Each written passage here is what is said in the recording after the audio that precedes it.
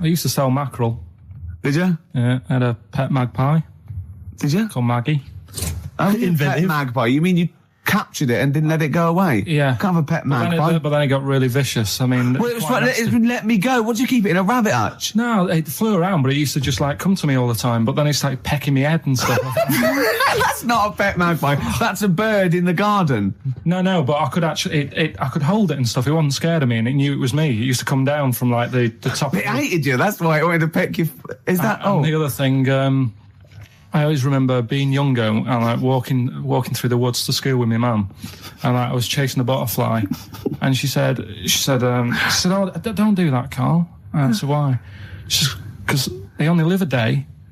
I said, "Oh, all right, I'll get a dead one in the morning." That's genius. That's great. That's quick thinking, isn't it? Oh, no, that's sweet. Let's play a song. Oh. I'm unsure. I just am. Crazy beat, Grill on XFM 104.9. Right, we're going to do Educating Ricky instead of Rockbusters. Incidentally, on the subject of Rockbusters, we've just had an email from Phil. He says, I could do with this week's rather shoddy array of prizes, as I'm doing a car boot sale tomorrow and need a bit more tact to fill the table. Probably send it we might as well do it anyway. Yeah. But Educating Ricky, it was a feature. Well, actually, about a year ago, I started a feature called Educating Karl, because we found out he had 1 E at O level at history. And I'd educate him on things like Rasputin, things that I thought he'd be interested in, Winston Churchill, some of the greats, some scientific facts. And then I said, it's your turn. And he started telling me about people born without legs. Some people have got a funny eye. There's a woman whose tongue's longer than her arm. And really, turning the screw on education. Yeah. So I don't know what he's got for me today. Maybe a dog born a cat. Let's have a look. We've done that one. We've done that. Is there, because often we should point out there's sometimes a crossover between Educating Ricky and Cheeky Freak of the Week, just in terms of subject matter. Yeah, so we've done Cheeky Freak of the Week, we've done all the freaks. What have we done with the Freak of the Week? There's a dog. There was a woman that had the back legs of a dog. What was last week? It was the girl who was born with 4 eyes, 2 mouths and 3 legs. Sure. You weren't that impressed. I thought if we've got to that and it's not impressing you. We are a tough audience. Let's spin it. Let's move on. Is there a jingle for Educating Ricky? Educating Ricky. Oh God. You've told me Educating Ricky. Very similar to some of the other jingles I've done. Well, they're made by the same people. Yeah. Right, okay, it's just, Educating Ricky is just stuff that I learn in the week, and I think that's interesting. I keep it up here, and then I share it with you, right? And, some interesting stuff. One of them, right? Mount Everest. Go on. I need more. Right, well, there's a problem. Yeah. Because people are leaving rubbish up there and that. And, like, whoever owns it is saying, he's saying, forget this. They're leaving a mess and all that. But do you know why it's called Mount Everest? What was that? That's one, is it? That's one. There's rubbish on Mount Everest. No, how many people go up there? Are we talking about people dumping old tellies and washing machines? Who's fed up? The Yeti? What are you talking about? No, that isn't what I'm educating you. I'm just telling, this is part of the story. I'm just telling you. It's just a bit of context for you.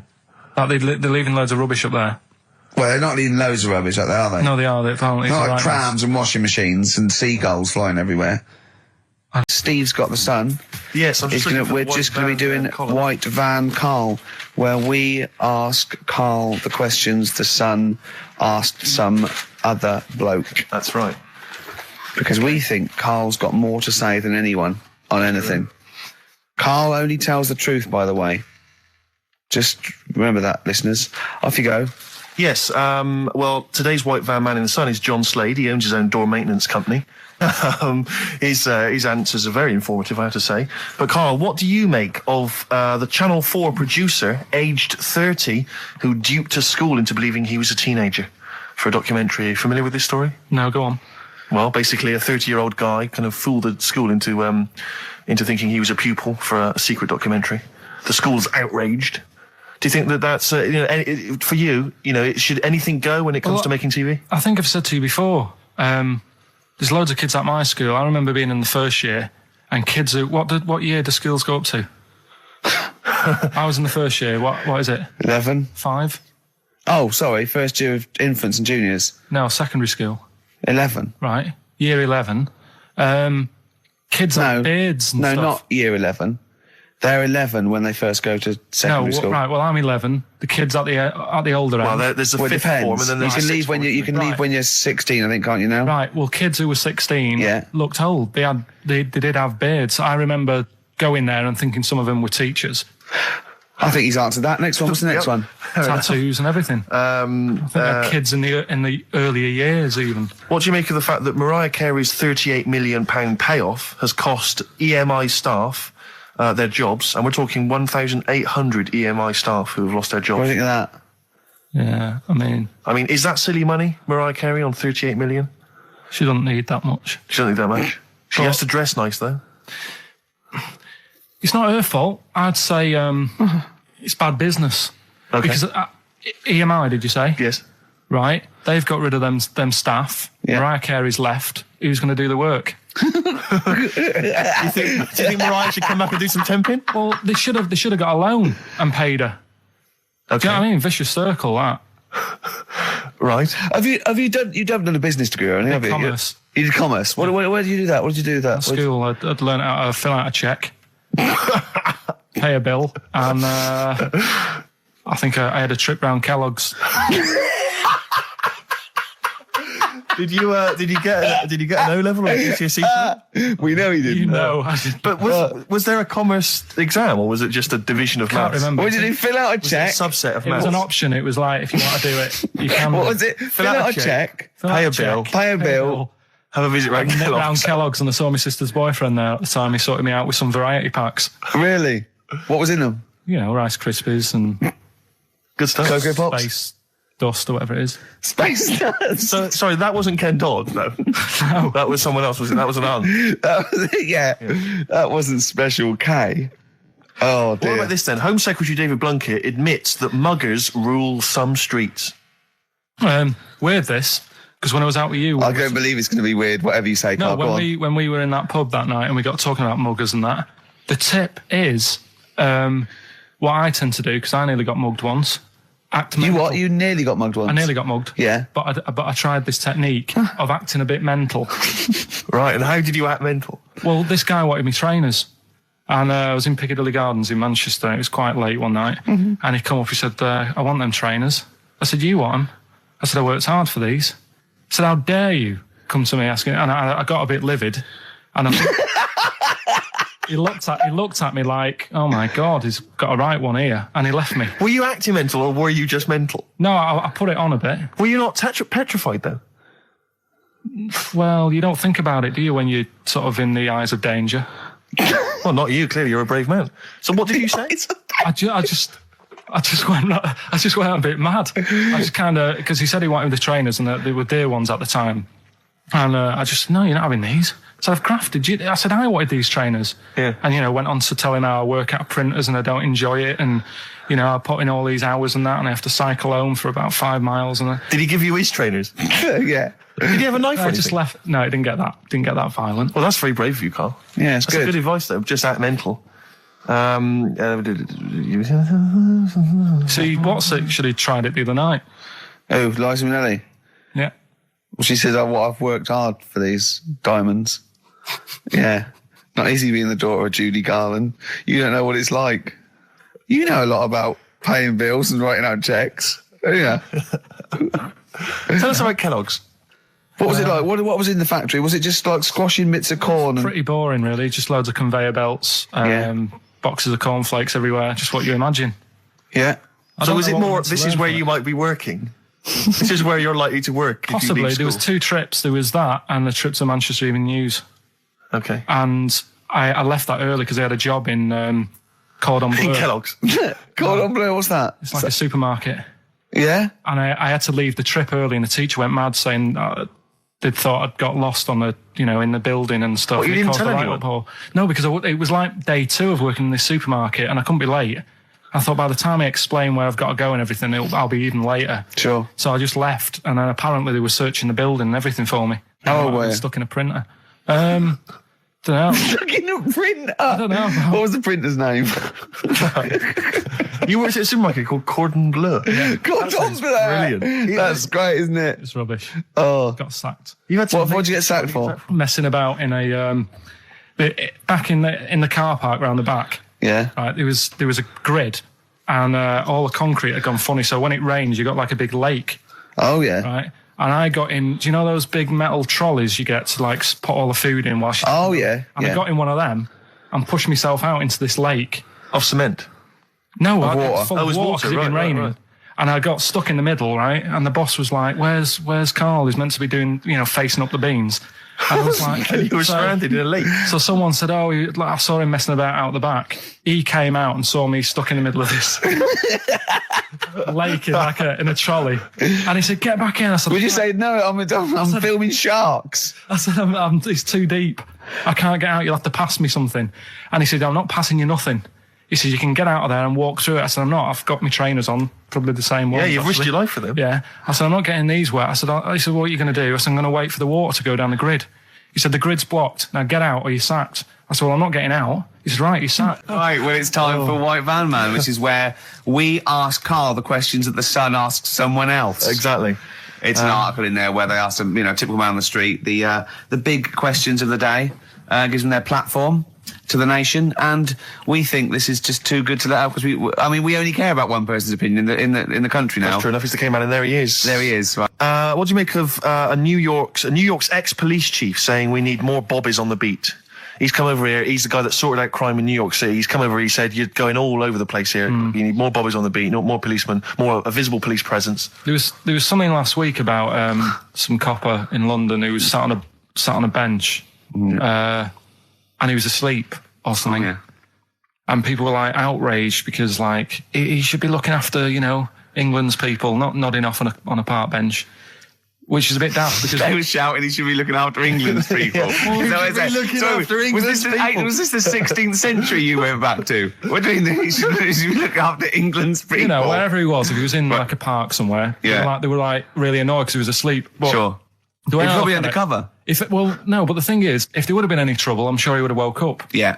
If there was any if someone needed help and he screamed, he would have woke up. So I don't know why they were having a go at him. Yeah. And he might not have been there at all. So, it was, so he probably have his radio turned on, didn't he? Yeah. Listening to Heart. So you're not concerned then that there's not, the crime's going up? I think there's enough. I see quite a lot of them whizzing around. Okay. You're happy then? Yeah. As long as you're happy, Karl. So you don't think it's too much crime? No. Just the right amount of crime? Yeah. What about the fact that new gambling laws give Blackpool the green light to become a British Las Vegas? What do you make of that? Are you a gambler?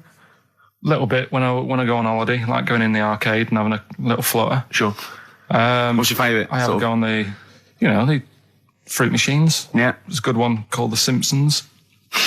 Right. Is that your favourite? Yeah, it's quite good. Is that a tie-in with the TV show The Simpsons? Yeah. Okay. Will he make Blackpool the next Vegas? I don't think so. No, nor do I. Can't see it happening. No. You been to Blackpool? Yeah. What was it? It's a bit rank.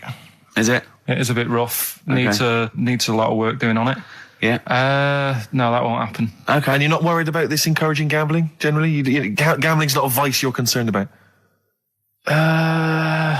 If you're a gambler, you're a gambler. Do you know what I mean? If Blackpool isn't done up, they'll go somewhere else to have a flutter. Sure. So it's not going to make any difference. Okay. No. Well, it's time. Well, go on. That time, isn't it? Yeah. Play the jingle. And it was just sort of, you could tell that she was clearly probably desperate for crack or a latest fix of smack. So she was literally the normal etiquette of prostitution. That they hang around, they show some thigh. I've seen this in films. Woo ya. Yeah, exactly. Yeah. Take you out for a meal. That sort of thing. That had sort of gone out of the window, and she was just there, desperate, running around. Did she go out of a window? Because that's another thing they sometimes do. Specialist ones. But I was shocked because I've never been propositioned before like that. Really? In London. That's weird, isn't it? Karl, thoughts? I think you'd be sort of approached a lot because they tend to sort of go for people who look like they haven't got much chance. Sure. And I'm not being mean. No. I've known you a long time. Sorry, I'll let you go back to it. In what way aren't you being mean? By saying that Steve Nose is a little bit odd looking. I don't think... Well... No, he does. Do you know? Yeah, Before... no, but it's not what he thinks of his looks. No. It's what he thinks of you talking about his looks on... No, but it's like how you were talking before about, you know, your eyes are bad. It's nature's little way of saying, look, nothing to see here, right? I don't get that! I don't know what you mean. But when you look in the mirror and that, they've gone, look, he hasn't got the looks, let's make his eyes bad, right? Yeah. Nothing to see here. Yeah. That's what I'm saying, they're balancing it out, right? Yeah. And it's funny, right? Now we're on the topic. Sorry, right, Johnny Depp. Now listen, but...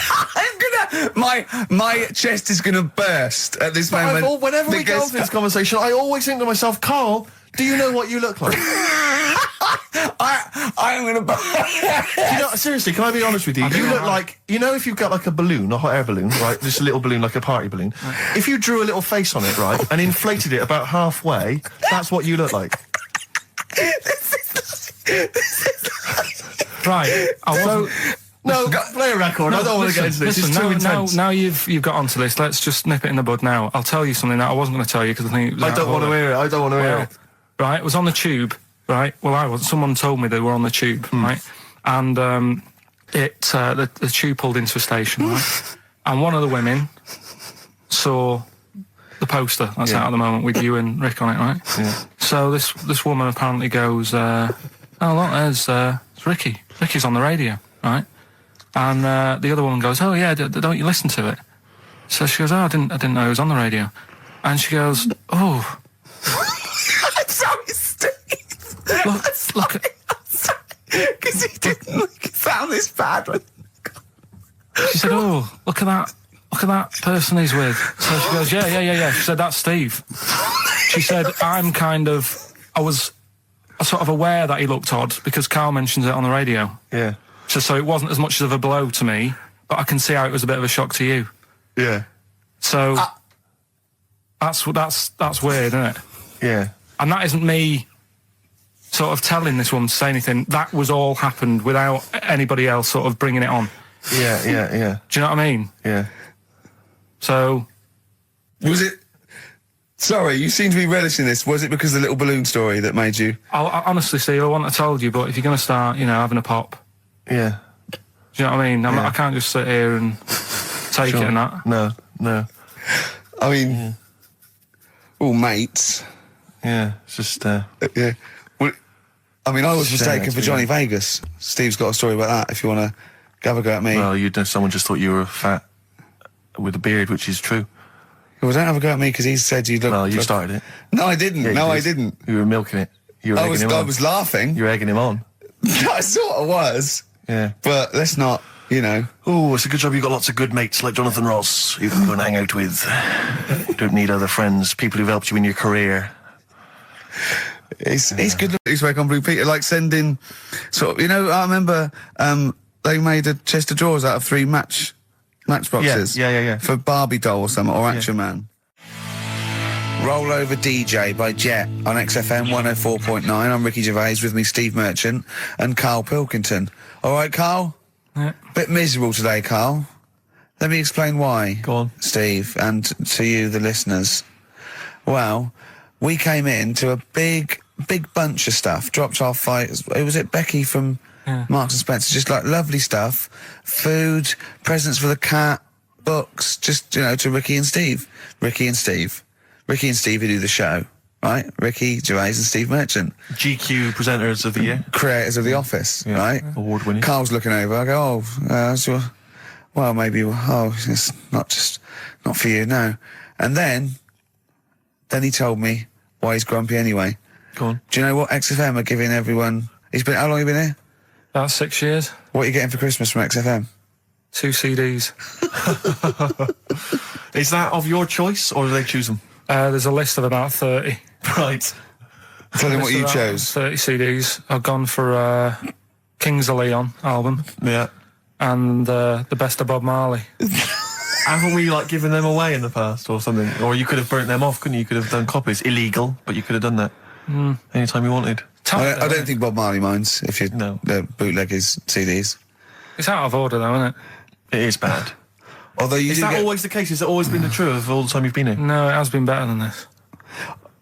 Yeah, although you do get paid quite well and you do have an easier time. Yeah, but don't give me the CDs then. If it was a milkman, you don't go, oh, I have 2 bottles of semi-skimmed. Happy Christmas. Yeah. That is a valid point. Do you know what I mean? You complained. Who is it who made this decision? There's no point. No point, is there? Why? Just no point. I don't like moaning anyway, just... Has it come from up top? Is it like from the capital people? Just everyone. That's what everyone gets. Yeah. Yeah, but will Christian get 2 CDs for getting up at 4:30 every day for about 5 years? And keeping this station afloat. Probably. Yeah. So that's why I'm a bit fed up. What do you listen to first, Marley or Leon? Well, have a bit of Marley. I'll tell you what Marley's good for as well. You'll go have a little beach holiday, aren't you, over Christmas, going to Lanzarote? Listening to that on the beach, you'll realise how wise XFM are in the long run. You know, you go, well, look, they could have given me 400 quid, right? Well, I'd have spent that. But this is, you know, the legend lives on. That keeps on giving.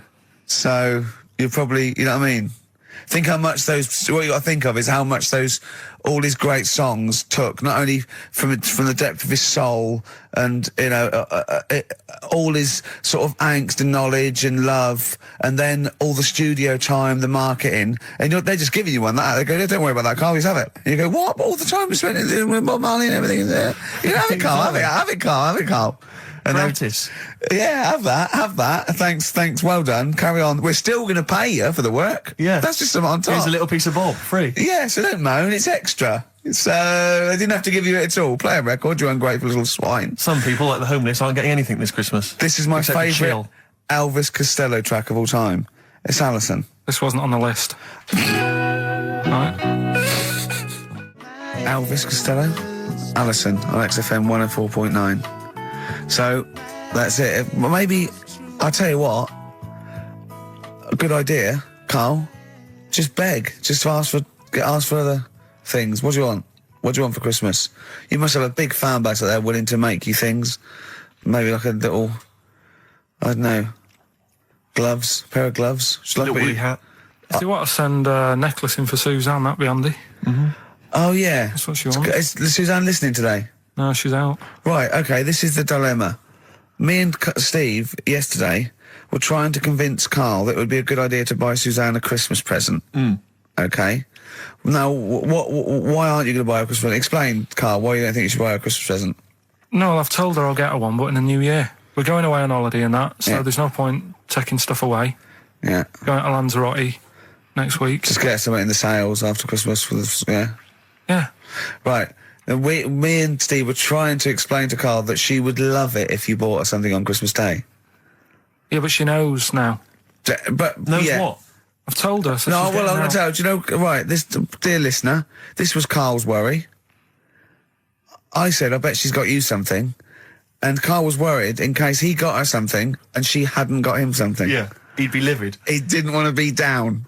He didn't want to be a present down. Yeah. Look at his face. So buy her a nice necklace. Don't spend, just spend 100 quid, you know, just a little token. We're going away. We're going taking her away on holiday. No, you're not taking her away, are you? What, you're paying for it, are you? Yeah. Are you really? Well, half and half and that. Right. So you're paying for you to go on holiday? That's good of you. So the gift is your company, really? She's done all right. She's done all right. Why do you talk like you're 60 years old? And you've been working down the mines? I don't know, she's done all right. Do you go over to her and say, Suzanne, you're bloody lucky? I mean, You've fallen on your feet. to Look be who fair, you've Rick, got. What? I'm not sure she has done all right. I don't want to be critical, but... Oh, dear. So what are you going to get in the sales? What are you going to get her? Yeah, it depends. I'm thinking, I mean, I'll give her the choice. You can have Kingsley and old Bob Marley. Right, I'll let her decide there. Oh, dear. I can't wait to see you. Where are you going, Lanzarote? Yeah. Where's that? Don't know, Suzanne sorted it out. I said, Lanzarote, I said, is that Africa or is it Spain or Portugal? Just thought you don't know. I went, what do you mean don't know? I goes, well, what's the currency? I went, don't know. I said, Suzanne booked this one, did she? Yeah. I thought, where is it? Is Lanzarote African or? Foreign. Somewhere foreign. I was looking last night and doesn't look that good. There was like one of the highlights of the things it says you've got to do is go and have apparently they've got restaurants in caves, and that's like one of the things they say you must do. So, if that's a highlight, do you know what I mean? Right. So I'll do that. Go and see what that's like. Yeah. When you're on the beach, Carl, do you wear the very, very tight Speedos? No. Do you walk What's around you with wear? them? Sort of longish shorts, Yeah. t-shirt on, probably with a sort of a light shirt on top of that. Right, sure. So quite wrapped up then. Covered up. Do you wear a hat? Because obviously the bald head, there's risk of sunburn. No, I just put a bit of lotion on it. Lotion on there. Yeah. Just have a bit of a wander down the beach, have a look. Yeah. See if there's any old blokes with their tackle out and a backpack. A lot to look forward to, so Yeah. well, there you go. Yeah. Well, we're looking forward to finding out how you get on. Yeah, I'll let you And know. interested to know what she gives you on Christmas Day. Won't be getting More anything. scintillating chat after this next song. All right, bit of placebo, Yeah, love it. special needs. Placebo, special needs on XFM 104.9. Email in where Lanzarote is. I don't know if it's Italy or Spain or Europe or maybe Africa. You know, these are the sort of things, these are the reasons I come into it, to at least learn something. Right. We've got Rockbusters, that's rolling. There's people coming in, they're getting them right. I don't understand Well, myself. as ever, Rick, you'll be amazed and confounded. So I don't know the answer, and I haven't looked at the answers. I just like that moment. It's like when you go down Christmas and you're excited about a present, and it's like some condoms. You know what I mean? Well, I love that. that moment. Yeah. Right. I don't know how he's going to top that next year. I don't know how he's going to top that. All I can think of is some corn plasters. Right. It's all right, love. The batteries are included. Got you a pumice stone. Right, now, and then we went on to a whole thing about homeless. He wants to do a game show with celebrities being homeless for a week. What do you think? Actually, I've got to say, that's not bad at all. It's not bad, is it? No. Right, do you know how like Lenny Henry went to the jungle? Yeah. Right, and you've got who else did it? Joanna Lumley on his island. made slippers out of a bra. Right. So I'm thinking, like, get a celebrity and say to him, no, just because. I'll tell you why. Right. I'll tell you why all this came about. When I was walking back from that Christmas meal that I bought my girlfriend for 150 quid. Right. Lest we forget. Right. I was walking down Mortimer Street and there was a homeless fella there, and it was like, oh, you know, it's really, really bad. But the weird thing is, it was about, I don't know, probably about 8 o'clock. Yeah. No, about 9. Right. And he was asleep. And I just thought, do homeless people ever think, you know, I think I'll have an early one tonight?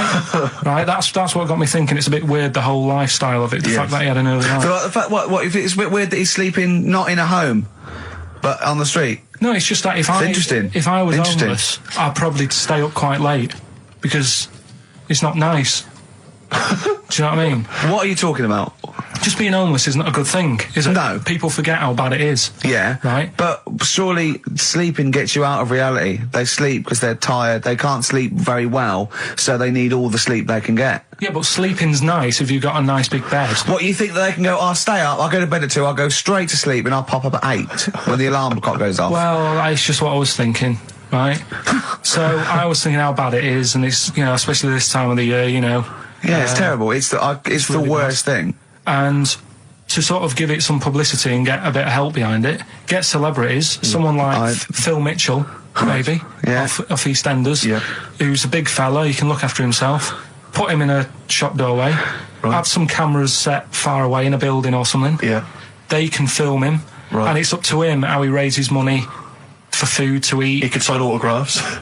Well, they wouldn't know him though, would they? Because you never look Who at a could you homeless get? You person. get, what's her name? Gail Porter.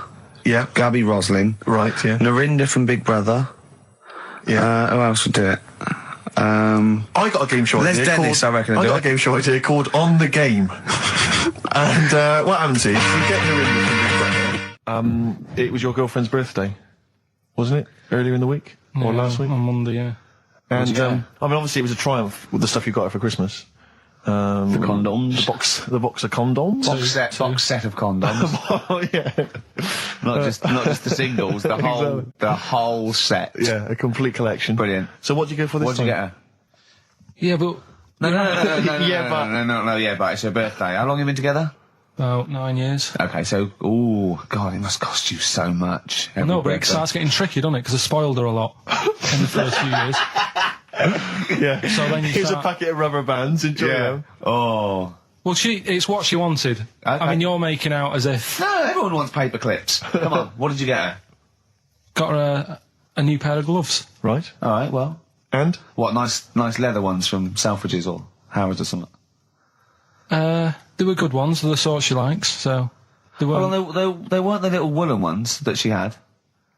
Yeah. I thought that was a joke when she said he got me these, because I laughed.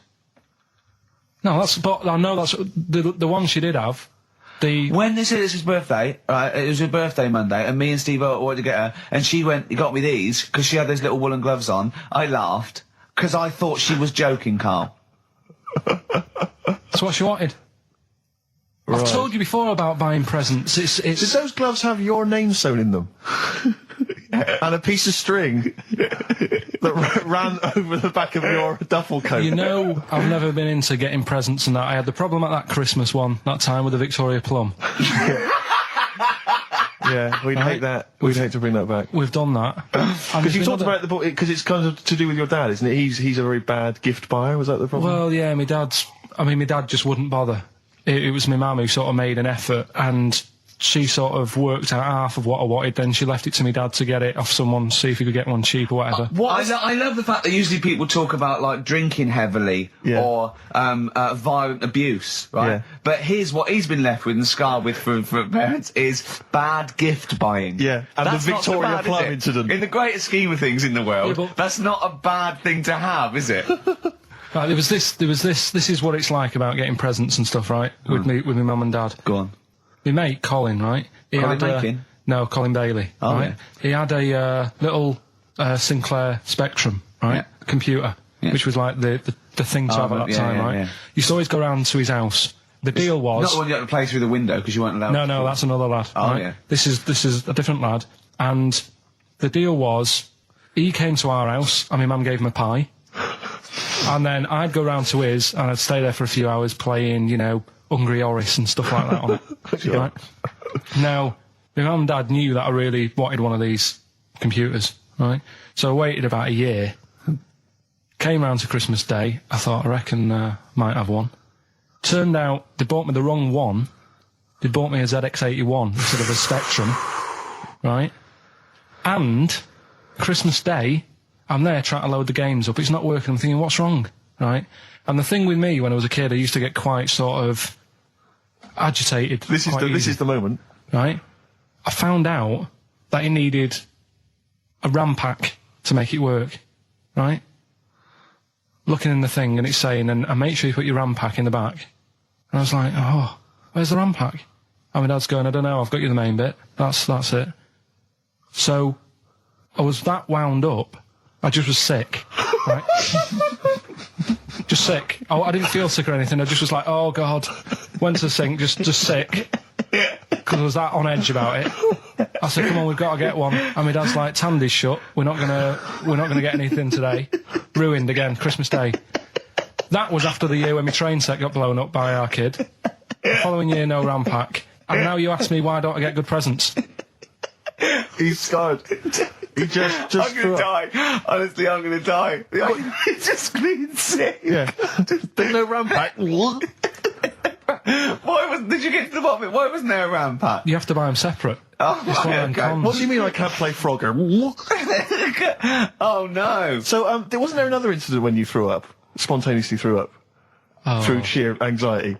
I do get it. It's not so much now because I've relaxed a bit, but as a kid I used to be quite on edge all the time with certain things. Do you think that's what happened to your cat that kept being sick? That it didn't get the food it wanted and it just threw up? Do you remember that? Yeah. God, so they shaved it. Yeah, but again, you see, the cat thing, I mean, it's mad. I was thinking about it the other day, right? I used to think I had quite a normal upbringing. You didn't. Right? And someone was talking Your about mother once told you not to go to school because it was windy, Carl. It was not a normal upbringing. The cat was being sick, so she shaved it, so it was easier to clean. Right, well, my mum and dad went on holiday, right? And I stayed at the Rosses down the road. Oh, yeah. Only a kid, must have been about 5 or something, right? And I was always running around in the house. I had a lot of energy as a kid. What the Rosses did, they had this cat that was dead violent, the most violent sort of angry cat I have ever witnessed. A tiger. It was honestly, Steve, if it was bigger, it would have been, because it was just always having a go at you. Yeah. If you went to pat it on the head, it went to bite you and stuff. And what they used to do with it, to stop me running around, I'd sort of be running around, and then I'd get a bit tired, and they'd say, have a lie down on the settee. So I'd lie down on the settee and I'd nod off. And what they used to do, I'd wake up and I'd put the cat on my belly. Right? So I'd be scared to move because it's like it's going to get me. But it would keep you there. It kept me there, and it used to sort of slaver on me, and they'd sort of, go out or whatever, and I'd be lying there. That's not normal, is it? Carl, sorry, were you created by the Brothers Grimm for one of their fairy tales? What kind of a life is that? A cat paperweight to keep Karl in place. He keeps blowing around. It's windy. We'll have to weigh him down. Be careful. Your mum probably told him that it's a windy day. You got to get something heavy on him, otherwise he just gets blown into the road. God bless him. Well, were you on Richard and Judy yesterday? Right. Yeah. Tell us about that. It was good. It was good fun. Yeah. It's a bit surreal. Is it? Yeah. It's not. It's nice though. There's something charming about them. Do you know what I mean? They go off on tangents. They sort of digress. They suddenly think of something. She suddenly go, oh, my jumper's itching or something. Yeah. And it's quite charming. It's not annoying at all. Yeah. And I'd never seen it through before. And I hope I didn't insult them because I said it was like an adult Blue Peter. Right. But in what way? Well, they had a Christmas wrapping competition. Right. Then they had a Christmas wrapping competition. And then they had that wasn't them doing kind of hip-hop. Then they had what the French people are like. There was a little didn't quite understand that living in France. Then they had a woman who relived Elizabethan Christmas.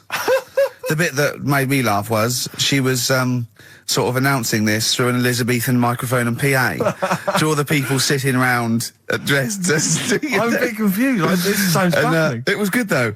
And at the end I said next week I'll be washing a tortoise and that. Yeah. And the producer said, if you do want to make something for the show, we'll definitely feature it.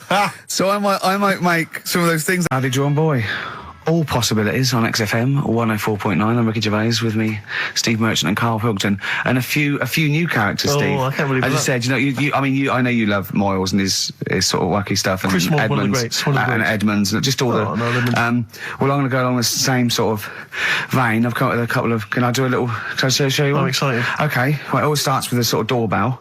Okay. So it goes, ding dong. I go, oh no, hold on, Steve, hold on, Karl. Who's that at the door? Yeah. Hello. Oh, hello. Oh, look, it's Camp David, the right queer gay. Oh, hello. Hello, you look all gay today. Is that because it's nice weather? Oh, no, that's not what it means. Oh, have you got a girlfriend, Camp David, the right queer gay? No, but I've got a boyfriend. Yeah. Oh, bye. Yeah. Right. Oh, ding dong. Oh, it's another one. Another comment. Hello. Oh, look. It's Holy Fuck, the little funny Chinese fella. Wait, that's his name, Karl. That's his name, Karl. Karl. Hello, Holy Fuck. Harold. Yeah. Right? Yeah, that's fine. Mr. Fuck. You can call me Holy if you want. No, I'd prefer to call you Fuck. Yeah. Right? You're right. Nothing wrong with this so far. No. Have you got a girlfriend, Mr. Fuck? Achoo. Oh, you haven't got that SARS, have you? Yeah. No, that's my girlfriend's name. See? Yeah. Oh, just before you go, Mr. Fuck, I've got two things here. I've got a nice trilby hat that you could wear, or I've got a little lampshade. Right. Which one do you want to put on your head and walk around? I presume the trilby. No, but it's not. No. Yeah. The lampshade. Lampshade, of course. Bye. See you later. Yeah. I thought they were genius. Can I be honest? I'll be honest. I thought they were brilliant. I thought they were. You didn't steal them off Chris. No. They're original. They're original. Sometimes characters. Chris Moyles has done stuff as good as that. I know. Yeah, I know. But no, these are all mine. So there you go. We'll be hearing more from Camp David, the right queer gay, and Holy Fuck, the funny little Chinaman. What? All right, Karl. Yeah. Is that your sort of humour? It might not be your sort of humour. You just should have run it past me before you did it. Yeah. What one are you worried about in particular? The not Camp David. Well, say his name. No. Say his name. Which one? I don't know which one you mean. The Chinese fella. I forget who that was. What was his name? I can't remember. Well, if you can't remember, it can't be that good, so we'll leave it. We won't do it again. Right? I'll tell you what I've got, Steve. Oh, what? I'll tell you what I'm thinking. Go on. Right. Do you know, like, TV programmes sort of get rested in the winter? Ding dong. Oh, no. Hang on, who's this? Oh, Go on. hello again. Not now, Mr. Fuck. We're talking. Bye. Is that Holy Fuck again? Yeah. Can't go. Look at Carl's face. Right, okay, that's it now. I'm not answering the door anymore. Right, okay, go on. Right. Yeah. Ding dong, ding dong, ding dong, ding dong. He's trying to get in. You've got. Don't be impolite, Rick. Come on, Rick. He wants to come in. No, it's too late. It's too late. He's gone away now. Go on. Right. Anyway, what I'm Nice hat. thinking is, Rockbusters coming back for a bit. What? What are you talking about? He likes my idea. He likes my characters. He doesn't like that idea. If I Go on, what, Carl? no, what? I was going to say if I came up with With what? Name it. with that Chinese fella What was his name for a again? I keep sketch, forgetting. you wouldn't have liked it. Let's do Rockbusters and see how it goes. I know you weren't a fan of it, but Hang on. Yeah, I but thought- to be honest, Carl, he dissed Cheap as Chimps, and we know that's a brilliant idea. Hang on. Sorry. We all agreed that Rockbusters was a piece of old toss. no, I didn't. I said it needed And that's why resting. we stopped doing it. I said it needed resting for a bit. I don't remember that conversation. What do you mean it needed resting? We abandoned it because it was appalling. You it started off as a nice idea, but you just gone crazy. None of it made any Let's play a sense. record and come back to this, shall we? What do you want to play? Bit of sugar. Oh. Yeah. Brilliant. That cheer us all I up. don't know why you were thinking of bringing this back. I'm genuinely worried about this. Here's a problem that someone's emailed in. We're taking emails today. If you've got a problem, a concern, or just a general query that you think Karl could answer for you, it could be about anything. It could be about some of the big kind of philosophical questions. Yeah. It could be something to do with war or famine, anything like that, or it could just be a personal dilemma. Something that's happening locally. Anyway, this seems one that I think you and your father have probably come across this sort of dilemma in the past. And I'd be interested to know what your take is on it. Let me see. This is from Lee Matthews by the look of it. He says, he lives in a suburban area where the local teenagers also live on the same road, and they're running riot. They're smashing wing mirrors off the cars. They're crashing into parked cars on their skateboards. And they're just generally making mayhem, night and day. What can he do to stop this going on? The parents of the kids don't seem to give a damn. Anyone who complains to them, they just say, "Oh, piss off." The police are useless because they never catch them in the actual act of violence, which is what they got to do to apparently convict them. So they don't know who to turn to, really. It's rather like when a little old lady went and got the A-team, and he was dressed as an elderly Chinaman. Exactly. She knew who he was. Colonel Decker didn't have a clue. Yeah. You see, it's weird because now it has got out of hand. Sure. Do you know what I mean? Like years ago when I was growing up on the estate, you had problems. Well, not like you have now. Do you know what I mean? Summers were nice as well, weren't they? Well, right. And Police are getting shorter and younger. But you yourself kind of admitted in the past that you were something of a tearaway. You didn't do anything but like never- these kids I mean, here. the thing is, I was scared that if I got caught doing it, my dad would go mad. Yes. And I remember smashing a car window by accident and legging it in the lounge and sort of pretending to go asleep on the settee. Right?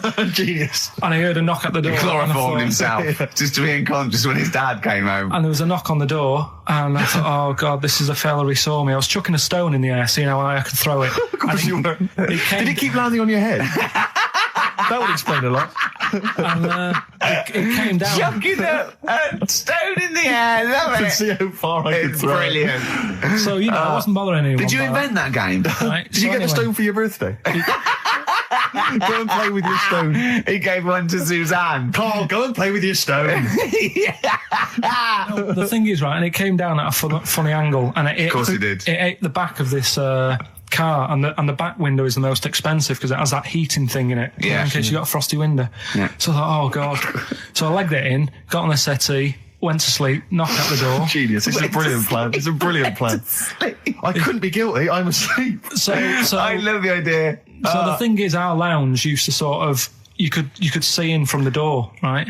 So this family who saw me do it, saw me asleep on the settee, and my mum said, "Go and get the door." And I sort of went, "What?" As if I'd been asleep. Yeah. I went to the door, like rubbing my eyes, and the fella said, "What did you run off for? I saw you." I was like, "Oh no." And I didn't see my dad. I went out. It was when he was working sort of evenings. So I went out so I didn't have to see my dad. And then the next day I came home from school, and my dad said, 45 quid.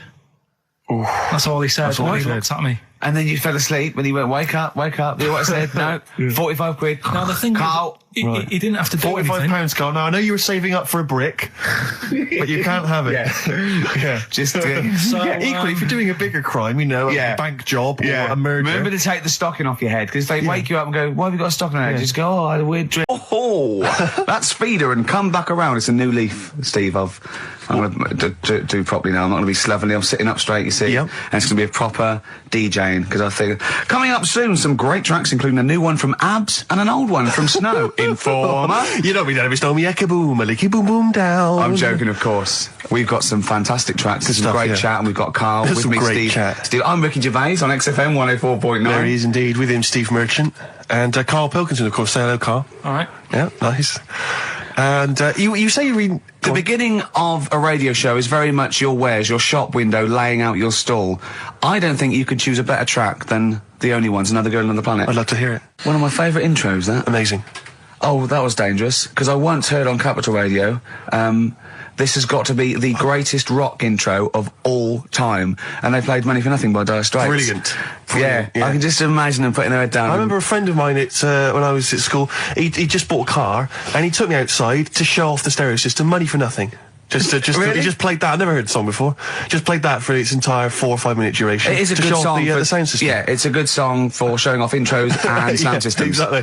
Yeah. You said you were driving along earlier. You saw someone. It was one of those zooped up sort of sporty saloons. Nice. You know, the big like a Mondale or something, big, and it was blaring out, and the bloke in it was sort of like, I could tell he was 24, but already going bald. From like obviously his estate agency job, not jail. But he's made a bit of money, and the stereo system was ridiculous. I mean, so loud, and it was going through Covent Garden. He was playing Snow in Informer. Do people remember Informer by Snow? It was a big tune in my I don't know. It's great. Yeah, I always enjoy it. Can I bring that in next week? Can we play Snow next week? Well, you can play a tiny little bit. Tiny little bit of Snow. Yeah. Informer. Do you remember Snow, Carl? Yeah, you loved it. Yeah, big tune. Yeah, loved it. Oh, did you? Big tune from the 90s. Happy song, isn't it? You were saying that you've turned over a new leaf. Yeah. Is that in all aspects of your life, or is that just in your broadcasting career? Because the reason I bring that up is because, do you want to describe what you were eating just now when we came in? Because you're a 40-year-old man, you've put on a little bit of weight, so presumably you're watching what you eat. Well, no, but it sounded exotic. I went into a cafe and they didn't have a cheese sandwich. Right. And can I describe what it looked like to me? Right, it looked to me like a big slab of cheese. You've just got them to just cut off a big block of cheese, like the size of a CD case, or one of those double albums, right, of cheese, right, and just lightly melt that for me so it drips over my hand and it gets really greasy in the bag. But just lay some strips of bacon on the top. Yeah, but listen, you've embarrassed yourself. Is that what it was? No, it's a croque monsieur, so it's French. It's a what? A croque monsieur. A croque monsieur. Yeah, and so I thought, I've never heard of a croque monsieur. Let's see, you've embarrassed yourself. Is that how it's pronounced, or is it croque monsieur? Oh! Hey? You didn't expect me to be bringing out the French. Eh? Tu aimes la musique pop? Oui, je t'aime la musique pop. The plume de ma tante. Où est le syndicat d'initiative? That means my aunt's pen. So what was it then? It was a croque. Yeah, and it was just too greasy. It was just too, and it was all wobbly. I like toast, like it to be crisp. Sure. That's the thing with like, what? This is rubbish.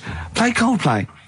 Back to form there, Oasis, and Little by Little. This is XFM 104.9. I'm Ricky Gervais. Who are you? My name's Steve Merchant. Good to see you. Thanks. With us, the producer in the studio is Karl Pilkington, and he'll be doing the buttons. Yeah, you made a good effort there. But, once again, got bored. Words are your enemy, Rick, and they defeated you once again. Yes, run out of steam with the sentences. Every week I think, well, I'm really going to make an effort now. I've chosen some records. Yeah. That's it. That's as far as it goes, isn't it? Yeah. Maybe you should write out what you're going to say at the top of the show. Write that out. Get a nice big crayon. I like to keep a little bit of, a little bit of something, a little bit of spark, a little bit of liveliness to it. Sure. How are you? Good to see you. Yeah, it's great. It's great to it's great to be out of the house again. Yeah. Oh yeah, just I was going to say, because we've been doing this for a long time now with a little break, but XFM are bringing new listeners all the time. I've heard 4 or 5 a week. Really? Yeah. New listeners tune in to XFM 104.9. Beware. Yeah. And we might take it for granted the people that know who we are, know who you are, know who Karl is. Sure. Oh, now, certainly. if you're a regular, then you know exactly who we are. But for those of you who don't, I'm Ricky Gervais. Ricky Gervais, a BAFTA award-winning actor and writer. Steve Merchant, all those. A friend of yours. Yeah. And this is the important thing. Karl Pilkington. Absolutely. Our producer. I say producer. He was the bloke who was lumbered with a job. England are world champions again then, so... Oh, it's brilliant.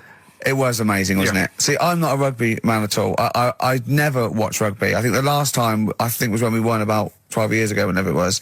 And I got into it last week because I realised we were doing so well. I watch England win anything. Yeah. Do you know what I mean? I don't care what... In fact, I wasn't into war when I was little until I realised we were so bloody good at it. We are really good at it. It's brilliant. But, yeah, fantastic. Yeah, it was great. Right, that's the rugby thing over. What next? That's it. That's all I've got. That's all I had today. It does steam me. Sometimes I watch it and it does remind me of when I play rugby, because one of them will boot it down the field, and then someone will catch it and boot it straight back again. Yeah. Which is essentially how we play rugby. I was made to play rugby. We had to play rugby. And I don't think I'd get rid of the ball so quickly. Yeah.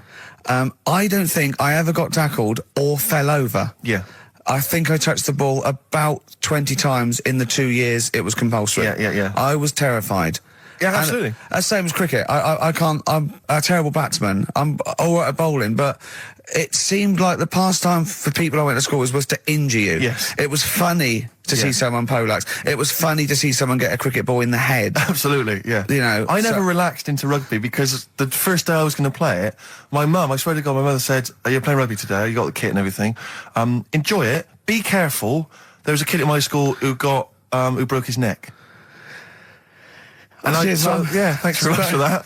See you later. So I just went to school absolutely Mum, one thing, broken neck, is that or does you get better in a couple of days? You can find your wheelchair. No. Enjoy the game, though. Yeah, no, it was absolutely I was just petrified from that day. See, at least American football, you know, got helmets. the padding, the helmets. Yeah, but anyway, no injuries, thank God. Thank goodness. So, well, I tried to play rugby, but it's awkward when you've got glasses. I don't know, there's something about you didn't really play with glasses on? Yeah, I couldn't see anything, could I? I couldn't see anything. How else was I going to play? Oh my God! And so you're bound to be cautious, because inevitably you're a bit more cautious when you've got glass next to your face. You were the tallest person on the pitch as well. Yeah. I mean, you were when you were about 14, you were probably 6 foot already, weren't you? Yeah. And everyone else was what, 5'2"? Yeah. So you were towering above them, with glasses on. Just with the glasses on. And you've got pretty cool glasses now. You've had a bit of a makeover. It's like Trinity and Suzanne said, first thing to go, the glasses. Sure, sort them out. Yeah. And presumably you used to have those National Health sort of bottle. Pretty much. Yeah. Is it true? You've never been able to mosh? I tried to mosh. Because I've always watched people stage diving, moshing at concerts. I've always thought that looks like brilliant. You know, when they ride above like everyone's wave, heads, like they're surfing across someone's heads. Amazing. Everyone say yeah, and I've always wanted to do that because I'm a big rock music fan. And the only time I did mosh was at Rage Against the Machine. I tried to mosh at Rage Against the Machine. I love the idea of a band called Rage Against the Machine. Aimed at a man with glasses who won't mosh. Well, it was at the Reading Festival, and I think the lead singer, I forget his name, he went, can I just remind everyone that racism and fascism are on the rise in Europe again. Let's not let it happen. What did you do? And we all cheered, obviously. I mean, if there's one thing that guarantees a cheer at Reading Festival, it's down with fascism. And what did they do about it after the concert? Pretty much went back and... went home and had a cup of tea? Probably, I don't know what they got. Sure. They didn't go to Europe then and try and stop... I don't think they got involved politically in Europe. I think they just continued to rage. Against the Machine? Yeah, but largely in America, I think. Sure. I tried to mosh, and I got moshing, and glasses flew off. And I remember, because they were playing away, you know, you do what you tell me. And I was just going, careful, I've dropped my glasses. Can we be careful? Loads of kids in hooded tops. Yeah, exactly. Just going mental. Yeah, and they're all jumping up. So can we just calm down for a second? Let's not be silly. Yeah. It was absurd. And I had to kind of, scrabble around on the floor, and thankfully they were okay and they didn't get broken. So what couldn't you do then? What do you mean, what couldn't I do? What, at school? Can you not see without glasses? No. I mean, it's like that you couldn't do anything. It's a blur. Really? It's a blur, definitely. God. Yeah, it's like being kind of punch drunk or whatever. So yeah, you can't play sports when when you've got glasses. But why not contact lenses? Because they're not strong enough. No, they seemed a bit fiddly. So it was last week when there was a little bit of confusion over the one for Holly Valance. Right? Of course. I don't think it was confusion. I think it was your error. No, it wasn't. And it was Holy Valance, and you meant Pelmet. Then Becky, who called up that time and said, "Oh, if you're getting mistaken with Pelmet," right? She sent me an email in a week saying, "I've done a bit of research. It was my fault. I've made an error. It is a Valance." Okay. And I know about Valances, as I told you last week. At the very end, my auntie loves them. Yeah. Right? She makes them. She started off just like putting them on top of the sort of window around the curtain. And then she thought, I can do more with this. And she had a little coffee table that had magazines underneath. And she said, I'm sick of seeing them magazines when I'm sat down. She sounds like a Pilkington. So... I'm sick of seeing them magazines when I sit down. So she put a Valance around the table. She just got Valances around everything now. Right? Then, next step... she tapes everything. She never actually watches telly. She tapes it all because she gets sick of listening to the adverts and that. So she tapes everything. So she's got loads of videotapes and that. And the video used to get on her nerves. When she was watching a film, she'd see the clock changing. And it distracted her from the film. So she put a Valance around that. That's genius. So, that is or is it mental?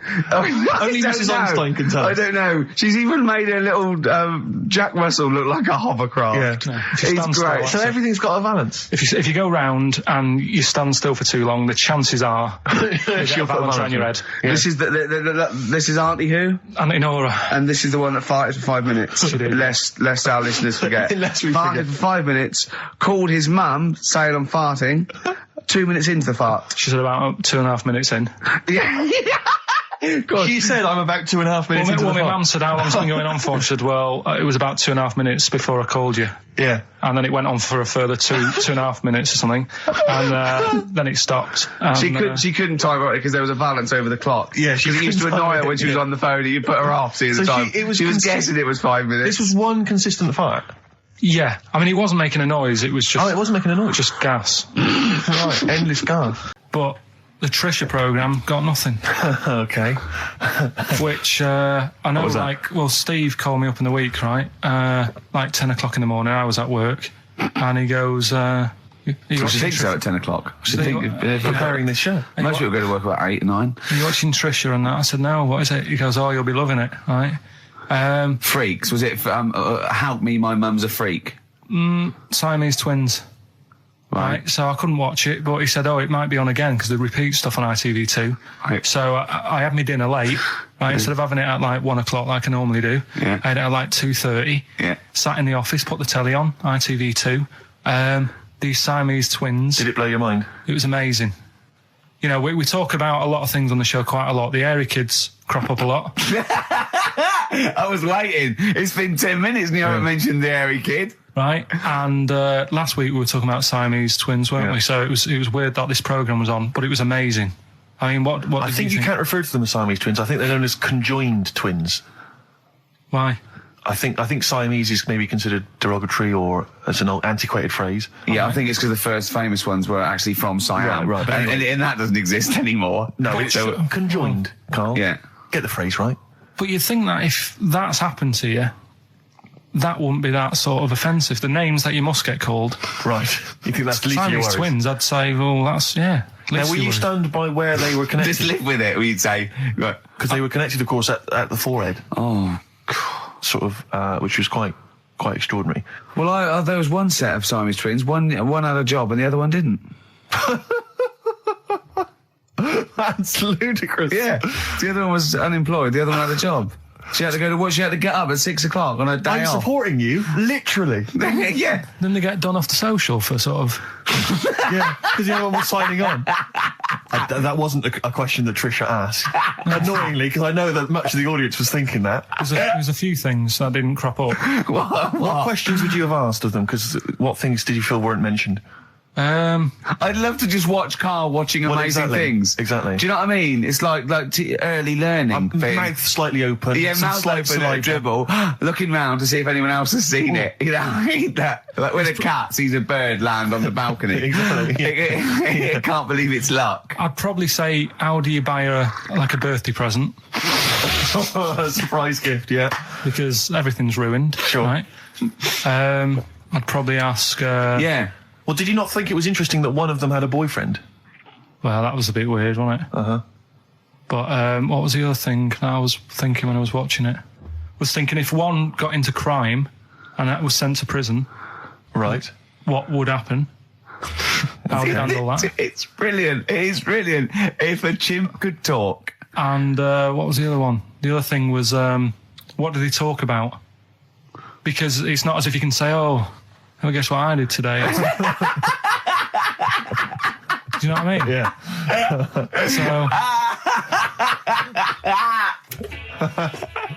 The really weird thing about all this, right?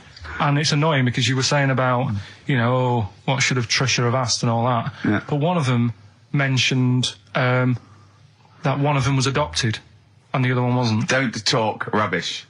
No, seriously. I didn't understand it, right? Of course you didn't. And then Trisha sort of said, well, let's have a chat. And they were like, no, I don't want to go into that.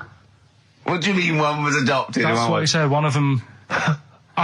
don't quiz me on it, but that's what was said. Hello there, Hello there, I'm a multi-millionaire. I've just seen your orphanage. I'd love to adopt one of your children. You'd like to adopt one? I'd love to adopt a children, because I've got loads from around the world, so I'd love to adopt one. I'd give you $10,000 towards your orphanage. We're speeding through then, Brilliant, yeah. okay. We've actually got 2 left. I only need one. I'm only interested in one. Yeah, I don't need any more. Don't need any They're more. sisters. I know it would be tragedy to break them up, but I really only need one. Now break up. There's the rub. You see. Sure. You just need the one. It's $10,000 now. You can have that. I'll sign it now. But I don't want to discuss it further. I'll bring you around. Brilliant. Okay. Ding dong. Hi. Yeah. Brilliant. You brought my kid round. Yeah. There she is. There. That's a joy. Yeah. Okay. Just standing next to a bush. Yeah. Do you want to? Can you bring her out? No. Me? There's nothing behind the bush. So you just want. I just want to be able to walk 360 degrees round her. Do you want her or not? Yes. I can't believe it. What's that little trolley? She's talented. Oh dear. You're talking nonsense, Carl. Well, whatever. Landed, Mr. Ben Folds. We've landed on XFM 104.9. Ricky Gervais, Steve Merchant, and little Karl Pilkington, and his magical little manky, round, baldy head. He was described as a wacky mank in one of the papers this week. Really? Brilliant. Well, remember we were talking about it last week about he came round to my house and I popped out my Mr. Johnson to take a little look at. And his 2 that made daughters. the papers. That made the papers. Wow. What paper? It wasn't front page of the Times. It must have been like the Daily Star or something. Just squeeze Live 8 on the second page. Yeah, so Wacky Mank. Wacky Mank, that's Wacky great. Mank. Wacky Mank. We had an email from someone that reckons they remember you from body popping round Salford way. Yeah, Eccles Precinct, apparently. You know that, I wasn't doing it round there, though. What do you mean? I was round Stretford. Arndale. And what were you doing? What sort of body popping was it? A bit of everything. Caterpillar. Bit of moonwalking. Did you have a little piece of lino you used to carry around? Well, mates had that. Right, you didn't Borrowed theirs. Were you really good? But you weren't breakdancing, were you? You weren't spinning on your head and stuff. You were more body popping. Well, I hope he wasn't spinning on his head, because that can sort of give you little brain damage and things. Well, it can give you brain damage. Also, it can wear your head down, and also it makes your head perfectly round. Yeah. Because the gravity is pulling on. But if you keep on doing it, obviously it's going to wear your hair out, yeah. So you become sort of like a stupid, bald, and roundy-headed. Yeah. So I very much doubt that you did do any of that. Did you, Carl? Didn't do any of that. Well. So you're shooting off in a minute, aren't you? Well, yes, because we were trying to make poverty history, Carl. Yeah. People are making poverty history all over the place. They're putting on a wristband, and it seems to be working, because I haven't been poor for ages. I haven't been poor. And Alex had a stop bullying. Alex was wearing a stop bullying wristband, and as he himself said, he seems to have sorted that out. You haven't been bullied for ages? I haven't been bullied for years. So wristbands work. I saw one in a shop window the other day which said, stop child abuse. And I bought one, obviously, because a lot of people say, does it make a difference? But it was only £1, and I'd only spent it on kiddie porn.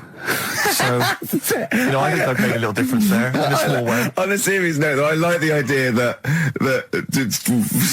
child abuse, if you're a paedophile and you're walking along the street in your Mac, right, you got a puppy in one hand, a bag of sweets in the other, and you see this wristband, and you go, oh, stop it. Oh, okay then. Yeah, I thought before. That's what I think. Okay, fair enough. Yeah. I won't be doing that again. Yeah, he was hanging around in Topshop for unsavoury reasons. You saw them in there for only £1. Carl, we haven't got long, have we? We've got an hour and a half because we've got to shoot off. I've got to shoot off down to Live 8 and then introduce Rem. So we got a lot to pack in. We got the Rockbusters, and then we give away. I just saw those. I'll finish the sentence in a minute. I look forward to it. I'm getting excited. Yeah. I'm getting excited. So we got so much to pack in. Yeah. I haven't got time to finish all my. So listen, right? You know the things we're giving away. The signed little Homer. The Nigel Tufnell thing and the Flanimals, right? It looks brilliant. They've done a brilliant job, the people here at XFM. So take back all you were saying about them, Carl. And also, we should say as well, you've still got She got in from work that Saturday, right? And I said, look under the tree. knackered. At least it's Christmas. Yeah. At least I'm going to get a little bit. I said, look, you got some stuff under the tree, right? So Did you give her a sugar lump? Right, she was really chuffed with that. But she said she was a bit puzzled because I didn't know we had any wrapping paper, right? So I ended up using wallpaper. You didn't take it off the wall though. You had some. No, it was some left over, right? So she said, why have you used wallpaper? I said, well, I didn't have any paper and you were getting in a bit and I wanted you to have a surprise. So she said, can I have a feel of them? I said, the presents. You thought, right, I've got the right thing. Yeah. Right. And then Christmas Day, I said, no, don't get carried away. It's nothing really good. You know, we said we weren't going to buy each other much. So there you go, open them. Yeah, go on. And Can I just ask, had you received your present from her yet? yeah. So what had you received? What did he have? Had some shoes, Nice. right? Getaway game for PlayStation. Nice. Which is alright. I'm just tightening up Just the part value of the value this. of those, Go on, yeah. And So- just also think about how much fun and pleasure you get from them. Yeah. Although, of course, condoms, I can see the Well, do it. see the appeal. Well, okay. Yeah. So yeah, I think but I can. also add to that bit 150 quid for a meal. If you're going to start Minus. totting up, 150 quid for a meal. I bought her some shoes, 72 quid. Yeah, that was after the event, though. Doesn't matter. All right, so you've received these, dare I say it, thoughtful and nice gifts. You handed over the box of condoms. They were wrapped up. She Well, unwrapped them. yeah. Go on, take us through it. Walk us through it. Well, it's not something you play with on Christmas morning. Oh God. Oh. Right. But when she opened What them, did she what her say? What did face she say? Well, I wrapped them twice as well, so she thought it was something really good. Extra It was like, protection. do? Right. And So she thought it was something really good. and then So the disappointment would be doubled. Yeah, go on, yeah. then she just opened it and went, oh yeah, so what's on the telly? And that was God, that. That was ungrateful. that. What an ungrateful woman that is. Well, she got stuff. Fancy not wanting I told her. a box of economy condoms from Boots. I said to her about the thing about, you know, it's all about the surprise and that, innit? Yeah. You explained that to her? Yeah. What, after she'd unwrapped it? Yeah. Thoughtful. And she was all right about it. Yeah. She understood. Rick, you know I suggested to him that he buy his girlfriend a gift. I'm worried I've done more damage to the relationship by suggesting that than if he had just forgotten. Next time you've got to go shopping for her yourself, Steve. I think I might do. You've better go shopping for her yourself. I'm glad it's all over though. It's mental. Yeah. It annoys me. The whole thing annoys me, and she knows that as well. Yeah. She should know. What? She still insists on having Christmas once a year. Well, Wow. I'm you know. no, but well, anyway, what did you get? I can't think what you bring to the relationship, Carl. I don't know what it is she's getting from you in this relationship. It's like she's I doing think all we the know. work. Well, yeah. 80 times. Oh God, God! I love it. You're brilliant. I know what she's getting. He's the. What though? He's not thoughtful. No, but he's thoughtful. He's the best he can do with the brain he's got. Do you know what I mean? Right. He's doing his best. He's absolutely doing his best. There's no. He's working at the limits of his powers. Do you know what I mean? Though he's done as well as he can with what he was given. Sure. Yeah, I and understand. that's admirable. Yeah. It's like I think he's done better than you'd expect. I bet his teachers didn't even think he'd get this far. Do you know what I mean? What? Find a girl. No, well, yeah, a job, a girl. Yeah. Do you know what I mean? Clothe himself. He's done really well. What do you think, Carl? You think you've done well? I think I've done all right compared to some of my mates. What are they doing now? Probably not that much. Do you know what I mean? Mrs. Matthews said I wouldn't be an high flyer. I think I'm doing all right. Yeah. Do you know what I mean? I have a holiday every year. Got somewhere to live and that. Yeah. Got a new flat, haven't you? Yeah, so So where are they then? The condoms? Are they? Did she show them to her family and friends? No, Take no. them into work. Look what I'm Carl got me? surprised she told Ricky, actually. I was a bit disappointed in that. Yeah. Because I didn't go shouting around. Well, she was what so I got. excited, Carl. Clearly, she was just so pleased and proud. All right. Play a record. We come back to it. No, that's it now. Streets. Don't mug yourself. Are you familiar with this thing that they can do if you're dead, right? No, not if you're dead. It's like if you're ill and you know you're going to die, right? I don't know what this is anymore. Extraordinary. Have a rest. Himalayas. Himalaya. What? Listen, this is an interesting fact. Come on. If you're ill but you know you're going to die. Yeah, you can have this thing done in Detroit where you get put in a fridge. Right. And if they work out, you know, what's wrong with you in 20 years' time, they go, right, that fella is in the fridge. He had that. We can sort it. Let's get him out. And they sort you out. Yeah. Is this the first time you've come across this idea? Yeah, I read it the other day. I didn't know You've about never it. heard of this before? It's called Cryogenically preserved. Good, isn't it? They put you at sort of like sub-zero temperatures, so stop all cellular activity. So do you stop aging at that point? Yeah, it's suspended animation. So, well, what's the law on it, right? Because say if I had something, right? Yeah. And I said, put me in a fridge, and when you've got the cure and that, wheel me out, sort me out. Say if they did that, and it was like 40 years, and in 40 years' time they get a cure for me. Yeah. Would I have to stay with Suzanne? Because she'd be 70. Do you mean what are the rules? Should you be allowed to date a younger woman? Well, it's not fair, is it? It's like good news, we sorted you out, but... I don't think she'd mind. I reckon she'd have the best 40 years of her life. Yeah. And plus, they're never going to find a cure for what ails you. That is genius. That is brilliant. You come out, you're cured, and you go, oh no. I love the fact that's what he'd be lying there. If you could think while he was in that state, you'd think, oh God. She's losing her looks. Yeah. Just, oh dear. But everything else as well, like, my job wouldn't be here. No. No. Although the figures would have gone up a little bit. Flat's probably gone or knocked down or whatever. Sure. Yeah. Most of my family would be dead. Yep. So what's the point? What? How do you know about it? Who's done it? Well, famously Walt Disney, apparently. I mean, Walt Disney actually did die, but had his body preserved so that should they one day be able to bring back people from the dead, they need Walt Disney. Hang on, who do we have? But with him, nothing is going to change, because when he comes out, Mickey Mouse will still look the same. Sure. Plug and all that. Play a record! I don't know where your mind is! Play a record! There's this thing, I don't know the full story, I don't know how it happened, right? But little Russian fella. Yeah. He was sort of having sort of emptying his bladder, right? And somehow electrocuted himself. Right. And sort of did a bit of damage. How did he smashed onto some live wires or something? Something like that. So did anyway, damage to himself or to an electric fire or something? No, to himself. To himself. Yeah. And so the doctor didn't slip and curling tongs went up his arse when he was pissed, because that's happened a lot in we've hospitals. We've all shoved the old curling tongs up the arse when having a piss. Right. So I can't even be bothered. No, go on, we're interested. We're interested. Come on, we're interested. You can't be bothered. You get Mondays off. Do some work. Right, so anyway, so the doctor says, it's not looking good, we'll have to take that off. What? And he's like, Novectomy? Yeah. Really?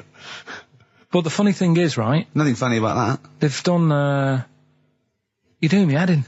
Just tell the story. Just doing me head in. Oh, you can chill out on Monday. I've only got 15 minutes, but I'm going to talk to you every Saturday. I'm going to get the money's worth out of this, because you get Mondays off, and I can't bear the fact someone getting away with something like that, because it's terrible. So you're going to stick this out, or you're going to have to work Mondays. So take it on the chin, right? Okay.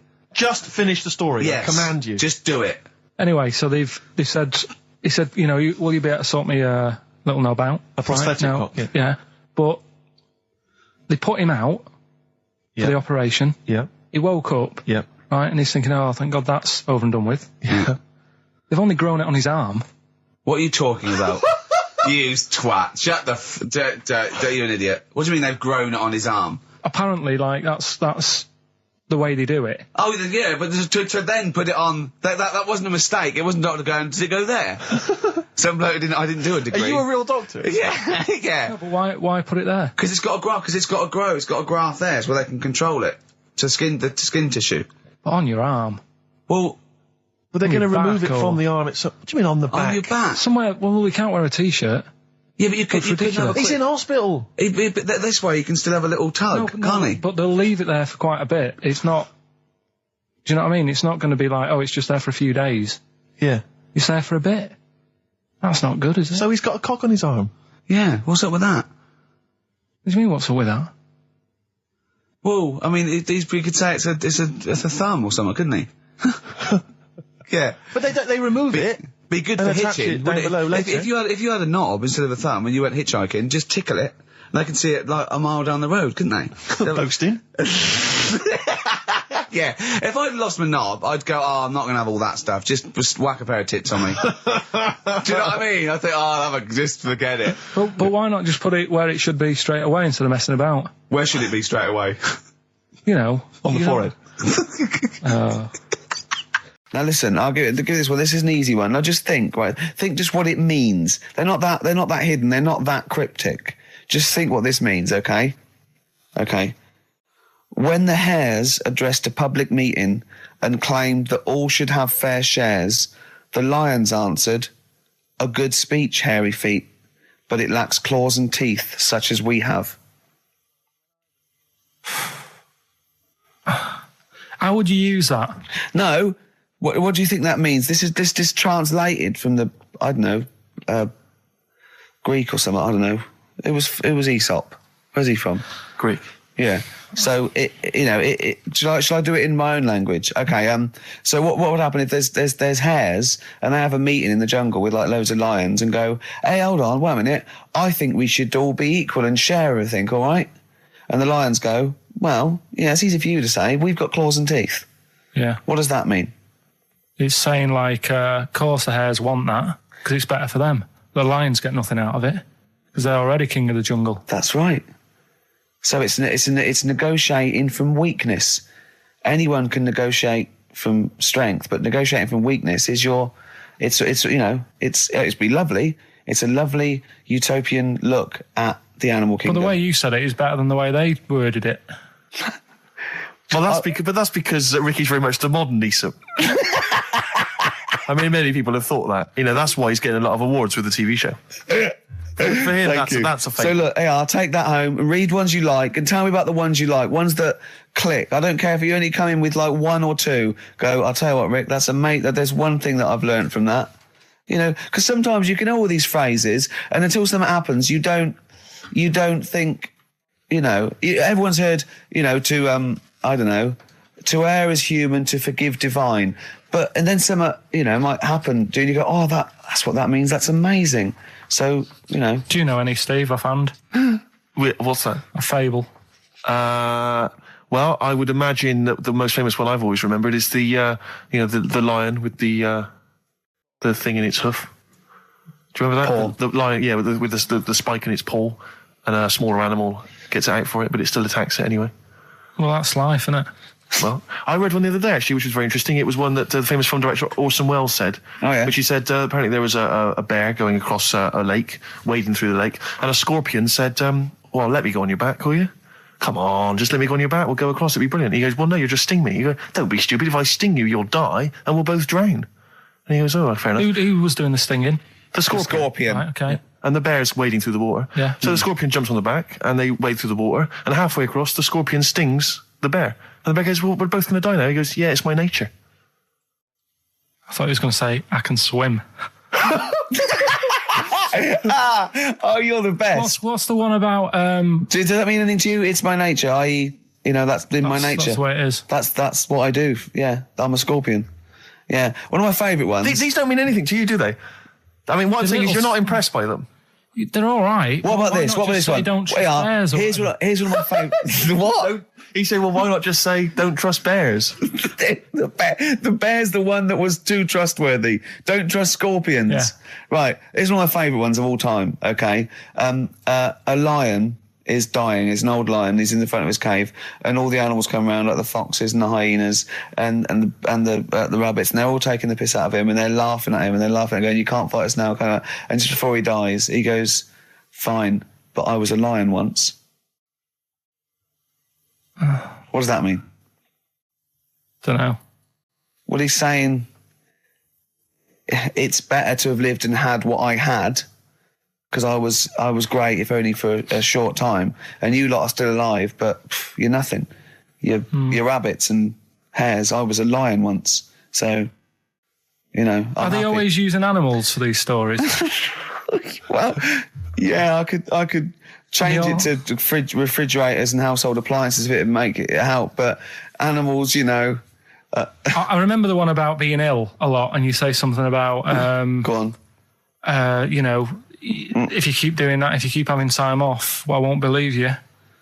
That's the boy who cried wolf. Is Yeah. that right? Yeah. Do you know that one? Have you heard the famous one? This is probably the most powerful one. When you're pulling a face, and they say, well, if you keep doing that, the wind changes. I've heard stay like that. Because you know that's scientifically proven. That can happen. That can happen. Should we have hip hop hooray? Yeah. Are you queued up for that? No, but go on, you... Carl, sort it out, mate.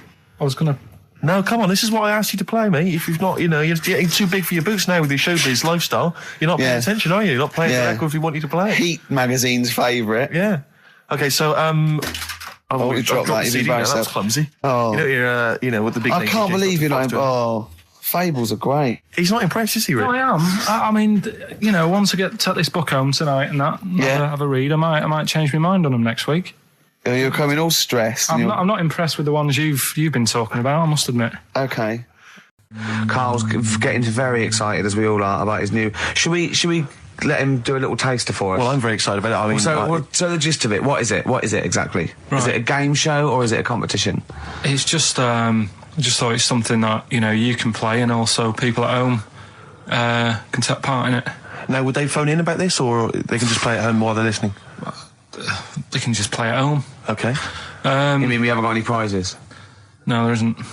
No, I think we could get him to phone in, maybe. Well, I don't know. Let's hear the game idea first. Yeah. Right, it's music related. Okay. Good. And what I do is I sort of tell a little story. Okay. And that story makes up a song title. All right. Well, it sounds ambitious. So... is it a cryptic clue? Could be. Say like this, right? Oh, dearie me. Oh, dearie me. Say like this. Right. This woman, right, she's pregnant. You know the answer to this one, so don't be saying anything. This is just aimed at Steve. Okay. Right. This woman has a baby. Yeah. She's pregnant, has a baby.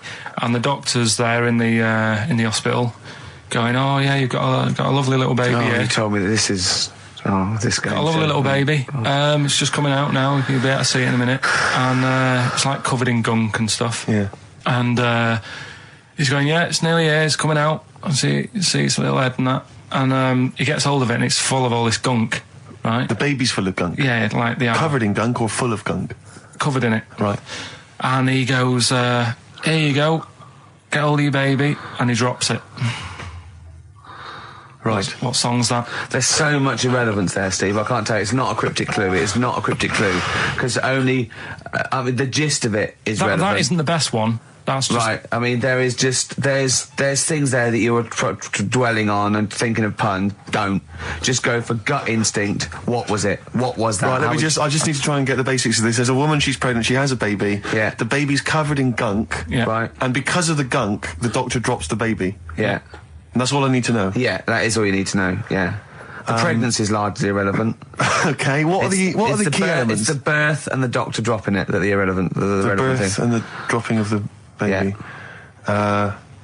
I've absolutely no idea. I can't even begin to guess. Think about what's happened here. Oh, Carl, she's had a baby. The doctor's trying to deliver it. He's saying it's a nice little baby you've got here. This is all irrelevant. This is all irrelevant. Right, let me tell you this. So just to be fair to Steve, so he can get into your mind. Right, this is not a traditional cryptic clue, logical problem. This is Carl. What song am I thinking of? Right, that is Underworld, Born Slippy. I have to say, actually, that makes textbook sense. Yeah. No, that does actually. No, I'm sorry. Do you like all the story about it's all right, you can see it in a minute, or is it covered in gunk? Yeah. No, I agree there is some extraneous detail, Yeah, but I have to say... Yeah. That Born was good, because it was... That's the look of it. Born was good, yeah. And Born Slippy, No, I was quite impressed by that, Carl, I have to say. No, to be fair to you, I'm not just patronising you. Oh, well, wow. I actually think that was really good, and I disrespect Ricky Gervais for slagging that off, because I actually think that was quite good. Well, let's go ahead with it then. I feel we could maybe open this up to email correspondence or or the let's phone go lines. for it then. Okay, this is Karl Pilkington's new game show idea. It's Just what's the song? Karl Pilkington presents What's the Song? Ladies and gentlemen. I used to sell mackerel. Did you? Yeah, I had a pet magpie Did you? called Maggie. Oh, pet magpie. You mean you captured it and didn't let it go away? Yeah. Can't have a pet magpie. But then it got really vicious. I mean, Well, it was right, let me go. What do you keep it in, a rabbit hutch? no, it flew around, but it used to just like come to me all the time. But then it started pecking me head and stuff. That's not a pet magpie. That's a bird in the garden. No, but I could actually, I could hold it and stuff. It wasn't scared of me, and it knew it was me. It used to come down from like the top. It hated you. That's why it wanted to peck you. Is that? And the other thing, I always remember being younger and like walking through the woods to school with my mum, and like, I was chasing a butterfly, and she said, "Oh, don't do that, Carl." And I said, "Why?" She said, "Because they only live a day." I said, "Oh, all right, I'll get a dead one in the morning." That's genius. That's great. That's quick thinking, isn't it? Oh, that's sweet. Let's play a song. oh. They've been looking on eBay for Victoria Plum. You're joking? Come here and see the photograph. Oh God, that's fantastic. That's it. Oh God, he got that for his mum. It's the worst piece of tat I've ever seen. Carl! Carl. Imagine how... Oh, gutted. Carl. Imagine how... Look, think of him now, right? There it is. That's the worst thing I've ever seen. I'll tell you, it looks like a Diddy man gone wrong. It's it looks like a extraordinary. Diddy man prostitute. That is... Is that the one, Carl? Well, it was a different colour. I had a yellow at mine. No, but look, how do they get... Tell them they Okay, go into eBay. So you need to log on to ebay.co.uk. I'm sure you've used it before. It's the online marketplace, ebay.co.uk. And if you type in Victoria Plum, I'm assuming that you can track this down. That's amazing. It's the worst piece of rubbish just I've ever think seen. how cute he was as a kid, though, doing that. Just think of him, just going... just seeing that and thinking, oh, she likes gnomes! It's the worst thing I've ever seen! I mean, to be fair, I don't know what her prize collection of gnomes looks like, but I can't imagine they're much better than that. I mean, gnomes are a fairly grotesque thing. But certainly your mum's taste and discretion is... Did you have those houses on your estate? You'd go in there and it was just loads of those dolls still in their packaging all around the room. And sort of like one of those homes that keeps the sort of packaging on the three-piece suite. Why don't you buy another one for her for Christmas? Yeah. It's $3.99. It looks, but that's £2.49 because that was $3.99. Well, oh, buy it, Carl. because I've sorted out our passport this year anyway. I'll get her that next year. Right, so listen, right? Okay. John Lennon. Happy Christmas, war's over and all that. Indeed. Yeah. Brilliant tune. Great tune. And Well, I've had a great time. Merry Christmas, everybody. I hope we haven't offended you by some of Carl's rantings. Just think of what he's gone through in his life. That Victoria Plum incident. Carl, I've got a little gift for you here before we go. Oh, you're joking. I haven't got you anything. Well, no, you haven't got your girlfriend anything. I wasn't expecting much. It's not exciting, but it's worth taking. In fact, why don't you just re-gift that straight away? It's all right. Cheers for that. He hasn't even looked at it. Champagne. That's not the champagne we got free from the BBC, is it? It's not actually, no, Rick, because that is far too good for the likes of Carl. Oh, right. And I wasn't going to. You wouldn't appreciate it. That's just sparkling wine. Oh, brilliant. Oh, I love that. Yeah, he doesn't know the difference. I'm seeing Carl on Christmas Day because he's around Christmas Day in London, so I'll get a little gift then, Carl. All right. That'd be good, wouldn't it? It'd be a nice little... Okay, answers. We must give the answers. You would have to go to bed at 6, though, so we can play. Can we finish there now? Yeah. Yeah, What do you mean? What do you mean? Can we finish there now? Just play the ads and go. What? No, what are you talking about? We're going to play Jerry River Play all day. that then. Goodness me, Carl, look at you. We haven't got time. Merry Christmas, Carl. Merry Christmas, Carl. Enjoy the champagne. Let's give him a little kiss. Oh, a little kiss. no, I with tongues, it's Christmas. Don't. Stop messing about. Get up! When my head goes into the basket, I'm going to blink a lot. See how many times I can blink. But if you remember, when Carl first told me that, it was, I think it was Simon or Nick that pointed out. He goes, no, that's not quite right, Carl. Carl told me that he had his head cut off, and when his head was in the basket, it looked up and said, "Count how many times I blinked." Yeah, But sure. he believed that as well. So he was happy. He was happy with that. Sure. Do you know what I mean? So yeah, a couple of weeks ago there was a guy. He had his head cut off, and before he had it off, he'd said, "I'm going to blink to show that there's life after death." And he did 32 blinks, Yeah, right? sure. So you two were sort of putting that down the other Yeah, week. we were sceptical of that. So I looked again On the internet? at some other website. Yeah. And there's a guy... Sorry, it's the website, just to clarify, the website is the place where you bought that property on the moon, didn't you? Because it was a bargain. Right. So, this guy... Fingers humped. Look, we'll see who's been gazumped when this world ends. I've got somewhere to go, Yeah. right? And I know you'll be calling me up, saying, "Oh, can I come with you?" Haven't you got no, like 'cause it 2 doesn't square exist, does foot? it? No, I've got acres. You're going to have to I've got about- stand deadly still on the moon in your 2 square foot. I've got about 20 There's no place acres. for Suzanne. It'll just Yeah. be you. 12 off, love. It's all those people with big heads and web feet that've been buying it all these years. Well, listen, right? Go on. Anyway, Play a record. Tell us the story after. We've been chatting for far Sorry, too long Carl. No, there's no here. Play a record. tune. We'll come back with What this. do you wanna What's play? this? Another ghost story? Let's play one of my favourite songs of all time, because I'm going on holiday and getting into a lovely serene mood. Sorrento is probably from that. It's Neil Young, After the Gold Rush. Beautiful. Still to come, that competition as well. Look forward to that. Carl's quiz. What an amazing track that Beautiful is. tune, yeah. Neil Young, Dynamite. After the Gold Rush. So go on, Carl. Sorry. Go on, Carl. So take us back a few steps, Carl. What's the story? right, so I did some research, right? Let's just recap again. There was a guy you read about who had his head chopped off. He was guillotined. Yeah. He had said to the people around him, Count my "I am going blinks. to blink once I've had my head cut off to So show the brain that life, can still... or the brain Yeah. can continue to work after, Yeah. after Yeah. death." Okay, so yeah, we queried that. So you weren't having any of it? Well, no, possibly for a few seconds till the oxygen stops being fed to the cells because the blood has drained away. But, nothing spectacular. So Right, go on. well, along the similar sort of lines, right? This is quite a few years ago. This fella sort of upset the royal family doing something, right? So they said that this isn't good. It wasn't Ben Outman at that Jubilee thing, was it? I can't remember what it was, and they said, right, That was terrible. we're gonna cut your head off. You gotta show people that you can't be doing what you've been doing. What was this, the 1970s? When you say a couple of years ago, you mean maybe sort of... Was it the olden days when the Ages phones ago. weren't very good? Ages ago. Yeah. Ages ago, sure. So yeah, fair enough. Yeah. So Very philosophical. Yeah, imagine that when you watching the Cut your head off. This was literally ages ago. Yeah, exactly. Yeah, go Simon on. Sharma's History of Britain. Yeah. Oh, So- and even before that, which is yonks before, when it was all mental and different.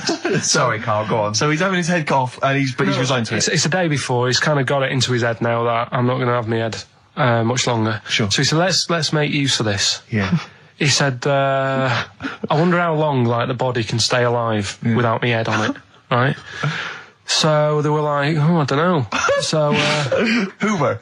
so The jailers? whoever he was asking. These jailers with one eye. Yeah. Get up, punk. So he said, No, wait a minute, I've got an interesting scientific experiment, jailer. Well, Yeah. fair enough. What is it? So he said, what I want to do, right? He said, surely it's my last right. I'm going to be dead tomorrow. Sure. So let's He do a didn't draw test. it out this long, did he? Yeah, he said, let's test this out. He said, do us a favour. He said, it's my last day. What I want you to do is, you're going to cut my head off. Let's put a white line on the floor Right. and see if, because there's no point asking how far he can sort of walk without an head if there isn't a line, because you don't know what to count. Do you know what I mean? If he loses his head and he's running around all over the place, you can't really count That's that. not impressive enough. Yeah. So they said, let's make a white line. Sure. Yeah. Who said And- this? He did or they did? I think they started to join in with him and saying, well, let's make this a... Sure. You guess it. Go on. So, They got Norris McWhirter down. The Guinness people. Oh. Yeah. so they said, let's get this white line. Yeah. And Dedication's all he needs. we'll do this tomorrow. And he said, all right, then I'll see you in the morning. So we go- I'll see you in the morning. Night, sleep tight. Bye. I love the fact that Carl knows exactly what was said. Yeah. That's beautiful. Yeah, he doesn't know the story Yeah. or what order it is in Yeah, or when but it he knows was. exactly what or was who said. said what, but he knows the intricacies. All right then, see you in the morning. Bye. Oh, kissy. Oh, I'm not like that. Oh, you joker. Don't let the bed bugs fly. Yeah. Anyway. So he gets up. Do you want a paper tomorrow? No, I'm all right. Go on. He gets up and they say, right, today's the day and that. And he said, well, I've got used to the idea. So here's a white line for you. I'm used to the idea. Go on. So they go, right, you ready then? And he said, I go on. And they cut his head off. and the body walked 32 steps without a head. Wow. 32 steps. Incredible. And that's the lesson, really. Did it get as far as it walked along the white line, did it? Yeah, it stayed along the white line, did 32 steps, and then started to stumble a bit, and it just fell over. Yeah. But, it was a test that your body can still keep alive for a little bit. Yeah. When you've lost your head. Absolute twaddle. Absolute twaddle. What do you reckon you can do then without an head? How many steps? Nothing. There'd be muscular spasm, right? Yeah. It would twitch a bit. You could not distinctly take 32 steps. The body... don't... Yeah. Is the doctor still on the line? Yeah. The fella that bought 6 parrots. Yeah. And, you could have got 32 steps. Right, so you don't believe that? Doing a bit of line dancing. Right, you don't believe that, but something that you do believe is that a cockroach can live a week without an head. It can. Slightly different kettle of fish there. Why? Wow, insect to human is what I'm thinking. Yeah, that difference. There's not that much difference in of some course there insects. is. Do you know that a snake has a heart and lungs and kidneys and stuff? Go on. No, well, I'm just saying. So? You're making out as if like they're a totally different being. Species. I am making out. I mean, call me old-fashioned. Do you know what you're talking about? I don't want you embarrassing yourself, Rick. Yeah, I am suggesting they're totally different beings. Yeah, that is. Yeah. Now, Karl, the cockroach is a very different thing. The interesting there is that it lives without its head, because a lot of it's on. There's some of them are phototropic, chemotropic. Some of them just literally have irritation and muscle memory. I mean, they do have a central nervous system, but it's very different. So if you lose the head, it bypasses a lot of that anyway. All this is running around. The reason it dies is because it can't take on water. But it's very different to a man, right, having consciousness and then losing that, and the body's still going, no, I think I remember what I was going to do here. Yeah, so I'm going to carefully walk walk 32 steps along this white line. Imagine you just looking down going, oh, missed a bit. Yeah. Maybe the head was in the corner going, left, left, left. Oh, he's now... Well, let's just put it out. I mean, if anyone listening has maybe had a relative beheaded, maybe in a horrendous car accident, but they got up, maybe they went for a walk, they had a little chat before they passed on. Karl. Get in touch. Karl, you are my favourite being. You are my favourite species. Now, you, Karl, may not be particularly different genetically from a cockroach. You are. Why can cockroaches do that? Why whoever made them went... Let's play a record. Do you know what? When I told him this fact, I send him little facts on text messages just to inflame his, interest. I just sent him a cockroach can live 9 days without its head. He texted back, "What's the point of that? Yeah. What's the point of They're that?" not doing experiments. These cockroaches. It's a boring last week to have. And he went, and on top of all that, you're thirsty. So it's the worst week of your life, isn't it? That week without your head. Play a record. Karl. Competition time next. Look at his little face. Look at his little face. You've not heard Karl's competition. We could do without an head. Right, okay, educating Ricky. What have we got? Airy Chinese kid, go on. Right, yeah. This is the... I didn't want to do this. What do you want to do it? Well, I wanted to give you 3, and I gave you one. It was like the alien man gets a beard or whatever. Yeah, which was total rubbish, so this one should be better, maybe. 104.9 XFM, Ricky Gervais, Steve Merchant, Karl Pilkington's pressing the buttons. Right. We're playing some great moments from the last 3 weeks. And some great records, Steve, from the last 2 weeks. That's true enough. Yeah. We're not actually here today. What are you up to today, Rick? It's 8 hours earlier, so this is about 2 o'clock probably. Mm-hmm. So it's about 6 o'clock in the morning. I'm still in bed, mate. I'm asleep in my hotel room. Now, where are you? We're in LA.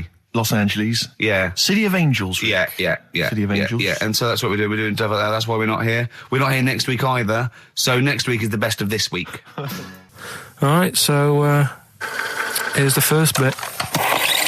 Class.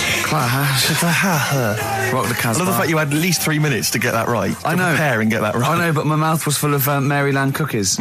Yeah. You know, last week, this would blow your mind. He came in, do you know what he'd bought? For himself, about 10 penguins. Who buys penguins still? I know. Or wagon wheels. Oh, I've never liked wagon wheels. You've not been a fan? No, but I'm sorry about that. It's The Clash and Rock the Casbah.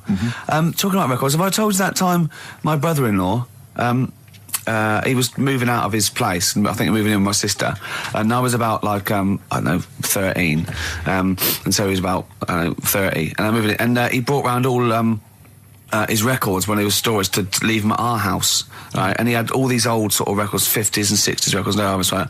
And they put them upstairs, and I was looking through them, and it's just all like Elvis stuff and Beatles stuff. And there was a mate of mine who loved Elvis, okay, and he had loads of chemicals. Yeah, he had loads of chemicals, and I was into chemistry, and he said, "Let's swap me some chemicals for them." So I sort of nicked about 5 Elvis singles, and I got all these chemicals, and then the guilt just hit me. I just thought, well, he's going to notice that. And one night, I just came downstairs and I confessed to my mum.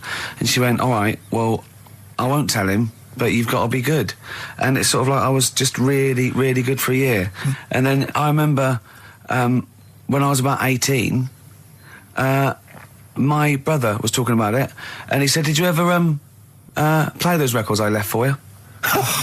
Brilliant. He told my mum, he said, these are for Ricky. She just didn't tell me. She was sharp, wasn't she? She used opportunism there. Oh, that's genius. And that was it. That's why I was good. But you've never stolen anything since, have you? No, I don't. Except that spate of shoplifting after that to teach your mum a lesson. yeah. Well, I went round and arson. No, I did. I just couldn't believe it. It was terrible. 104.9. Rick, quick question for you. I'm thinking, a lot of people maybe are tuning in for the first time because of the advertising campaign. Sure. Should we reintroduce Karl again? I know we've done this a few times in the past, but just worried that people are going to not really kind of get the measure of him. I'm Ricky Gervais. I'm the one off The Office. Yeah. Steve Merchant. He's not the one in The Office. He's not Gareth. Some people think he is. He's got a funny, weird West Country accent that actually Mackenzie was affecting for the role. Steve wrote it with me. He's the tall, lanky fella. Karl is our sort of, I say producer, but he's the one that pressed the buttons because I was Dog's Body. Yeah, but I mean, it was just because I was too big to run the desk. Yeah. I used to have to do. Literally too big. You couldn't get behind it. Yeah. And then we discovered that, he looked a bit like a boring sort of, all right, yeah. But then when we sort of, poked him with a stick, he came up with, he doesn't realise, but some of the I think, some of the funniest extraordinary things I've ever heard. Say hello, Karl. All right. Yeah. Well, classics, I think, so far, that have gone straight to the list include, have you ever used a Y front correctly? Yeah. Brilliant. You never see an old person eating a Twix. Eating a Twix. These are sort of things. He's back on his campaign to get rid of jellyfish. Why is that, Karl? Oh, did you see the paper yesterday? Go on. There's a jellyfish, right? It's about 15 foot long, about 5 foot wide, and there's a fella swimming next to it. And the paper's going, oh, look at this we've found. There's loads of them in Japan. Yeah. And it's because the water's getting hot, so it's making jellyfish really big. Oh, dear. How's the campaign going to get jellyfish get rid of them? What was your point about jellyfish? They don't do anything? There's no point. They get in the way. It ruined me holiday, because I got stung by one. Yeah. But you think the same thing about Liverpudlians, and we can't just go around, wiping out things that ruin your holiday. Well, let's do the jellyfish first. And then we'll move on to the Scousers. Yeah. But yeah, I don't know what they do, and I'm trying to look on the internet. I've been busy this week. You're jellyfish now, not Scousers. Yeah. I don't know what they do either. To sort of try and work out what would happen with the sea if it didn't work, because they say like if there's no. See, that's what we're talking about. Let's do it. People who've listened for the first time, they've got to listen to every word you say. You want to find out what would happen with the sea if it didn't work? If jellyfish weren't in there, do you know what I mean? Because stuff like coral, apparently the sea would be in a right state if you didn't have any coral in it. Fish, do you know what I mean? I always worry about how many fish we're sort of eating. Because you go past... Sorry? No, do you know, like, you go in Marks and Spencer's or Selfridges... There's loads of fish in there. And there's really fancy stuff that you think they've killed that, and it looks good on the counter, pretty impressive. Yeah. But is anyone going to buy it? Yeah. Do you know what I mean? It's a big, like, a shark sat in ice. Yeah. And you go, yeah, they've got like, a lot of fish... So you won't go around the Tate Gallery? Do you know what I mean? I've never seen a big shark sat in ice in Selfridges. They do it. And it's like... You go in the morning and you can go back at night and the same shark sat there, and it's. So you know it's the same shark, do you? It's the same one. So what? Same face? Are you sure he just hasn't lost his mum? And he's just like, he went shopping with her Christmas shopping, and he's just like, he's stranded, he doesn't know where, he's just waiting. You know I'm right. I've never seen a shark in Selfridges. Well, all right, then say maybe that's one day a week, but on other days they'll have like... Shark Monday. I think, Selfridges. Today at Selfridges is Shark Monday. Yeah. No, it's just that... So your point is that there's all these fish not being eaten. Yeah. So and they're being killed. They're taking them out of the sea, no one's eating them. And you're worried, what, that the sea's going to rise because the more things you take out? Well, we're just going to run out. Because the fish drink it, don't they? And that keeps the water level down. Yeah. No, well, you know what I mean. There's stuff that worries me. You're worried that... Was it you who said that you were worried that... Because, there's sponge in the sea. Yeah. But if they took it all away... No. Was it... Is that him? That's a Stephen Wright joke. Is that Stephen Wright? What was the joke? Sponges grow in the sea. That kills me. How deep would it be if they didn't? I love the fact that he confused you with Stephen Wright, who for a living purposely says ridiculous things. Yeah. Does that worry you, Carl?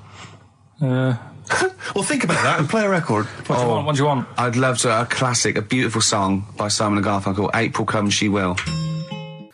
Well, yeah, so me and Carl went out for a beer, and it was great, wasn't it? Yeah, we started off, good. and you met my mate Robin, didn't you? Yeah. And some of the stories. Do you want to tell Steve some things about Robin that you learned? Do you know him well? Yes. Well, do you know about his worm problem as a kid? Go on. Right. What I can remember is he had worms as a kid. Not sure how you get him. He never answered me. He was getting a bit touchy about it. Right. This is like the second time I met him. I think he was a bit annoyed that Ricky told me about his problem. What yes. Now, straight away, you not being there, instinctively, what do you think went on with this story about worms? My suspicion is rather like when you told a group of people that Robin had once suckled milk from a cow's udder. Did he mention that as well? Yeah. Yeah. My suspicion is that, like the cow story, the worm story is not true. But why would he get so sort of uppity about it? Well, imagine if that wasn't the first time he'd done it. Imagine if he did that every single time he was with somebody for the first time and Robin was just met them. He will tell that story to anyone. But they do say there's no smoke without fire. Robin. I also told him that the way Robin cured these worms was because the doctor told his mother, right, to hold a piece of ham or cheese near Robin's anus so the worms would come out for the food, and he believed it. I'll tell you why, though. I said to Robin used to sit on spam to try and get the worms out, and he believed it. But Steve, right, do you remember that story about 3 or 4 years ago where there was some bloke in the army? He went away to somewhere, Vietnam or whatever. He was messing about in the woods. Messing about in the woods? Shouldn't he have been fighting? Whatever. Yeah. Right, and he walked through some lake, and I think he cut his toe or something on something, and some worm of some sort crawled in the gash. Yeah. And it was in his body, and the doctor said, we've got to get this out of your body. So what they did was, they said, right, the thinnest part or something of your body that things can crawl through is on the top of your head. So they wrapped where the skull is. So they wrapped some bacon. No, they didn't. They did. That's right. Everyone... So he's gone in via the toe. So what we do is, I'll tell you what, that worm's probably heading straight for the head. We'll put a bit of bacon on it. The thinnest part of the body is the skull. Of course, it's not the thinnest part of the body. It's where your brain case is, isn't it? It's the skull. There was a reason for it. And it was like they stuck some bacon on his head. And as ever, the vital piece of information, i.e. the reason, Carl seems to have forgotten. Because the worm was in his body, and they said everyone likes the smell of bacon. Including worms.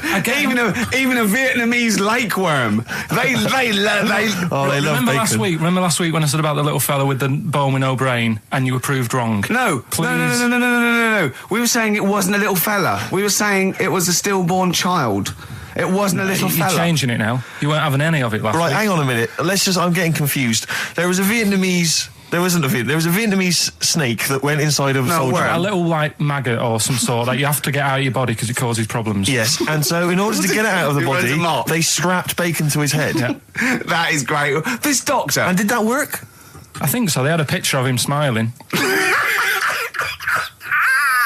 Oh, God, what, the worm or the bloke? The bloke. Oh, dear. Honestly, I hope someone knows the story. Right. It was about 3 years ago, I reckon. Okay. And, yeah, it did work. G.I. Bacon. So this is why I when And so what the worm burrowed out of his head to get the bacon? get to the bacon. Right. That's great. So this is why when Robin was telling his story, I was a little bit disappointed if it wasn't true. Right. Because in a way, You know Robin's never been to Vietnam. No, but what do you really think that Robin, well, as Robin said at the time, Carl, why would I sit on ham then tell Ricky Gervais? It's a very good point. because if he was a kid, you do daft things like that as a kid. Right. You know He's what I mean? telling Ricky Gervais, though. Yeah. And then, Yeah. bless him. Okay. And then anyway, Robin left, and I tried to chase him, but he got away. He knows that and then we had a few pints, and then Carl embarked on some of the greatest stories ever told. Can you tell the story about your dad? Let me run it by. I haven't spoke to him all week, so let me run it by him. Okay, play records. Because What we got? we've got one of Steve's. Yeah, well, tunes. bizarrely enough, this comes from the Teachers 2 soundtrack, the soundtrack to the current TV series. There's a slight whiff of nepotism in the air. Yeah. Rick, would you like to explain why? Well, that's why you're doing it. No, my girlfriend worked on it, but Yeah. you were going to play this anyway, weren't you? Well, I was actually. Bizarrely enough, I was going to play some I Am Clute, and this is from, as I say, the Teachers soundtrack. And this is called To You. It's a good track. That's I Am Clute, a track called To You from the Teachers soundtrack. That's also got, I noticed the Electric Soft Parade, the Hives, Star Sailor, Feeder, Turin Breaks, Mercury Rev on there. It's a good little collection. Lovely. Carl has just had confirmation. He's looking smug because someone phoned up and went, "It is true. It's a Laogai chi worm, and you wrap bacon around your head." That's all the bloke knew as well. Yeah. And his name was Gary. Yeah. So I'm not having it. No. And he said, see, that's why the Robin thing isn't so weird. He said, but when you said he tried it with cheese, he said I was having none of it. He's got standards. Right, next one. Which one's the next one? Oh, what about your paper round? Right, the paper round one. Paper round, I'd still say it's the best job I've ever had. And he means it. No, I really enjoyed it. It's like, you know, you don't have to work with anyone else, right? So you make your own rules. Just think of that. You know, you sort of You're around. spreading information Well, yeah, to people. yeah, Vital information. giving a service, Yeah. and no one else is around. You know, you can just do what you want and think about stuff whilst you're cycling around on your bike. It's really good. Yeah. So anyway, Imagine the stuff he's thinking about when he's riding around his I bike. can't. Oh, so getting in the head of a salamander. So anyway, I loved it, and even though I only got like 50p a day, right, no matter what the weather was like and stuff, I used to get up at 4:30 and go and do the round, and Why'd you get up at 4:30? because I wanted to watch the Pink Panther at 5:30, so I wanted to get me paper round done. I said, why didn't you watch Pink Panther? And then deliver. He went, I can't sit there thinking I've got my paper round to do.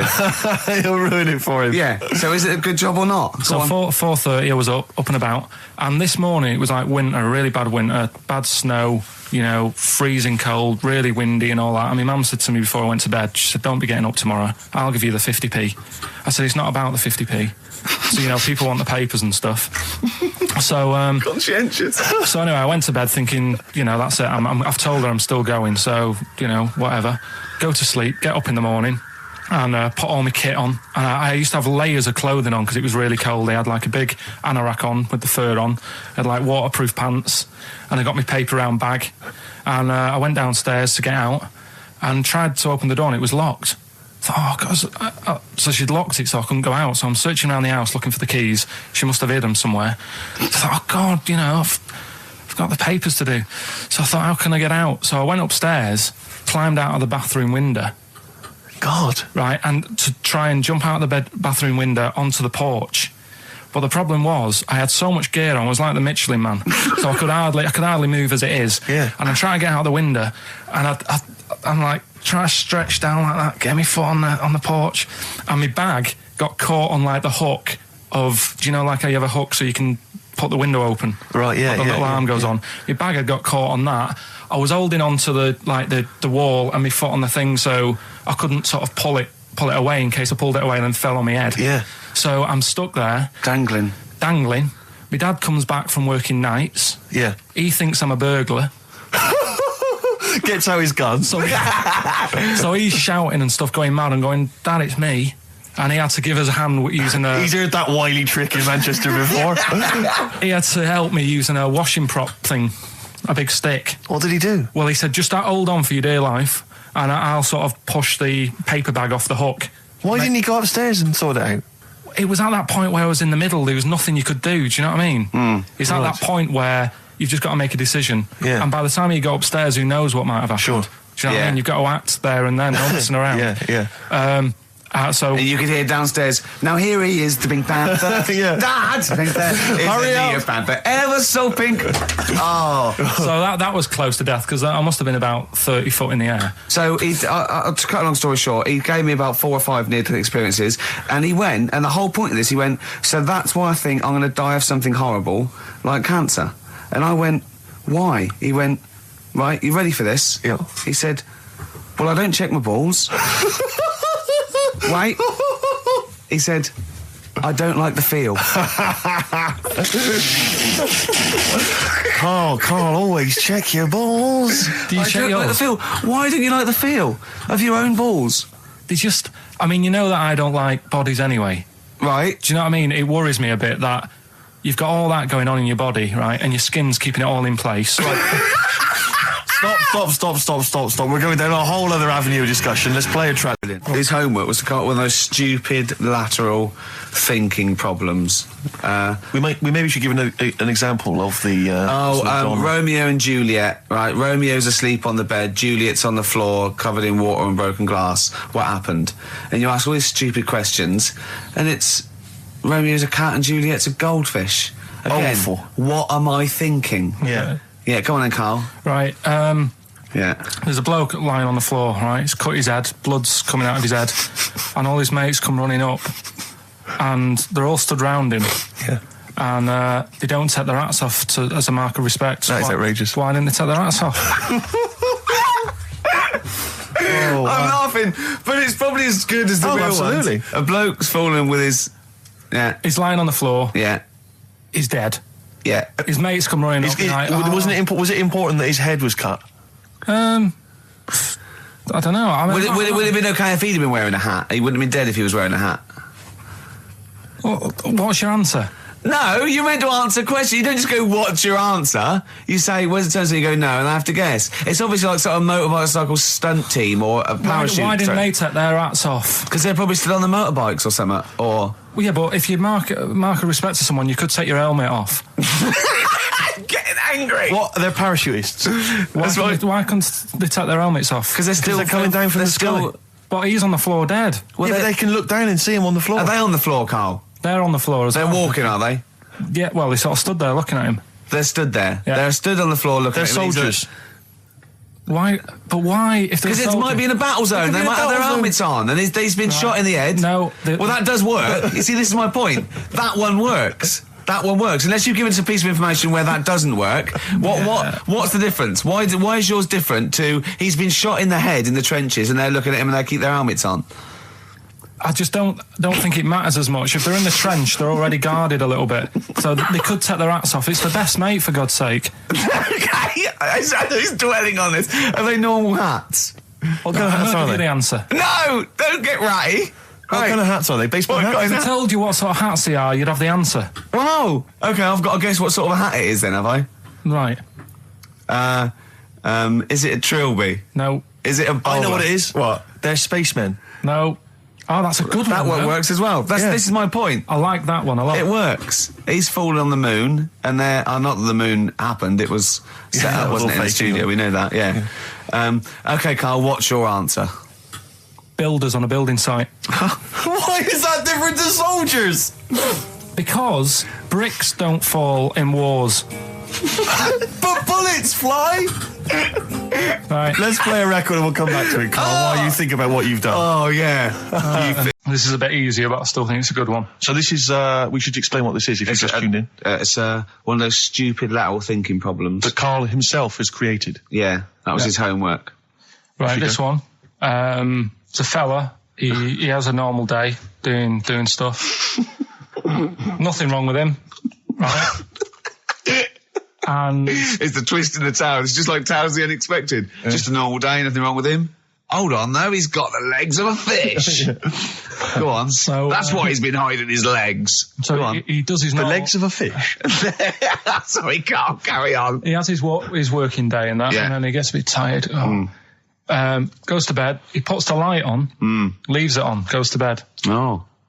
That's crazy. That's mental. I can't think what's happened. Anyway, here's Radiohead.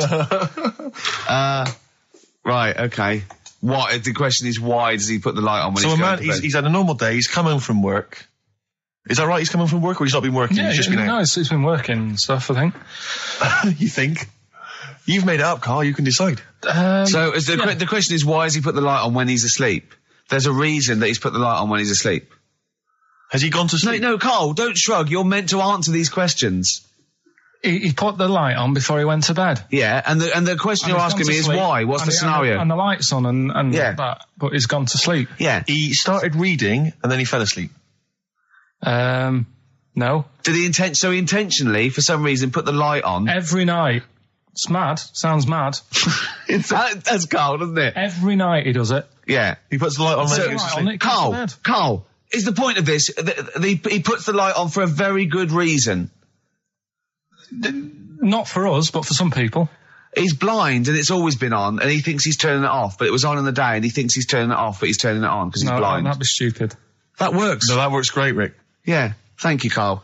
So you've got to come up with... Hang on. If What? you're blind, why would you put a light on? No, he thinks it's off. Yeah. But why would he turn it on anyway? Just think so he doesn't get burgled, so people know he's in because he can't see him. So he just he puts the light on when he's there, then he turns the light off when he goes to bed, so people think it's fine. But he's got it out of kilter, and actually he's walking around in the dark all day. I don't believe that if you're blind, you turn your light on. I don't think you'd be living on your own, would you? I'm not having that for a Do second. blind people live on their own? For a second. Well, some people do. Lonely blind people live on their own. No, if you got bad eyes. Any of them women? Are there any blind women who are living on their own, Rick? No, I mean, if you know of some blind women. Oh, wait, 700, 800, 1234. We've gone through this. If you are a blind woman with no standards and you don't care annoying voices and smell, yeah, then get in touch with you. yeah. I mean, know- you've got to be within the ages of say 25 to 65. You know, Right. well, call it 75. You fussy all of a sudden. I know. Yeah, go on. If you were blind, would you live in London? Because someone said yesterday there was one struggling outside in Leicester Square, and I don't understand. If you would, I mean, you know, That might have been a tourist. but why come to London if you're blind? It's the worst place in the world to come if you're blind. To hear the sights. To hear the sights. It's a bit mad, isn't it? They have they do the same job. They have tourist needs like anyone else. Yeah. No, but it sort of stinks, and you'd go away going, "Oh, it's not that good." I just thought I thought it was a bit weird. Well, never mind your concern for the partially sighted or sight impaired people coming to London. Get on with this. Yeah. So there he is. Yeah. It's like, oh, a bit tired. Yeah. Just put the light on. Get to bed. Yeah. So he turns the light on and he goes to bed. Yeah. Oh. Should we play a track? He's not sleeping on the job. He's a lighthouse keeper. Well done. Is he a lighthouse That's not keeper? it, Carl. He's a lighthouse keeper. Right. Why wasn't the light on all the time? He's light in the day. You idiot. Play a record. What? Play a record. You're a buffoon. No, actually, the light isn't on in the day, is it? No, Rick? it's not. I think you're the buffoon. Oh, yeah. Carl has won! Right. What's your last room 101? Oh, God. It was, holidays. Holidays. You want to put holidays in room 101? People who are sort of annoying on holiday. Oh yeah. Do you know when you go away? Oh yeah. It's sort of touched on this before. Is this going to be the Scouse guy? Yeah. Go on. Oh, it's so long though. I mean, it was a holiday when we went to Tunisia. And the Scouser pissed you off. Surprise, surprise.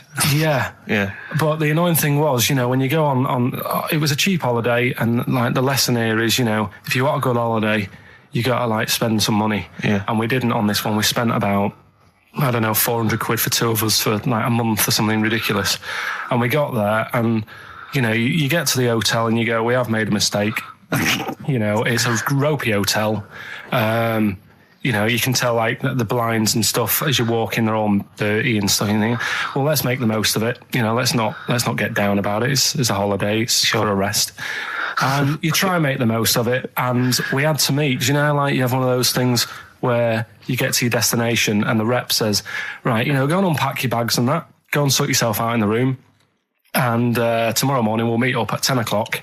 And I'll go through, you know, the best sort of place to go for camel rides and, you know, the best deals I can get you. That sort of thing. Can anyone here walk like an Egyptian?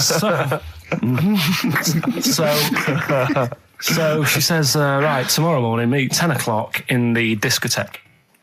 So we get up and we have breakfast, and it wasn't a good breakfast. The kitchen was, like, bit horrible. The food wasn't good, and it was run by sort of midgets. What do you mean it was run? Not there's anything wrong with that. There was little fellas running around, and the annoying thing was one of them sort of started to fancy my girlfriend. How did he manifest his affection? No, you're not saying there's anything wrong with midgets, though, are you? Just saying it was strange. There was but even midgets shouldn't be cutting in on Karl Pilkington's territory. I know. But it's also that thing of, you know, they've got little fingers, and it's sort of ruined. I'm so sorry. No, I'm not. It is a bit of a phobia of mine. Okay. Do you know what I mean? They are nice people and that. Sure. Oh, God. But the annoying thing is... So what was he doing then? How did he... I don't understand how he was chatting up your girlfriend. Was he crawling under the table so you couldn't see? He just kept... Whispering to her from underneath there. Stop it. Just sort of, you know... Wait, I don't want to get a complaint on our last show. There's not many midgets. What's going to happen? Can we just finish this and start up again in a couple of months? Oh, yeah. So if you want to know more about the midget theme restaurants, then we'll talk you in 3 months. Yeah. It's just... No, that's fair enough, actually. Oh, yeah, no, right, sorry Karl. about That's this. your producer's Listen, head on. we'll see you in about a really... it's been a pleasure, truly, and thank you for everyone that wrote I've got you letters. Have you really? I've got you both a present. Right? Oh. I got Ricky, do you know, like we've done fables and stuff? Right? Yeah. This is like Mr. Ben. Oh. This is brilliant. Yeah. Right, and it's like little fables that Mr. Ben goes on. Oh, fantastic. So I want you to learn something from that for when you come back. Okay, brilliant. That's lovely, I'll tell you Karl. one of the stories I read this morning. It's brilliant. In fact, when you've done with it, give it me. Yeah. Because I haven't finished reading that. Okay. Thank you, Karl. And for Steve, a little chat-up lines. A little book of chat-up lines. That's fantastic. That's great, Karl. Well, we'll see you in 3 months. But carry on emailing Karl. Cherish Karl Pilkington. He sits in a little room by himself, so keep him in touch. And we'll see you in August. We're going to leave you with something that we all love. This is There Is a Light That Never Goes Out by the Smiths. Very apt, I think. Goodbye. See you later.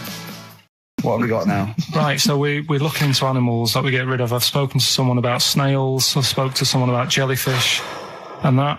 And looking at cockroaches today. She's an expert. She's just not just some random person. No, she works in a museum, a good museum. I said I'd give it a plug. It's the one near Knightsbridge. It's got dinosaurs and that in it. It's worth seeing. Natural History Museum? Yeah. So, It's not sure. He's not sure. This is what happened.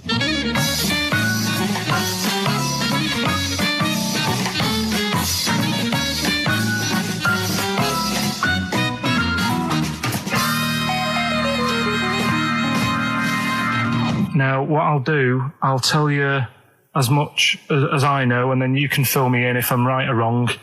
And then at the end of it, we'll get to the bottom of whether we need them or not. Okay. All right. So, first of all, the first thing that I found out is that they have 18 knees. That's not exactly possible. They're insects, so they have 6 legs. Yeah. And a knee is usually the junction between femur and tibia. That's sort of classic human knees and every other animal knee. So with 6 legs, you can only have 6 knees. Could somebody sort of got mistaken for seeing one that was a bit double jointed? I think you're grasping at straws or something. All right. Well, we might have to come back to that one then. Okay. They can hold the breath for 40 minutes. Well, they don't do that because they don't breathe in the same way as us. They breathe through little spiracles, holes down the side of the body. So, no, they're not a very apt simile because the method of breathing is so different. What do you mean? Because insects have a totally different system. They don't have lungs in the way that we do, just breathing through one part of the body. They're actually breathing through every segment of the body all of the time. So even though they've got their mouth shut, they might be able to slide. Nothing to do with breathing. So Only feeding. So you see, maybe that's where someone's gone wrong. Someone's got hold of one and sort of taped its mouth up or something and got bored after 40 minutes and said, well, we'll call it right. That's a pretty unkind thing to do to an insect, even to a cockroach. Yeah, but it's all... Can't do that. Yeah, but... No. Pretty unkind thing to do to anything, even a cockroach. Something else I found out. Yeah. They can live for a week without an head. Well, that's true if they don't bleed to death in the process. But the weird thing is, when I told you that they had 18 knees, you seemed a bit sort of like, don't talk ridiculous. But then we're talking about an animal that can live without an head. So there's a little bit of truth in that one, yeah? Yes. Why, when it was invented, has it got that facility? Say if someone said to humans, we could do that with humans, and, you know, if you lose your head in some accident, it gives you a bit of time to sort of go back to your family and maybe write them a note. You won't be able to have a chat, but write them a note saying, it was my own fault, and it was nice knowing you. Oh, well, that would be a useful facility, I agree. But cockroaches are great survivors. I mean, they've been around for over 300 million years. They're one of the most primitive insects. All right. Well, I've also... is it true that they do a lot of resting? Apparently they can sort of rest for 75% of the time. Rest? Yeah, they just sit about doing nothing. It's probably true of a vast proportion of the world's fauna. Well, I mean, maybe the 25% that they are working, they're really giving it some, so it might make up. They're probably searching out food, and they can slow down considerably. You can chill insects in the fridge, and they'll become very, very quiet. You might think they're dead. Yeah, but I'm sure, you know, if we were sat in a fridge, you know, we'd go a bit quiet, wouldn't we? You know. Well, you might not know much about it, of course. Yeah, but... You're not quite reading the right sources. Well, I've been using the internet. I'm sure there are many useful sources that you could find there, but some of those seem to have been a little misleading to you. So you don't agree with a lot of what I've told you there? No. So cockroaches, can we get rid of them? No. So we're keeping them then? I would say so, yeah.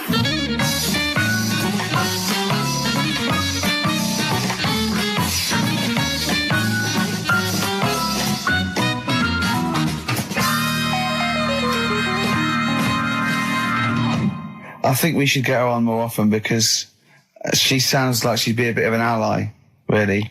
Because she knew immediately that you were talking nonsense. She even said, I think you should be more concerned about your sources, which I've been trying to tell you for a year, right? The fact, I mean, 18 knees, where did you get that from? It was on the internet. They can hold their breath for 40 minutes. I mean, I don't know what you read and take on. Now, coming up, the Verve. After that, an amusing link about gay handkerchiefs. Oh, really? Looking forward to this. Lucky Man by the Verve on XFM 104.9. I'm Ricky Gervais with me, Steve Merchant, and Karl Pilkington. Karl, what's the problem with gay hankies?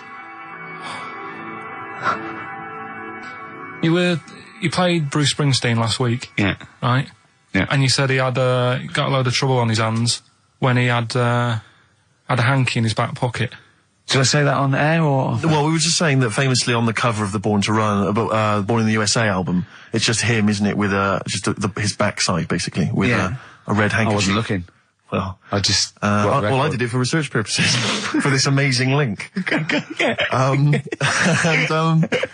he had a red handkerchief, I think, in his right hand pocket, and apparently that signifies homosexuality. Apparently, I don't know. Oh, I thought it was which way you take. I don't know.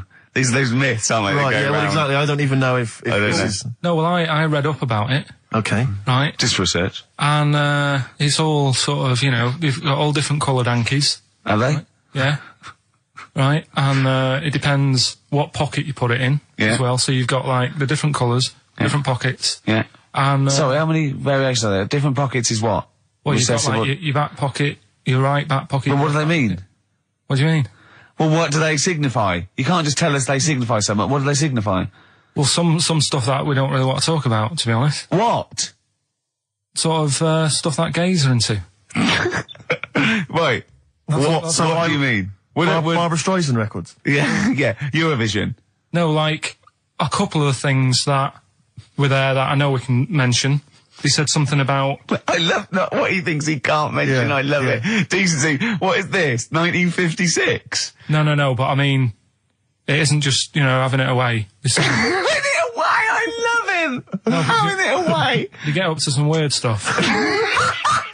I love the fact he didn't want to offend, but he's offended a lot more people by saying they get up to some weird stuff. Right. In your opinion? Yeah. What do you mean? No, but don't if there is something that I don't know about that it's like you can't say on the radio. Yeah, I'd rather not. But what do you mean weird stuff? Well, one of them, right? If you've got a red hanky, right? Yeah. In your right pocket. Like Bruce? Yeah. That's exactly what Bruce had, yeah. Right, well apparently then, Bruce is an armpit freak. An armpit freak? Yeah.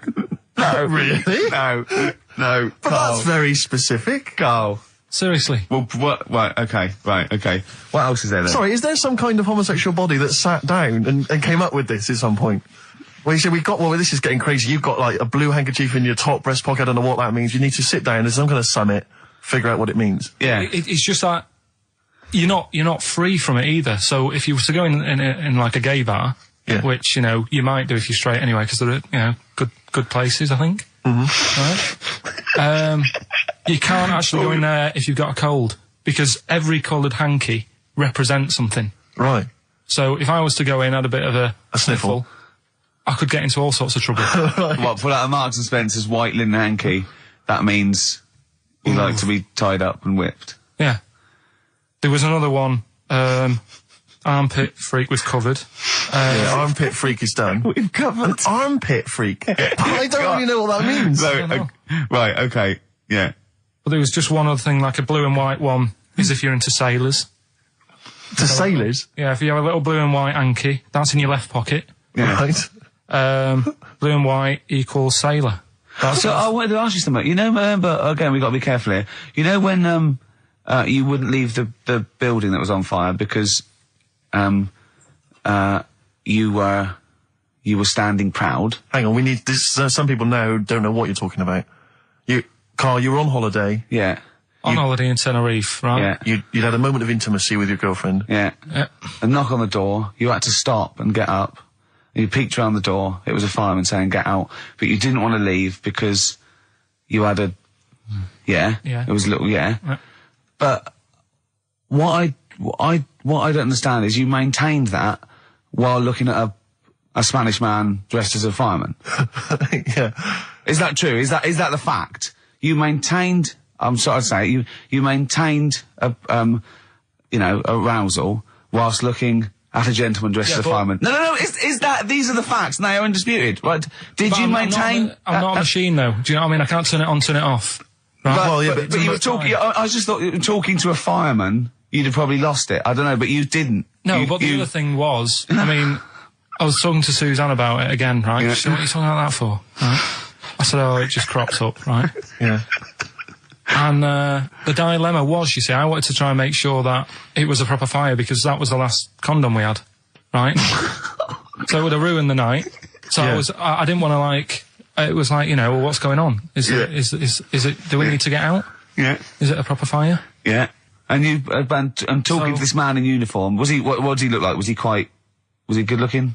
Did he look like Ricky Martin, say? Was he good looking? Was he good looking in his uniform? I can't remember. Can't remember. Did he have a moustache? Better play a record, haven't we? Is this bringing it back? What? You look uncomfortable. What?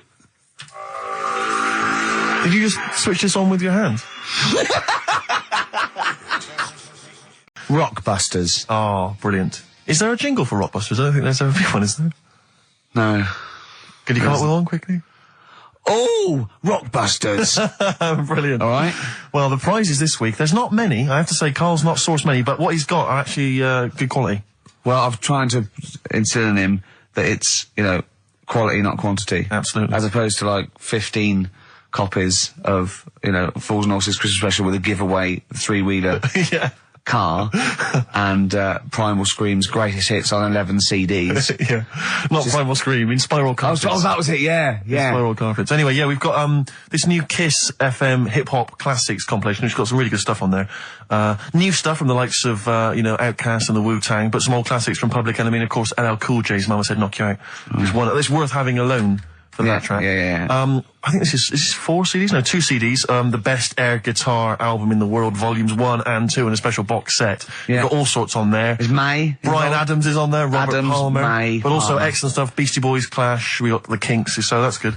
Abigail's Party, the DVD thing with Alison Steadman. I know you're quite a fan of that, aren't you, Rick? Yeah, it's good. It's good. She's, from many years ago, if you've not seen it, it's good. This Later with Jules Holland DVD, it's got live performances from PJ Harvey, the Cardigans, Rollins. But he is playing Boogie Woogie over their tracks. I would hope so. Okay, good. And also, is this the new albums from The Thrills? Yeah, it Is is. it the album? Yeah. So that's a little. Wow. Is that exclusive? It's not even out yet, is it? I know, not even out. Not even out. Wow, that's the sort of things that Carl can come up with if pushed. It's all about the game, though. It's all about the game. The prizes are just for fun. It's all about the playing the game. Let's see what Carl's come up with this week. This is his last chance. If I ever hear anything like New Odour again, that's the end. Okay. They did get it though, didn't they? So they're working out. They will do it. Just let's have the jingle again. All right. Oh, Rockbusters. Right. If you haven't heard it before, cryptic clues that make up a band and some initials to help you on your way as well. Right? So, Well, you'd never get it without, but go on. first one. That fella likes sucking on iron. Right. That fella likes sucking on iron. Yeah. The initial M. Right. Okay. That fella likes sucking on iron. Right. That's the first one. Second one. The Jamaican fella spots a boat. Oh, God. Say that again. The Jamaican fella spots a boat. Spots a boat. Yeah. Right. The Jamaican fella spots a boat. Yeah, that's right, yeah. All right. Initial D. D. D. D. Okay. D. D. All right. And the last one, do you want a game of tug of war? Well, it's up to you. You own it. Right? Interesting. I've just got number 2. Right. Do you want... Oh, God. Right, the go third on. one, do you want a game of tug of war? Well, it's up to you. You own it. And what's the initial? E. All of them again, quickly. Right, so the first one, that fella likes sucking on iron. That's M. Second one, Jamaican fella spots a boat. Right, that's D. And the last one, do you want a game of tug of war? Well, it's up to you. It's, you own it. Right? That's, it finishes it like it's a whole story by the end. That's E. Dr. Fox style. Any amusing observations? Have you taken a sideways look at the week's news or anything, Carl? What have you... Tell you what I did here last night. Go on. 5 Live. They do like a review of what's gone on in the week. When we've been busy in the week, I haven't always got time to follow what's going on. In the world, sure. Someone's made a chicken with teeth. What? For what reason? Don't know, because they can. Just because they can. And like So it chooses food. Yeah. they had a few guests saying, well, where will it all end? So you're sure you weren't watching a Wallace and Gromit video? No, seriously, right? They're doing it. They're chicken with teeth. Why would they spend millions researching... What do you mean they've got a chicken with teeth? What do you mean there's a chicken with teeth? Sounds mad, doesn't it? What are you talking about, Carl? That's what they've done. Do you know, like... Why? I don't know. They're just messing with science and that, and that's what the people were saying. Why are you doing that? Do you know what I mean? Where will it start? What's the next thing? They did the sheep. They did the cloning. Right? The rat with an ear on its back. Did that. Can hear a cat coming, can't it? What else were they talking about? They were talking about that sheep again, that cloning one. Yeah. Dolly the sheep. Do you think it's that clever? Well, they do all look the same anyway. What's it got to do with its cleverness? Being cloned. Being cloned, is it? Do you think that's a good thing? He doesn't think it's that impressive because they look the same anyway. Right. They could have just put any sheep in there and go, look, they're the same. Yeah. Brilliant. So there was a programme, people were talking What about... are you talking about, a chicken with teeth? It was the latest news. It was like all about the war and that, and I was like, yeah. And then it's a chicken with teeth. I saying, hang on. Your ears perked up. Yeah, he didn't hear anything about the war, did you? That was like, they might have been speaking French, or just like whistles. And now, story about a chicken with teeth. Yeah. You stop washing up, don't maybe you? someone can let us know, you know. Oh, God, don't open the floodgates. No, but I'm just saying I don't know the full thing. They just, Of course you Surprise, don't. surprise. They just touched on it. Yeah. Anyway, other stuff I did do proper research on in the week. Go on. Having testicles done. Having your testicles done. Yeah. What does that mean? Same magazine that was doing the hanky coverage, letting you know what all that's about. It was like a great magazine. How can we get him as a pundit on these news shows like Newsnight? Do you know what I mean? Sky News. On there, wouldn't he? Just on there, just asking what they think. Wouldn't that be amazing? Is there a producer out there that would take a chance on Pilkington? It's Pilkington, Raggy Omar, Ian Hislop, and a panel of people, and they just ask people. Yeah. Yeah. So you can have your testicles made bigger. Why would you want to do that? Well, that's what I was asking. What's the point? Well, the actual testicles, or do they just inflate your ball bag? Because you could do that, couldn't you? You could have some air injected so it was like a big... so they'd look bigger, but they'd rattle around inside, wouldn't they? Make a little noise, wouldn't it, when you're at... like manacas. Like some kind of instrument. Yeah. That was sort of like one of those African instruments, it's like a big sheep's bladder with Yeah, all... there's Pedro on the maracas. yeah. You just, yeah. Yeah, just stripped to the waist. Yeah. Just, yeah, with us hanging out. And then when you're sort of like, the neighbours would think, what's he doing? He's been playing those manacas all night. And really, you would, you know. Why The mouse with the ear on its back, go and keep it down. Yeah, this is really loud to me. Eh? Why would someone have that done then? You brought it up. Yeah, Well, presumably so that they could draw a little funny face on them.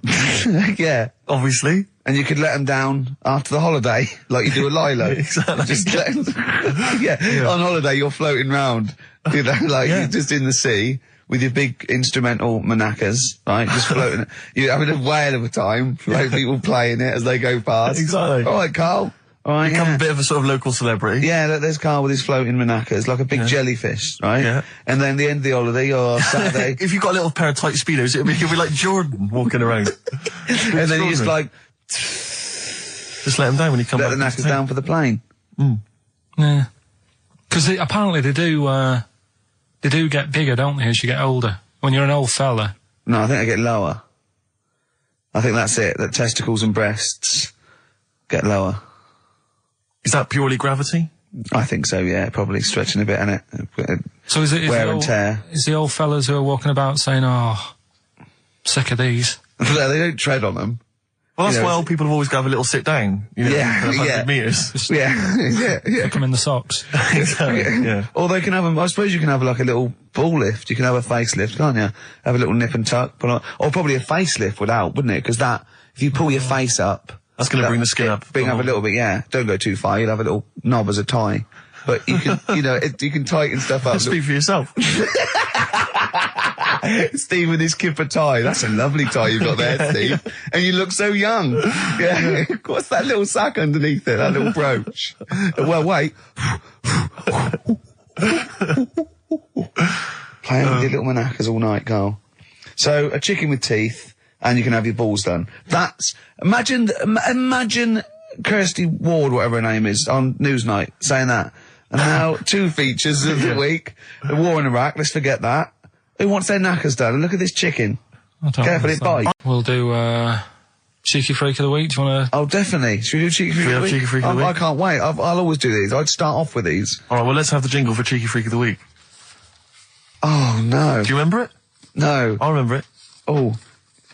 Cheeky Freak of the Week. Brilliant. Something like that? I want some more, though, because that was slightly half high. Cheeky Freak of the Week. Excellent. Right. This, we're going back again. Yeah, 17th century? Well, it was 1829, right? Oh. I'm impressed. Now, the problem is with Cheeky Freak of the Week. Not so much the week, is it, if you're going back to 1829? Well... Not even of the century. You haven't even done Cheeky Freak of the Century. There's... What's the problem with Cheeky Freak of the Week? Just because... Other than the sort of moral implications. Yeah. Yeah. Well, last week, it was a fella with 2 heads. Yeah. We've done Siamese twins. It's Siamese twins again. Oh, it's No, it was Siamese again. twins. It wasn't a fellow with 2 heads last week. It was Siamese twins. Conjoined twins, sorry. They're 2 different people. This is what I'm telling you. But this is the problem. They're going to crop up quite a lot just because they've got double a chance. right? Oh, please don't write in and complain. He knows not what he does. You understand, don't you?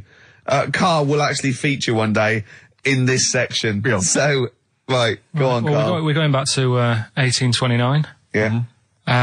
All the way back there to 1829. It's a retro conjoined twin link. A couple of guys set up a business. They were called Chang and Ang. Oh, they're the first. That's why they were called Siamese twins, because they wasn't that what it was based on? Those two, Chang and Ang. Was it? The original, yeah. That's why they're called Siamese twins, because I think they were Siamese. So these are the first ones. Well, not the first ones, but they're the ones that got to fame, I think, and why people started calling them. So people started calling conjoined twins Siamese twins. I think I'm right there. Anyway. Good. Well, the sort of set up business, sort of going around the US. Well, both of them. And Europe, yeah. Yeah. And what they used to do, people were amazed by it anyway. But people wanted to know how they get through life doing certain things that you think about. When you think about Siamese twins, you think about, how do you get through a day like that? Yeah. And the thing that cropped up the most with people was how they take a bath. So they used to go on tour around the US and Europe and sit in a bath, have a wash and that. And did they ever wash each other by mistake? They go, oh, that ends there. That ends there. Like those things in supermarkets. They put one of those down. We go, oh. What do you mean? Put that there. What do you mean? You know the things on the conveyor belt? The little dividers. Yeah. They wind me up, those dividers. Sorry, I was a complete tangent, but for some reason, it's my own psychosis, but I get so annoyed if I'm in a supermarket, I've got my shopping, I'm just about to get served, and you can always see there are certain people who stand behind you getting edgy, itchy, worried that I'm not going to put the divider down to separate my shopping from theirs. It's like they're terrified that I'm somehow going to deliberately pay for their shopping. Sneaking their onion. Yeah. Oh, I didn't get an onion, I'll have that. And it's just, but what annoys me is it's not so much that, obviously it's a practical thing, it's the fact that they get a little bit edgy. You can actually see, certainly kind of, dare I say it, certain breed of woman and a certain breed of fella will just get a little bit itchy, a little bit edgy, and they just look at you, can just see them sweating, especially if they can't reach. I just lean over and do it myself. Well, I know, but the thing is that it's like they almost feel that they ought to wait for me to do it, as though somehow it's my obligation. And it just for some reason, I know it's ludicrous, but it really annoys me, and I actually deliberately don't put the divider down just to see them sweat. I like the way that they're actually quite well made. There's some that are brass with like a felt bottom. Yeah. Like you really care. Like a twig would do, wouldn't it? Exactly. You know what I mean? But I just leave a slight gap. And then when it gets to when the woman's putting it through the till or the guy, I just say, that's my stuff. Do you ever look at other people shopping and go, oh, I should have got that? Often. Oh, yeah. That's annoying. I'll tell you what it is, it's the same thing, and again, it's my psychosis. When people, if you're on a bus or a train, and we're pulling into the stop, but there's a good, kind of 35 seconds before we're actually going to come to a halt, they leap up, and they're straight by the door. Yeah. But it's this fear that they're going to miss out. Oh my God, what if I fell over now and broke my ankle? I'd never get out. To be fair, I've never had that commuter's worry. I've never commuted, but every second counts, doesn't it? Because you miss a train, it can make a difference of half an hour. So that's why commuters literally run to get their connections. But the thing is that with a bus, there's often there'll be people who are sat right next to the exit, will get up and stand up for a while, waiting to get out. It just, again, I'm not saying it's not, it makes perfect sense to them. It's my psychosis. They're going to be mowed down in the streets. They will just be a few of the people. You're going to be in a lovely Chrysler. Exactly. Yeah. Well, I will be going straight through a branch of Waitrose. Yeah. Taking people out in the So we do not condone going through Waitrose in a Chrysler. In a car. Now, as Chang and Ang, they're in the bath, they're washing their own bits, they got one of those dividers, right? They go, well, that's definitely yours. I marked mine. That's definitely mine. What? Don't wash that, Chang. I wouldn't, Ang. I wouldn't wash that. Right? So what are they doing? They're in the bath. Carry on with the story. That's about it, really. I mean, that's the fact that people... So, two little Oriental fellas joined in the hip, had a bath. No. That's your story. No, they didn't have a bath. They they must have done some sort of research, right? Who? Chang and Ang, right? And they said, well, what do people want to see? Isn't that a Bay Rollers song? But it's an idea that people have queued up. They've paid their money. They're in a tent. They're, well, I hear they're going to have a bath. They're going to have a bath. Two Siamese people have a bath. How would they possibly do it? Well, I've heard they get into a bath. But that's I don't know they what's wanted exciting. to see them nude and where the join was. No. More than how do you get in the bath?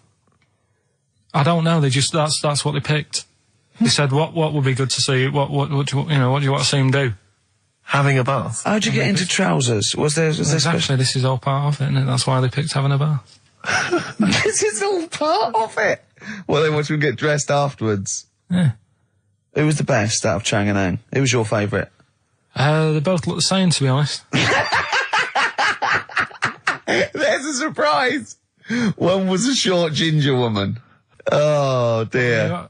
Is there anything what would be better than having a bath for you when you're seeing them? What would sort of make you go, I wonder? One of them pulling and the other one going home alone.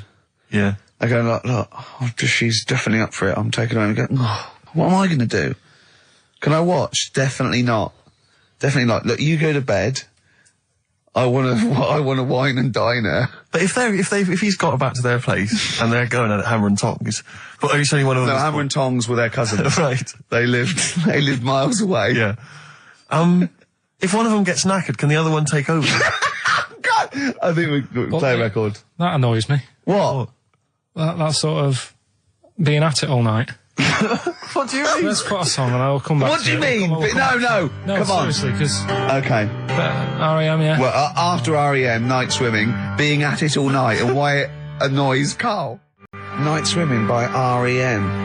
Well, before we played that track, you remember Carl was on the, teetering, on the cusp of telling us why he's annoyed at going all night. I assume you mean... Relations. Yeah. What do you mean? What annoys you about that? What? Sexual relations all night. The concept. Or people keep you up. Is it your next door neighbours or something? No, just that thing of people who say, was that it all night last night? Who says that to you? Lads who think they're, they think they're a bit of a lad and think that means it's good. What, like Sting in his tantric sex? Sting.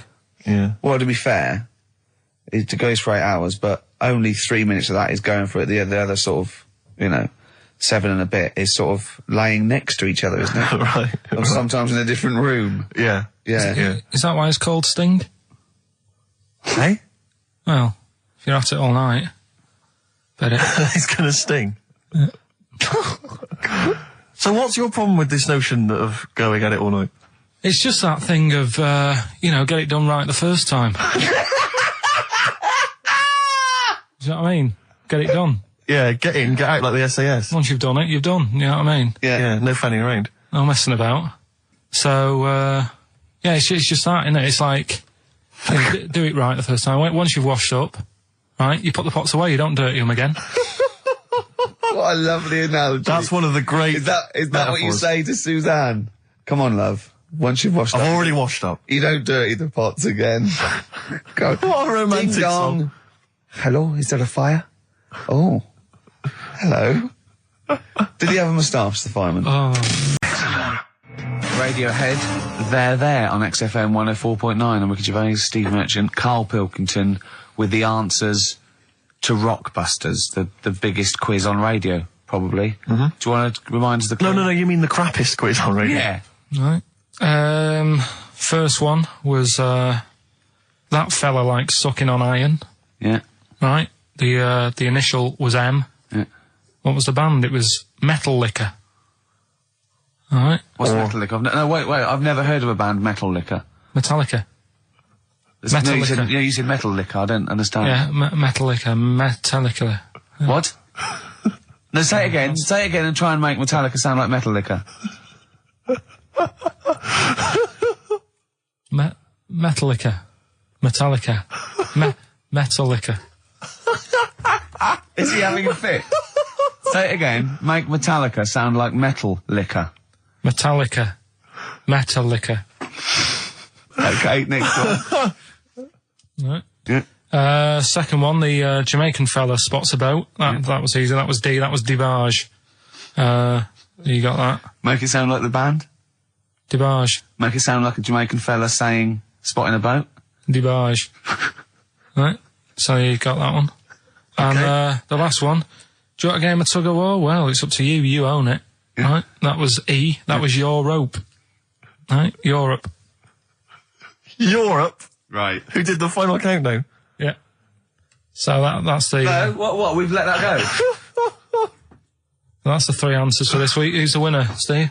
Well, again, I mean, there are lots and lots of people who got it right, Rick. So I don't know if it's just us that think this is rubbish. Right. But, who's the winner? Well, you know, I'm always a fan of people with just something, a name, I don't know, that maybe tickles me. Yeah. And sadly, I did want to give it to, I wanted to give it to Daniel Jowett. Because I just, for some reason, Danny People are Jowett. going to stop. But sadly, I just realised he got it wrong, so I'm going to give it to a different Dan. So not only did you ridicule his name, He's not even getting the prizes. But better luck next time, Danny Jowett. Instead, I'm giving it to Dan Mason of Ilford. So he got them right, and he wins those prizes. All right, well... okay. More of that next week? I mean, what do we think? We'll do it next week, then. Yeah. Do it again. Okay. Play the jingle. Oh, is it? Is it? Brilliant. Oh, chimpanzee that monkey news extra. Well, Is there monkey news? I tell you what, I've been having a bit of a problem this week. Why? It's just been a struggle. Normally, I can come into work on a Monday and there'll be something that's happened over the Saturday, over the Sunday night. Do you know what I mean? Over the weekend, the monkeys have done something. Been very quiet. I thought I'll be all right. Let's see how the week goes on. I don't know if they've caught on to the fact that we're giving this coverage now, or I don't understand. Normally, people are emailing me stuff all the time about monkeys. Been very quiet week. Been checking. I was looking in books last night and stuff. Is there any monkey news? I've got some, but just because it's not that good, something else I found out that I thought I'd share with you. Go on. I was looking in the Guinness Book of Records, right, because I thought they'll have something in there about monkeys or something, right? Mm-hmm. And there's a little monkey, I think it lives in Asia, right? There's loads of them live in Asia. Might just be travelling, but yeah. And something I found out, I don't know if they've got it right, and that's why I want to bring it up. Apparently, it's the mammal, right, that's got sort of the pointiest eyes that pop out of their head.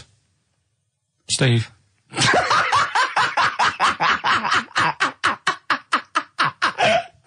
Now,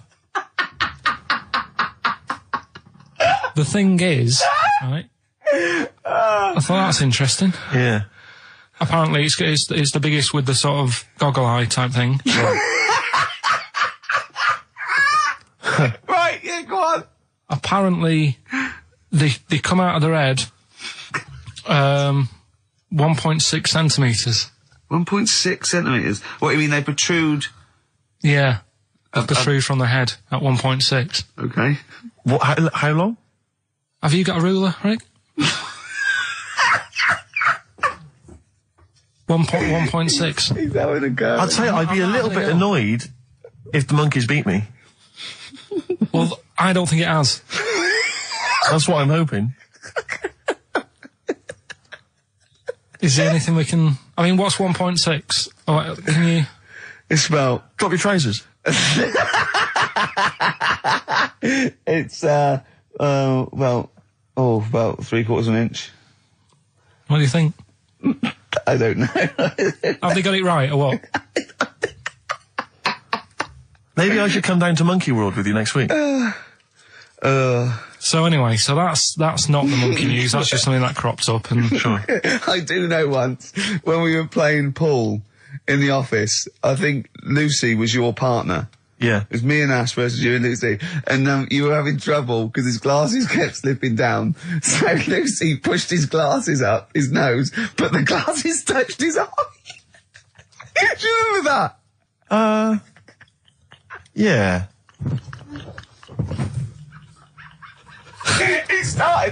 He started it. Well, you're the one who joined in. No, I know, and I feel bad now. Yeah. He makes me nervous when he goes, yeah. It's like, play a record. No, I'm just trying to think about which part of your fat, middle-aged physique I can pick on. The tits are big and Yeah, stuff. yeah. Oh, the belly. Sure. Oh, what do you think of that? Oh, that's... What is that? Play a record.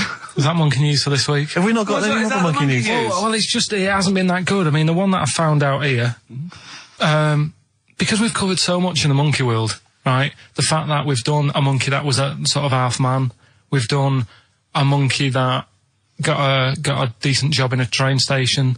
Can you think of any of the other? Well, that's just some of the great monkey news from the past. That's what I mean. So that's what you got to compete with. So even though this is quite amazing, just tell us. Another monkey's got married. Oh, not another monkey getting married. What do you mean? It's got another one. You know, it was knocking about with some woman monkey for a bit. A woman monkey. They decided to, you know, get married. Yeah. They did. What do you mean they decided to get married? Was it pressure from her parents? They had a good do, and Good do. I love the spread. I love that. Peanut vol-au-vents. Yeah. Celebrated in a pub, and then they both went off to the cage that night. That's what I mean. Even though that is quite impressive, because It's not true. Or it's a joke. It's nothing. It's not. on an Over website, official sort of news website. 2 monkeys have married in Romania after a whirlwind romance. Well, that's After a whirlwind romance. God, yeah, a quick one hanging onto the rope. Yeah.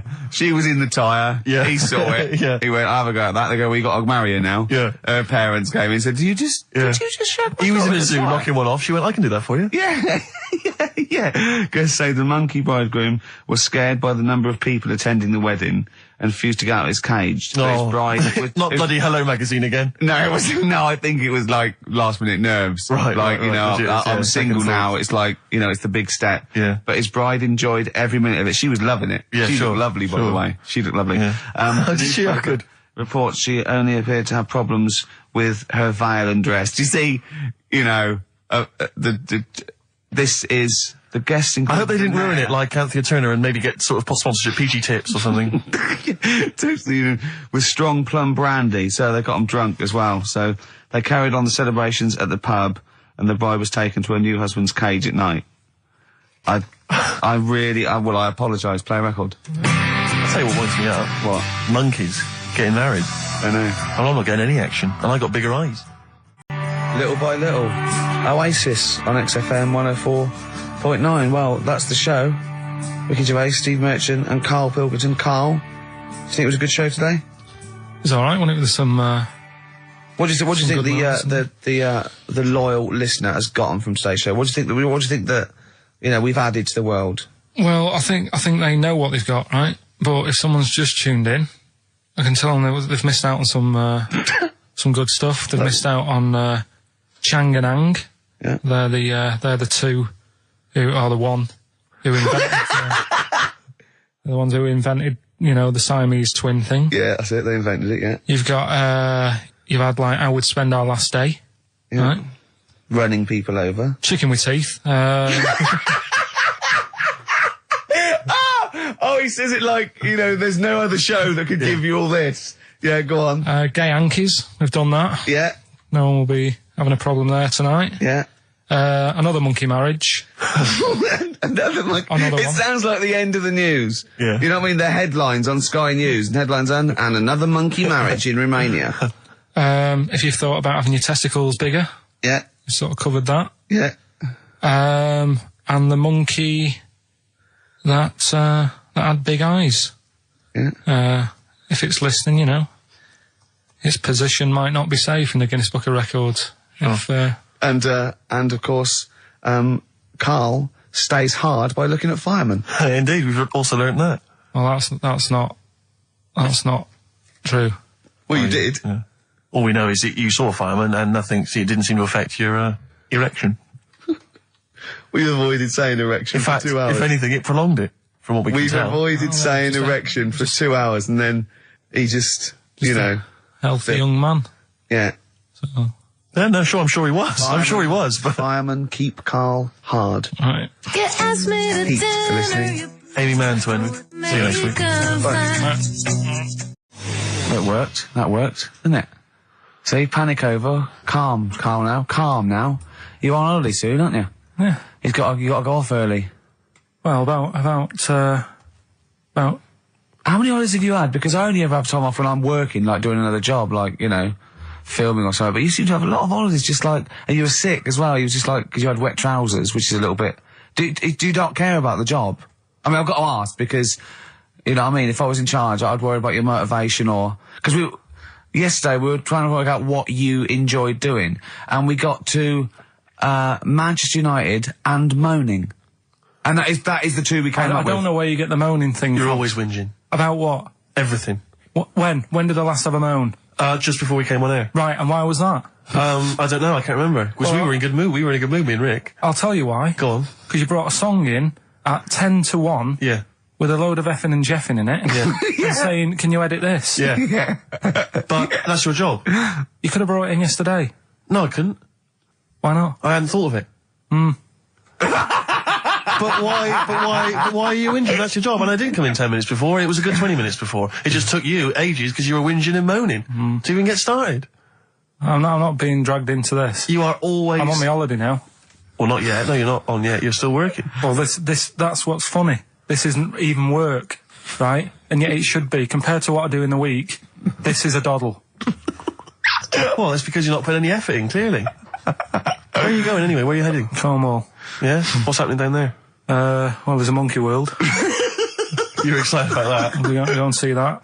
Probably go twice to that. Yeah. Whilst I'm down there. How long are you in for? The whole week? Yeah. Yeah. So, this is with your parents, isn't it? Yeah. Taking them out.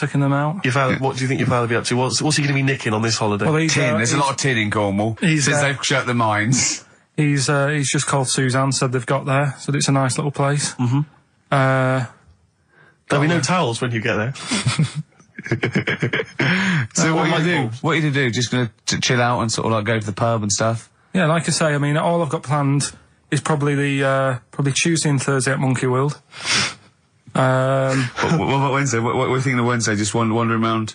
Just sort of think about, King Arthur and that. Where he was down there, wasn't he? I don't know, but I'll tell Where you are you something. going? What town? I don't know. I don't know where it is. Suzanne sorted it out. Yeah, she's sorted it out. I joined the phone to her saying, well, pack 2 pairs. Poor woman. She's packing your bags for you. Yeah. Right. But, you'd spend more time at home if Steve didn't come in at 10-2 with a rap record with, like, obscenities all over it. Yeah, well, we'll play that next week. Well, you didn't even get the job done, that's the thing. We can't even play it because you didn't get finishing time. I'll tell you what.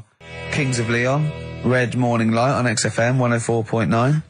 I'm Ricky Gervais, with me, Steve Merchant and little Karl Pilkington.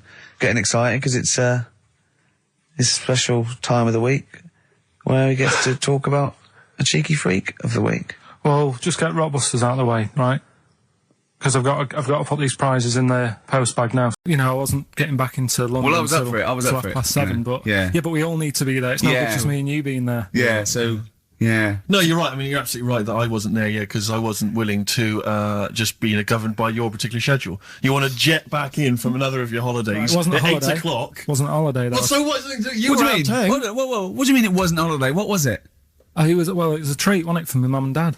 So it wasn't a holiday. So you didn't enjoy the 5 days off? You'd rather have been here moaning 8 hours a day, 7 hours a day? You see, we said last week that you're always whinging. Here you are whinging now. I'm not And you're moaning. saying it's not even a holiday. You're saying it's not even a holiday. What was it then? Would like a nurse who take sick children to Florida, would they say having a great holiday? Sorry, what particular ailment did your parents have for the week that they had to fly in Karl Pilkington, MD? Yeah. What are you talking about?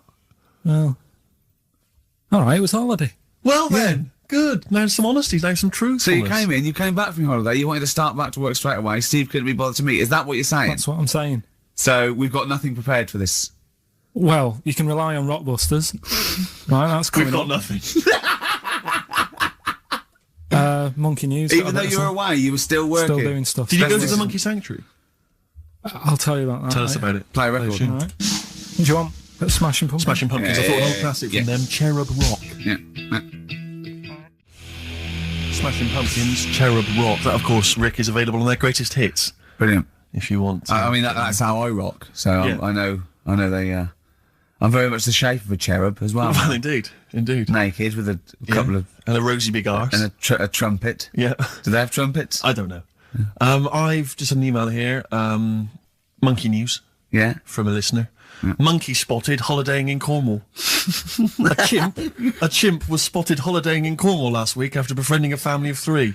One onlooker said, "It was incredible. He dressed and behaved exactly like a human being. He even settled the hotel bill at the end of their stay. The only telltale sign was his lack of table manners and the incoherent babble when he opened his mouth."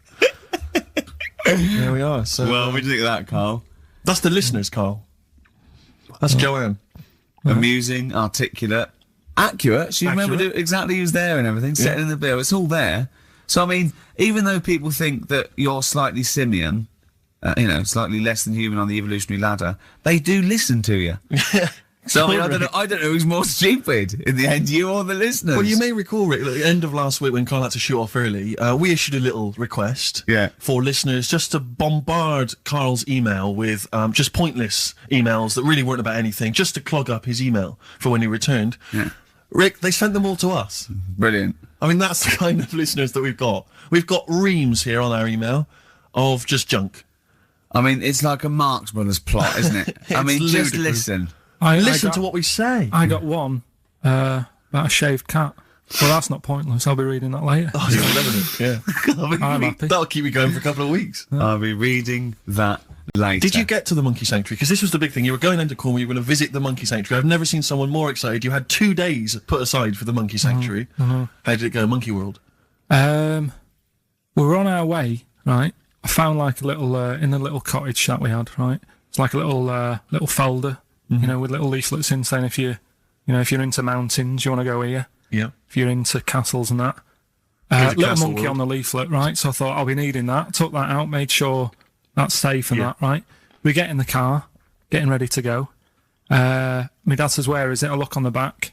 It's in a place called Low or something like that, right? Yeah. So we're on our way. Can't believe me luck. It's going to be a great day and all that. Yeah.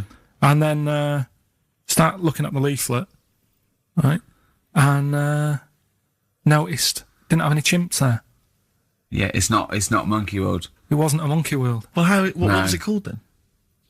Something like Monkey Town. yeah, it was just it had like woolly monkeys in it. That's what They it had was. what? Woolly monkeys. What are woolly monkeys? Those things, Johnny Vegas off the advert. Right. Loads of them. They're dumped now since ITV Digital went under, so they just put them in a cage.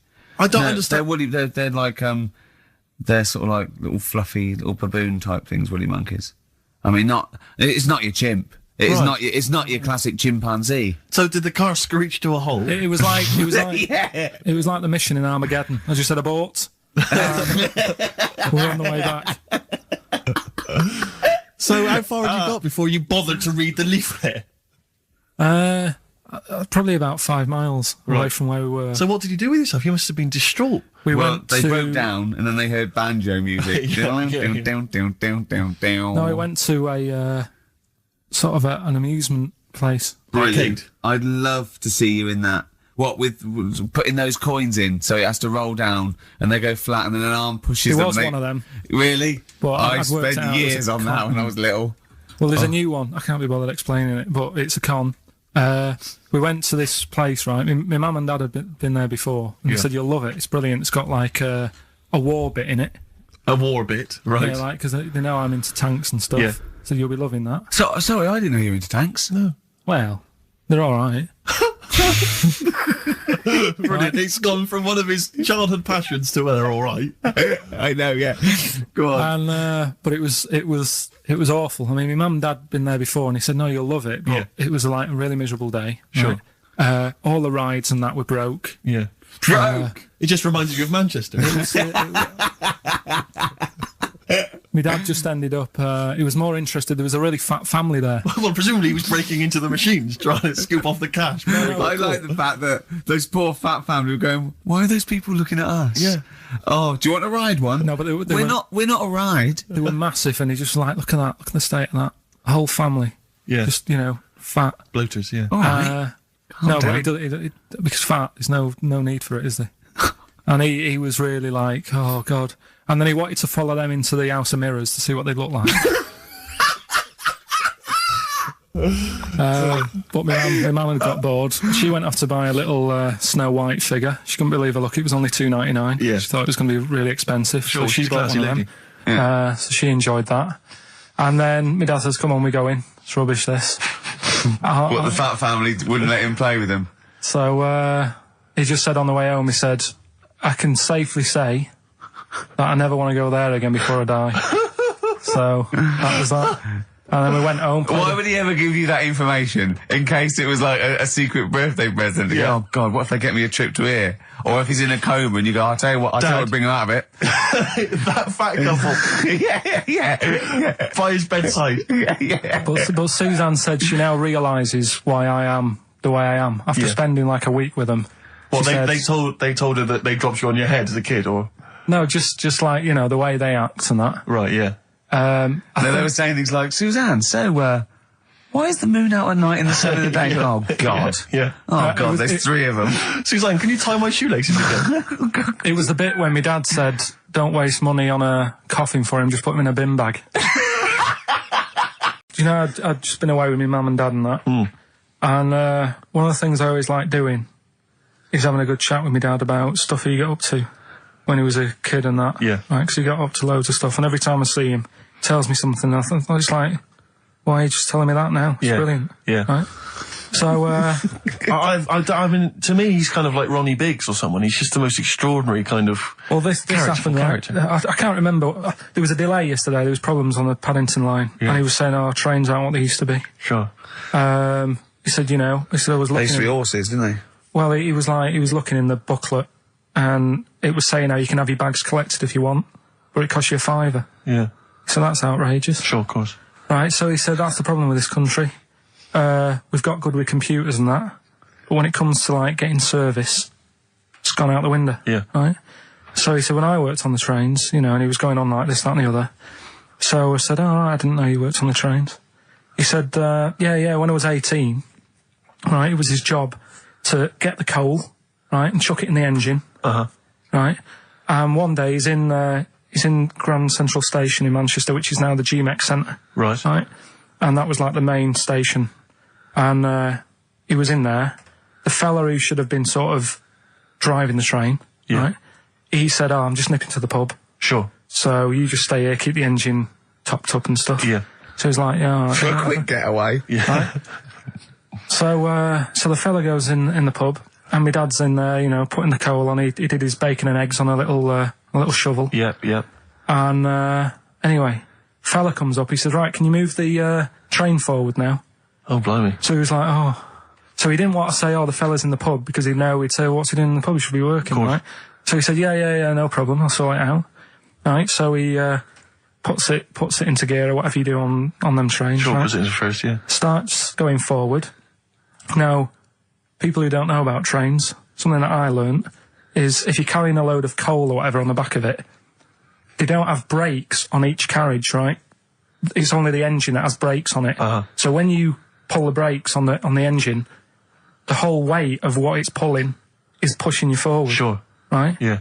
So he doesn't realise this, though, because he's just used to cooking bacon and eggs and chucking coal in. Of course, yeah. Right? So you've got to slam the brakes on sooner than you would normally. Yeah. Well, you have to anticipate it, I suppose, yeah. But he didn't know that, so he's pulling in, he's thinking, right, I'll put the brakes on now. Yeah. Right? Puts the brakes on, the train just keeps going, he's going, oh God, it's not stopping. Sure. It ploughs right through the signal box. Right? Loads of damage. Pulling the signal to know what they're doing. Yeah. Loads of damage done. Apparently, if it was today's money, it'd be about £3 to £4 million worth of damage. It shut the station off for 4 weeks.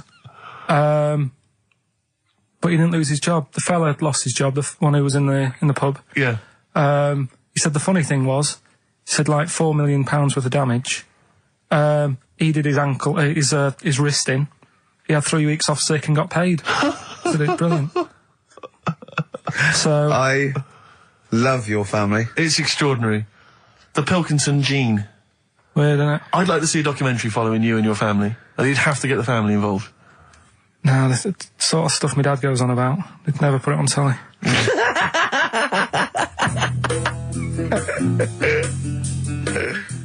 Well, it's funny you say that, actually, because in a survey, it came up this week, it's quite extensive. Mancunians take more sick days than anyone else. Mancunians take more sick days than workers in any other city in Britain and Ireland, according to Manchester-based employment firm.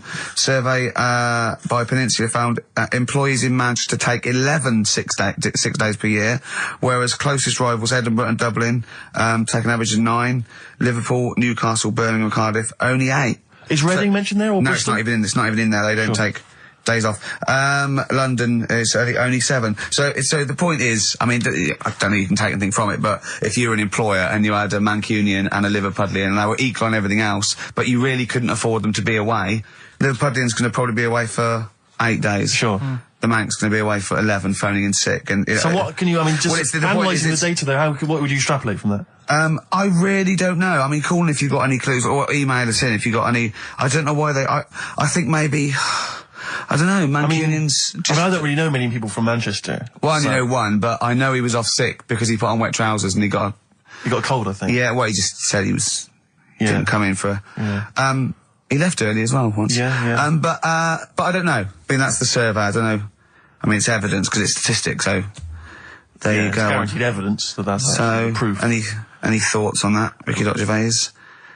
At xfm.co.uk. I mean, oddly enough, you're from Manchester, Carl. Yeah, I am, yeah. What are your thoughts on that? On what, sorry? On the survey. Wasn't really listening. Sure. Well, Mancunians take off more sick days. They call in sick. I mean, presumably spuriously. Yeah. I mean, because they've got the same body. They're biologically the same, so... they're obviously making up their life. Yeah, some of the days. Maybe there's just the 3 extra they're making up. Yeah, they're moaning. Probably because we work a lot harder than the others, so we're tired, so you're sick, so you need time off.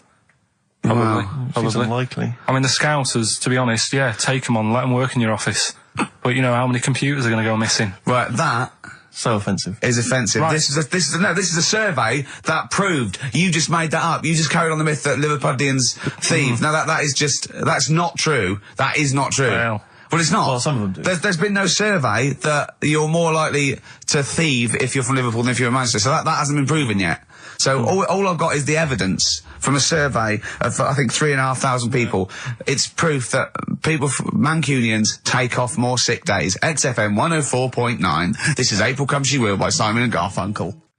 Brilliant. So, if you're from Manchester, sorry about that. I mean, it is true. We aren't making that up. We weren't doing a stupid stereotype like Kyle did with Liverpudlians. It's just a survey that Mancunians take off more sick days. But they might be genuine. They might be sort of an iller people, or it might just be people who are in Manchester go, I can't be bothered to go to work, it's rubbish. Whereas if you're in London, you go, I can't wait to go to work. What a lovely place this is. Some great jobs, don't you? Great jobs, don't they? Yeah. Jane's Addiction, Just Because on XFM 104.9, broadcasting from London, where people prefer to only be off sick when they actually are ill. Sure. I don't think I've ever taken a day off sick. Except when I had that terrible tonsillitis. Is that when you went home, stayed with your mum and dad? Yeah. Why is that a problem? Where's back to health? No, I'm not saying it's a problem. Back to health? Yeah, I've got a loving family. So sue me. What do you make of that? The antagonism and piss taking is just like, oh God, 3 blokes in a pub. There's people listening. I can't go. Are there?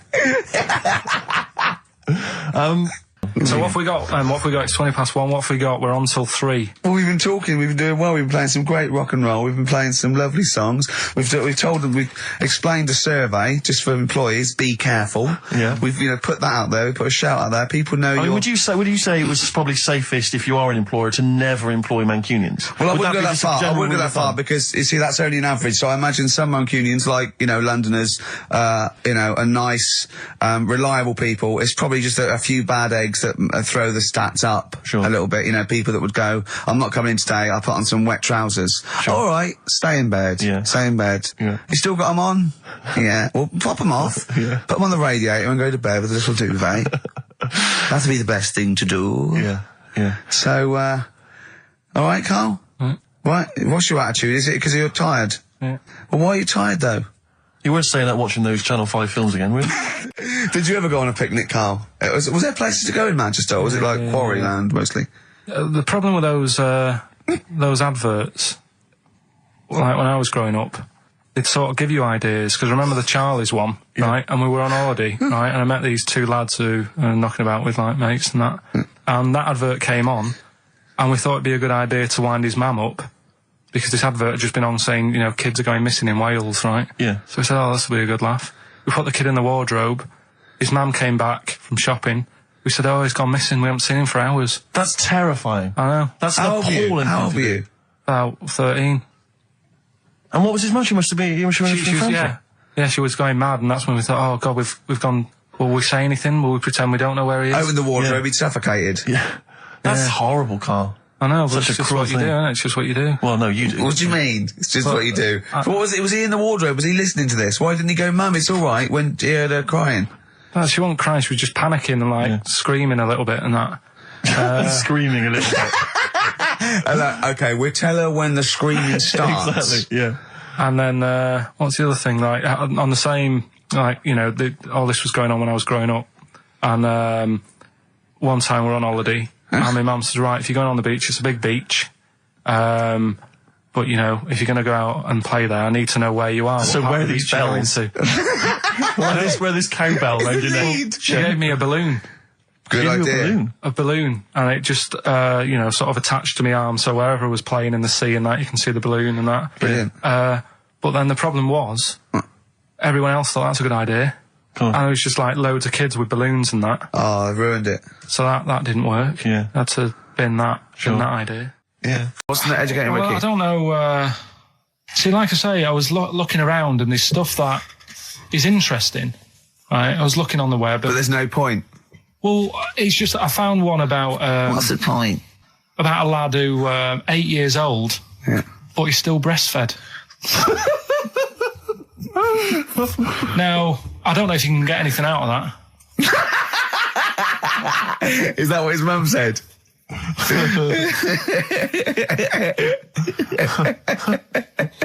What do you mean, I don't know if I can get anything out of that? You don't need to. No, it's just that, you know... Where did you read that? That was on the internet. Oh, well, yeah. You're always unspecific when you mention it. It's just it was on the internet. Well, I'm trying to think what I put in. I think I put in Y to see if I'd confuse a computer.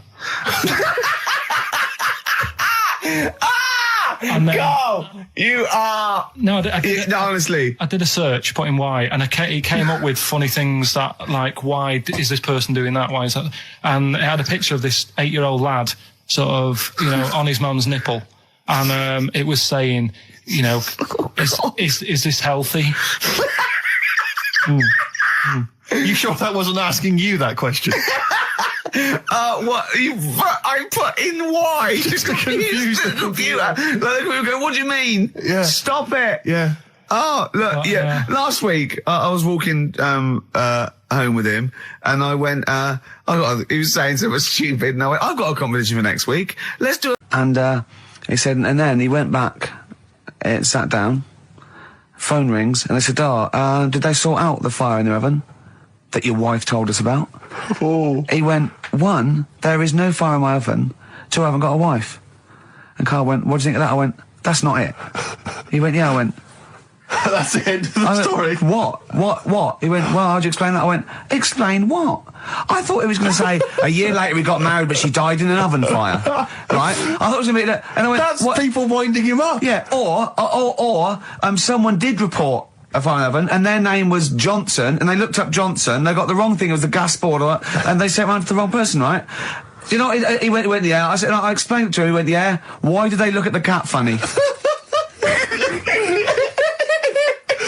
Oh, man alive, Carl. This is really weird, right? I was in my house once, right, and the doorbell rang. Yeah. Right, I opened the door, there was no one there. Yeah. Right? And then I looked across the street, and right, and there were some kids running away. Yeah. Now, how do you explain that? Yeah. There was another time, right, where, like, I opened the door and there was a bloke goes, you've ordered pizza. I went, I haven't ordered pizza.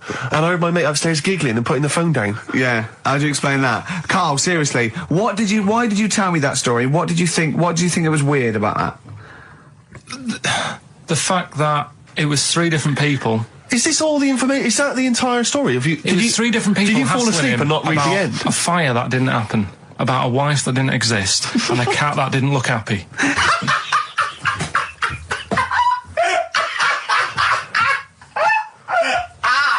Oh, I'm gonna have a heart attack, Carl.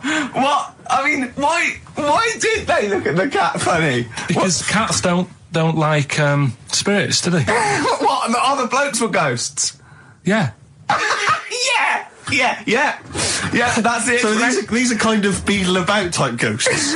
These are ghosts who walk the earth as the undead, just winding people up slightly. That's lovely. That is lovely. Seriously, and a cat that did not look happy. But seriously, why would ghosts wander around just like winding people up? Maybe something did happen there years ago. Some fire. Some woman might have died in a house of a fire or something. Yeah. And it's sort of all happened again. But, Yeah, it's certainly a mystery. I mean, if you don't It's a mystery. I mean, I can't. What's this book you were reading? You were reading a book, which is interesting enough. It was the Fortean Times. Oh, Carl. Yeah. Well, I don't know what to say. Well, I'll tell you this, Carl. Here's a track that will spook you right out. This is Warren Zevon from what was it, like about 1979, early 80s? Oh, great track. Werewolves of London. Play this, Carl. But don't be scared. From 1978, Carl, Werewolves of London by Warren Zevon. Are you a fan of that? It's alright, Great track, isn't it? Fans of Warren Zevon, maybe if you should know he's got a new album out as we speak. Although, if you're a fan, you probably know that already. Yeah. If you aren't a People fan, who hate him would be interested in knowing that he's got a new album out. Yeah. Do you believe in, I think Werewolves. lycanthropy? Is it not called? What's that, sorry? Lycanthropy. What's lycanthropy? Isn't that werewolfism? Really? Isn't it? Do you believe in that, Carl? They've found stuff, haven't they? They've found kids walking about who are all hairy because they sort of grew up with wolves and that. Yeah. So No, you see, two things there. You cannot take on acquired characteristics genetically. So if you grew up with wolves, it wouldn't suddenly make you hairy. There's been pictures, there's been stories on it, and I reckon most people a lot of people have seen the stories. It's a popular thing. You mean the kids that are born hairy? No, there's kids who've been born hairy, right? Yeah, that's it. No, but listen, and they walk around on all fours, and they drink milk from a saucer. Steve, this is remember easy. that time with the maggot in the head? Getting out with bacon, and you were like laughing, and then people called up and said, "Yeah, I've seen that. I've read about that." Yeah, this is the same thing. Have you seen an XFM listener up close? Have you ever looked? They studied? drink milk from a saucer. yeah, they've got to be kept on leads. People who listen to this show. There's no point me telling you about stuff. There is. It's comedy gold. When you were at school, did you keep arguing with the teacher saying you're talking rubbish there? Teachers didn't teach us about werewolf boys and ghosts. They taught us maths. God, right. Tell the story about the manhole cover. Right, in the same magazine as the one with the cat and the fire and that. Don't tell me that story again, it gives me the shivers. Yeah, a cat that's got a weird expression on its face is against God. Anyway, this isn't a scary story. This was just like physics. Physics. Yeah. It was going on about the nuclear bomb and how powerful it is. And they put a manhole cover on top of one. Okay. Blew it up. Yeah. Never saw the manhole cover again.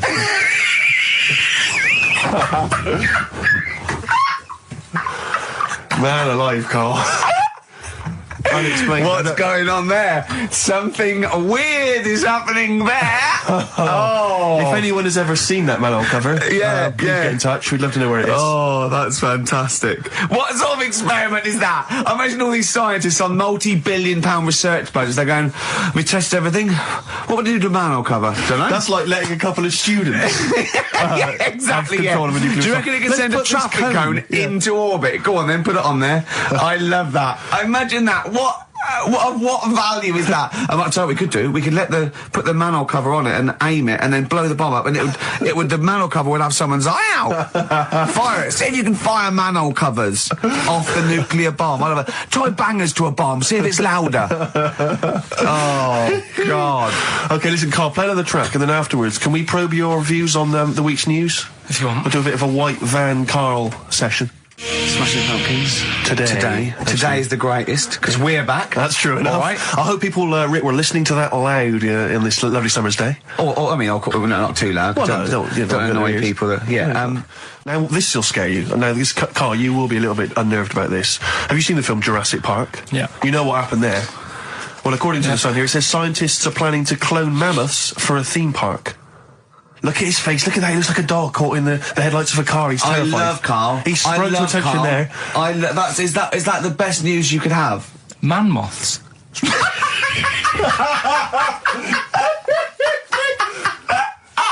Right. Right. Yeah, man moths. I Man love moths. the fact that that's why he was so excited that they bred a man moth. What is this? Yeah, it's a human being that hides in your wardrobe and eats an entire jacket in a day. Yeah. What do you mean, man moths? Mammoths. Mammoth, the big hairy cow from the Ice Age. I mean, elephant. You're not so excited about that, then? You can take or leave bringing back mammoths to life, but a man moth... A man moth is a different matter. Oh. If we'd have never brought that up, he'd have gone and told someone now, you know, they've bred an half man, half moth. This is what we mean. That's how things start. This is what we mean when you hear these ghost stories. Are you slightly deaf? Is that it? When you hear these stories, you're slightly deaf. And his head was in the basket, and he went, count how many times I blink. Is it... Carl, is English your first language? Are you actually foreign? Is that the thing? Yeah. Should we speak when we say slower? foreign, we mean not of this planet. Yeah. Should we speak slower? Would that be a help to you? No, go on. Next What do you make of that? Do you think that's good? Do we think that's good to bring back mammoths? Prehistoric animals. These giant elephants. They're slow, aren't they? It's not as if they're going to, like, get out and run fast and they can't capture them. They'll probably be a fence, to be honest, Carl. They'll probably be a fence. No, but you're asking it as if, like, oh, it could all go wrong, but it couldn't, could it? Well, really? but the point was about Jurassic Park is they thought it wouldn't go wrong. They thought they had it all under control. Have you learned nothing from Jurassic Park, Carl? Dinosaurs would say, "Oh, think about it before you do it."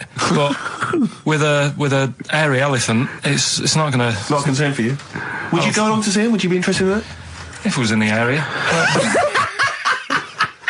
He's great, isn't he? I'd love a queue, Nothing right? impresses No, him. but what I'd like to do is Carl sitting like Yoda in a little cave, and I'd just like to see people like Tony Blair and, you know, Stephen Hawking in a queue, and they go and say, Carl, got a bit of a problem. And thinking of cloning a man and a moth. Problem? Not an issue. No, if I'm in the area, I won't cruise around and have a look at it. Otherwise, just don't send it near my clothes. Oh, that's fantastic. So it's just for a second. As the words man moth came into your head, how excited were you? I mean, were you both terrified and excited?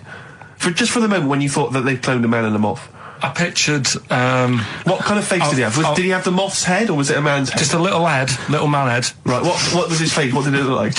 He just was like a bit shocked. Perplexed, yeah. So it was like he'd been grafted onto the body of a moth without his consent. And when he was asleep, he'd woken up. He just went in to have a goiter removed, and they said, "We've replaced your goiter with the body of a giant moth." Yeah. Is that all right, Mr. Jenkins? So he had the head of a little. Was it a little boy or a man? Little man. Right. Okay.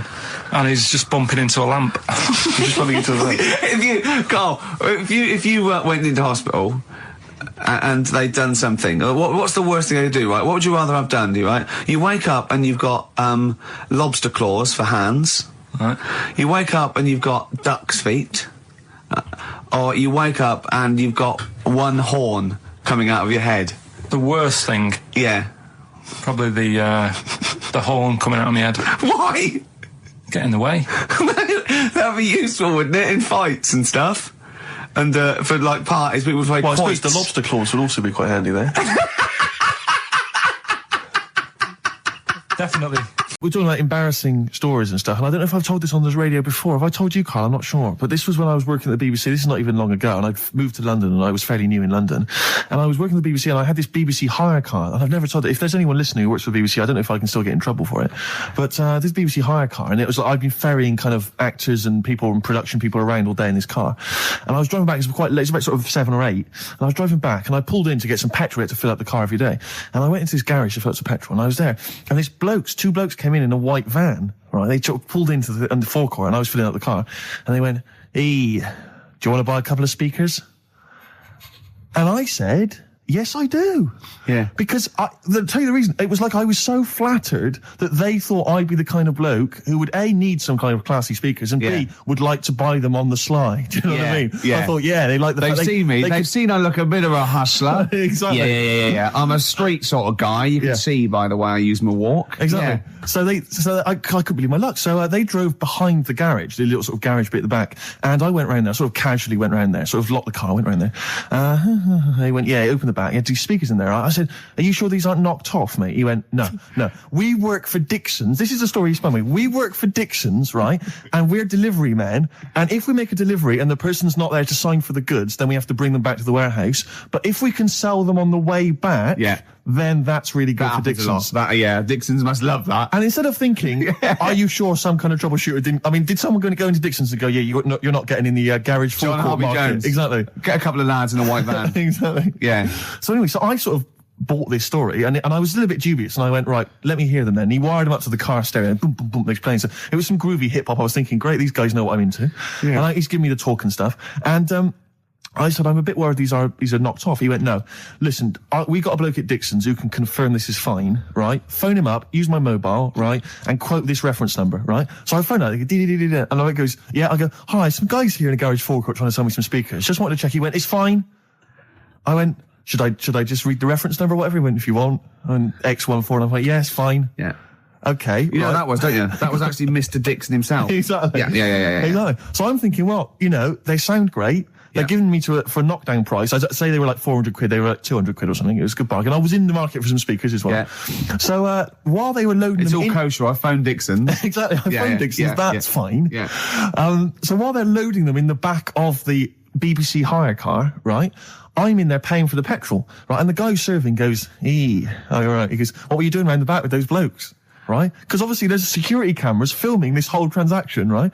And he goes, what are you doing around the back? And I went, brilliantly, there's some old mates. Some of my mates were just having a chat and that. He went, oh, right, okay, like giving me obviously the evil eye. So I went back to the van. So I'm in the car now and I'm driving with one of the blokes who's in the van with me because I didn't have the money on me. So I had to go to the cash point to get the cash, right?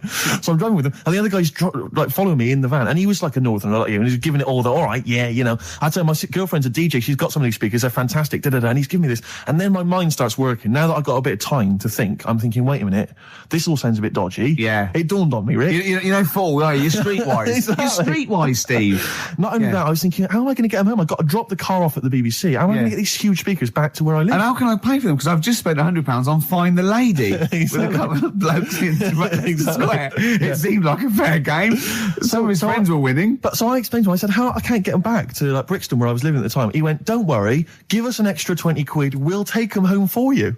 Oh, that's good. Deliberate. They do a whole service, you see. And there's also a backup guarantee.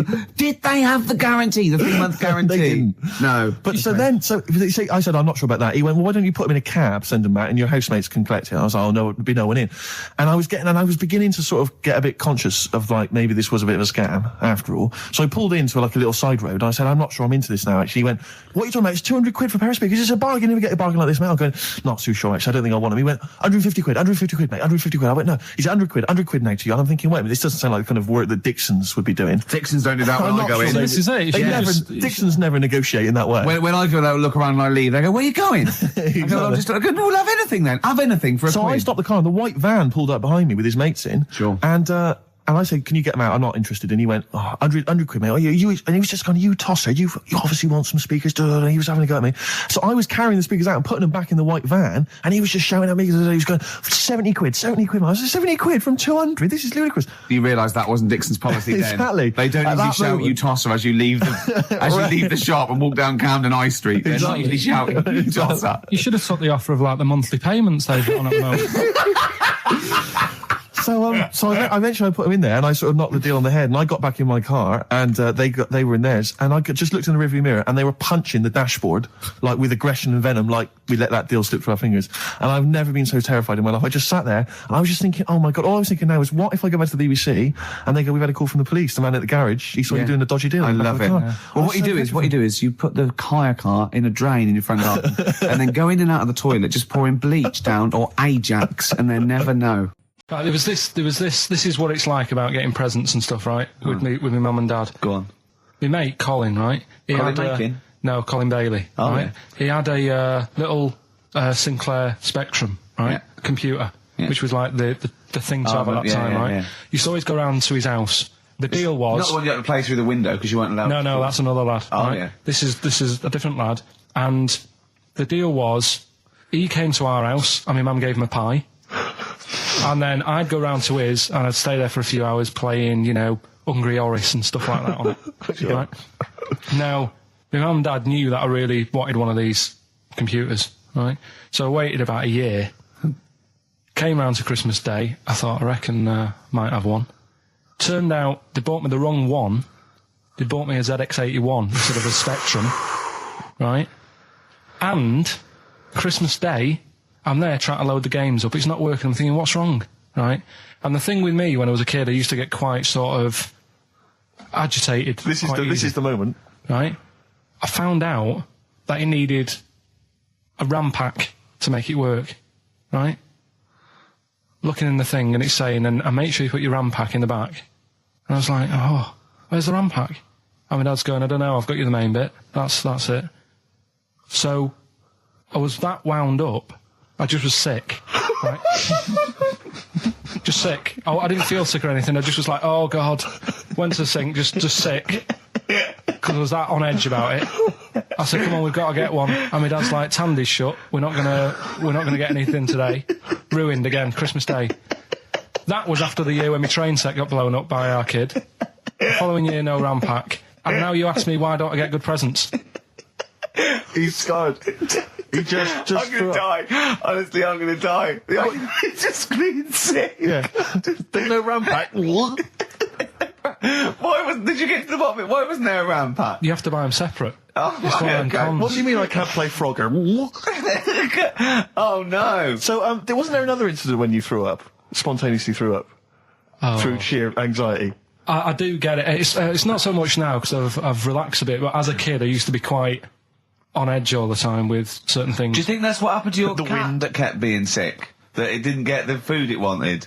And it just threw up? Do you remember that? Yeah. God, so they shaved it. I've got a game show, right, that I came up with, okay, and it features me, but I think it could be perhaps a vehicle for yourself, Gervais. Yeah? What's All it right, called? I'm going to tell you, it's called Ricky Gervais Meat Rations, Right. and I like it already. You like it already? Because there's a part in there for me. Yeah. Could I play the Ricky Gervais? Yes. Yes. Fantastic. It was originally called, basically, let me just summarise very briefly. I'm not going to tell you all the games, but it's basically recreating the heady days of the war. Right. Right. That's fantastic. It's beautiful already, isn't it? It's got the nostalgia thing. I've got a game as well. But it was originally going to be called Ricky Gervais Fag Rations, Right. but apparently cigarettes weren't rationed in the war, so it's they? called Meat Rations now. Excellent. And I'll tell you some great games. My favourite is, what's it called? To be perfectly Anne Frank. It's a great game. It really is a great game where you've got to pretend to be Anne Frank and hide from sort of snooping Nazis. Oh, that is It's a great fantastic. game. And there's also, of course, well, let me go into it. There's also Dig for Granny. Good. I'll dig for victory if you like. And what happens is you're scavenging through rubble, right? Can I just say, and these are copyright. Anyone trying to rip me off? I mean, I've got the Penis Puppet Theatre. Yeah. I've got a stake in this, surely. haven't I? certainly. Ricky Gervais Meat Rations. You can have a bit of my Penis Puppet Theatre. That's lovely. Yeah. And I've also got a new game that I'll talk about after yours. It's called Tip the Balance. And it's sort of like a game for four. And it's like, I'll send it off to Waddington, see what you think. I mean, there's teething problems with it. Okay, well listen, Gervais, look, Let's play Don't Fear the Reaper. Let's play that tune. By Blue Oyster and his cult. It's a classic. Yeah. And then we come back and we try and make some money. Let's make some cash. Well, you've got to be happy with that. Blue Oyster Cult, Don't Fear the Reaper. Yeah. Yeah? So go on then. So what other games are in this, Ricky Gervais's Meat Rations? Well, it starts off, there's the sound of an air raid siren. Yeah, I like it already. And we came up with, start queuing up, Mum, for Ricky Gervais Meat Rations. Excellent. Do I look like sort of Walker out of Dad's Army? Yes. That is fantastic. Now you come in. Yeah. And what it is, the set, right, is kind of like half of it is an old sort of East End pub, and Yeah. the rest is kind of rubble and debris, and excellent. a skyline of ruined, Britain. And what it is you come in, you're fairly sort of sharp and dapper, and of course Chaz and Dave provide the music throughout the show. And you know the Dolly Bird that usually comes on? She's a woman with like curlers with a little scarf on it. That's right. She comes out with on those little floral aprons. You've got it. You've got it. Fantastic. And there's a game show. There's a bit in the show called Roll Out the Barrel. Yeah. I don't know what happens in that. Roll out the barrel. We could think of something. There's a barrel of fun, sort of thing. Yeah. And there's a dig for victory where you've got like a big pile of rubble, right? And you're digging through it, scavenging for food, canned food. But if you find like relatives or friends, Yeah. you score extra points. Oh, that is fantastic. And there must be some sort of fun with like gas masks. Yeah. When you can all put them on and dress up as like, I don't know, one of the banana splits. Yeah. That's what could that be? Gas. Who snork? Yeah. Yeah. Well, possibly. So every week there's the real Snork. Right. So it's like contestants come on. They put which one's Snork? Which one's Snork? Yeah. So you've got three celebrities. Yeah, it was a gas mask and the real Snork. That's great. So you got someone like Ted Malt's son. He pops one on. You got Frank Bruno. Yeah. And Jilly Cooper. That's it. And they put their mask on and like a little outfit. And then the real Snork is there. And you got to ask them questions. Like you get like Bernie Winters and Henry Cooper going. Number three. How long have you been in the banana split? And Jilly Cooper goes, about 6 years ago. I don't know. I think the banana split's been going longer than that. No, I don't think it's number 3. What do you think? And Bernie Winters go, number 1. Number 1. How did you get the job being in banana splits? And it's probably Ted Malt's son going, I answered an advert in the paper. That's not right. They were born. You know what I mean? And there's Chaz and Dave in the corner just going, na na na na na na na na na na na na na. Yeah, with the real Snorks, and they always the lights go right, and one stands up and he sits back down again, and then the real Snork and the others all take their mask off, and they go, "It's lovely, Jilly. What are you doing now?" "Well, I'm appearing Puss in Boots down in Brighton." "Oh, that'd be fantastic." Wait a minute. What? Jilly Cooper? I don't know. What does she do? Oh, she's a novelist. She's a novelist. Oh, yeah. Now appearing in Panto. I'm not letting you book the guest. Oh, God. But wait a minute. What? I mean, I love your idea. Yeah. Who Snork? Yeah. It's a bit odd, isn't it? How we started off with a kind of wartime nostalgia show, but now we've sort of featured sort of quite bad 70s animal things. Nothing wrong with the banana splits. But I like that. That's a good game. Yeah, okay, is that going to be like a special feature? So I'm just going to make a note of it because we've got Dig for Victory, to be perfectly Anne Frank. Yeah, and who's Snork? Who's Snork? Yeah. Well, I'm full of ideas. I could probably help you on this. Oh, this is great. Well, what other... Yeah. Maybe we'll come up with some other ideas as we go we've on. still got Tip the Balance to go. But can I just say, I did actually once try and pitch this. When I appeared on Blockbusters. Yeah. Well, I obviously met with a producer there, and I said, "I got an idea for you." Have we talked about this on air? We talked about me on Blockbusters, Have we? but not about my pitching this. No, thing. go on. And I said to her, "Sit down." I said, "I've got a great idea," and I tried to bill it with me as the star. She said, "Who are you?" Steve's Meat Rations. She said, "Why are you in it?" I said, "I am. Don't worry. I'm the only one who can pull it off." Yeah. And she said, "Right, go on. What is it?" And at that time, I had none of the games. All I had was the title, and she went, "I like it. Yeah. What are the games?" I don't know. She said, if you'd have just said, "Well, stop me there, love," and just popped a gas mask on and said, "Who am I?" She'd have gone, "Snork." No, it's not. We got an ad break, then we got a classic from Blur. It's 5 o'clock. So if you were going to watch that thing that started at 5:02, you missed the first 5 minutes of it. Yeah. So we're doing well with this new game show, aren't we? Yeah, we've got a few ideas there. Ricky Gervais's Meat Rations. Ricky Gervais Meat Rations. I love that. It's a great idea, isn't it? We came up with another quick game, because obviously so far we've got Dig for Victory, to be perfectly Anne Frank, and Who's Snoring, which is possibly, I think, the most popular game so far. Yeah. And also we've come up with a new one, haven't we? Puss in Jackboots. Yeah. You get a beauty of the age to come out. Saucy Samantha Janus? Yeah, maybe she comes out and she's got a little moustache on.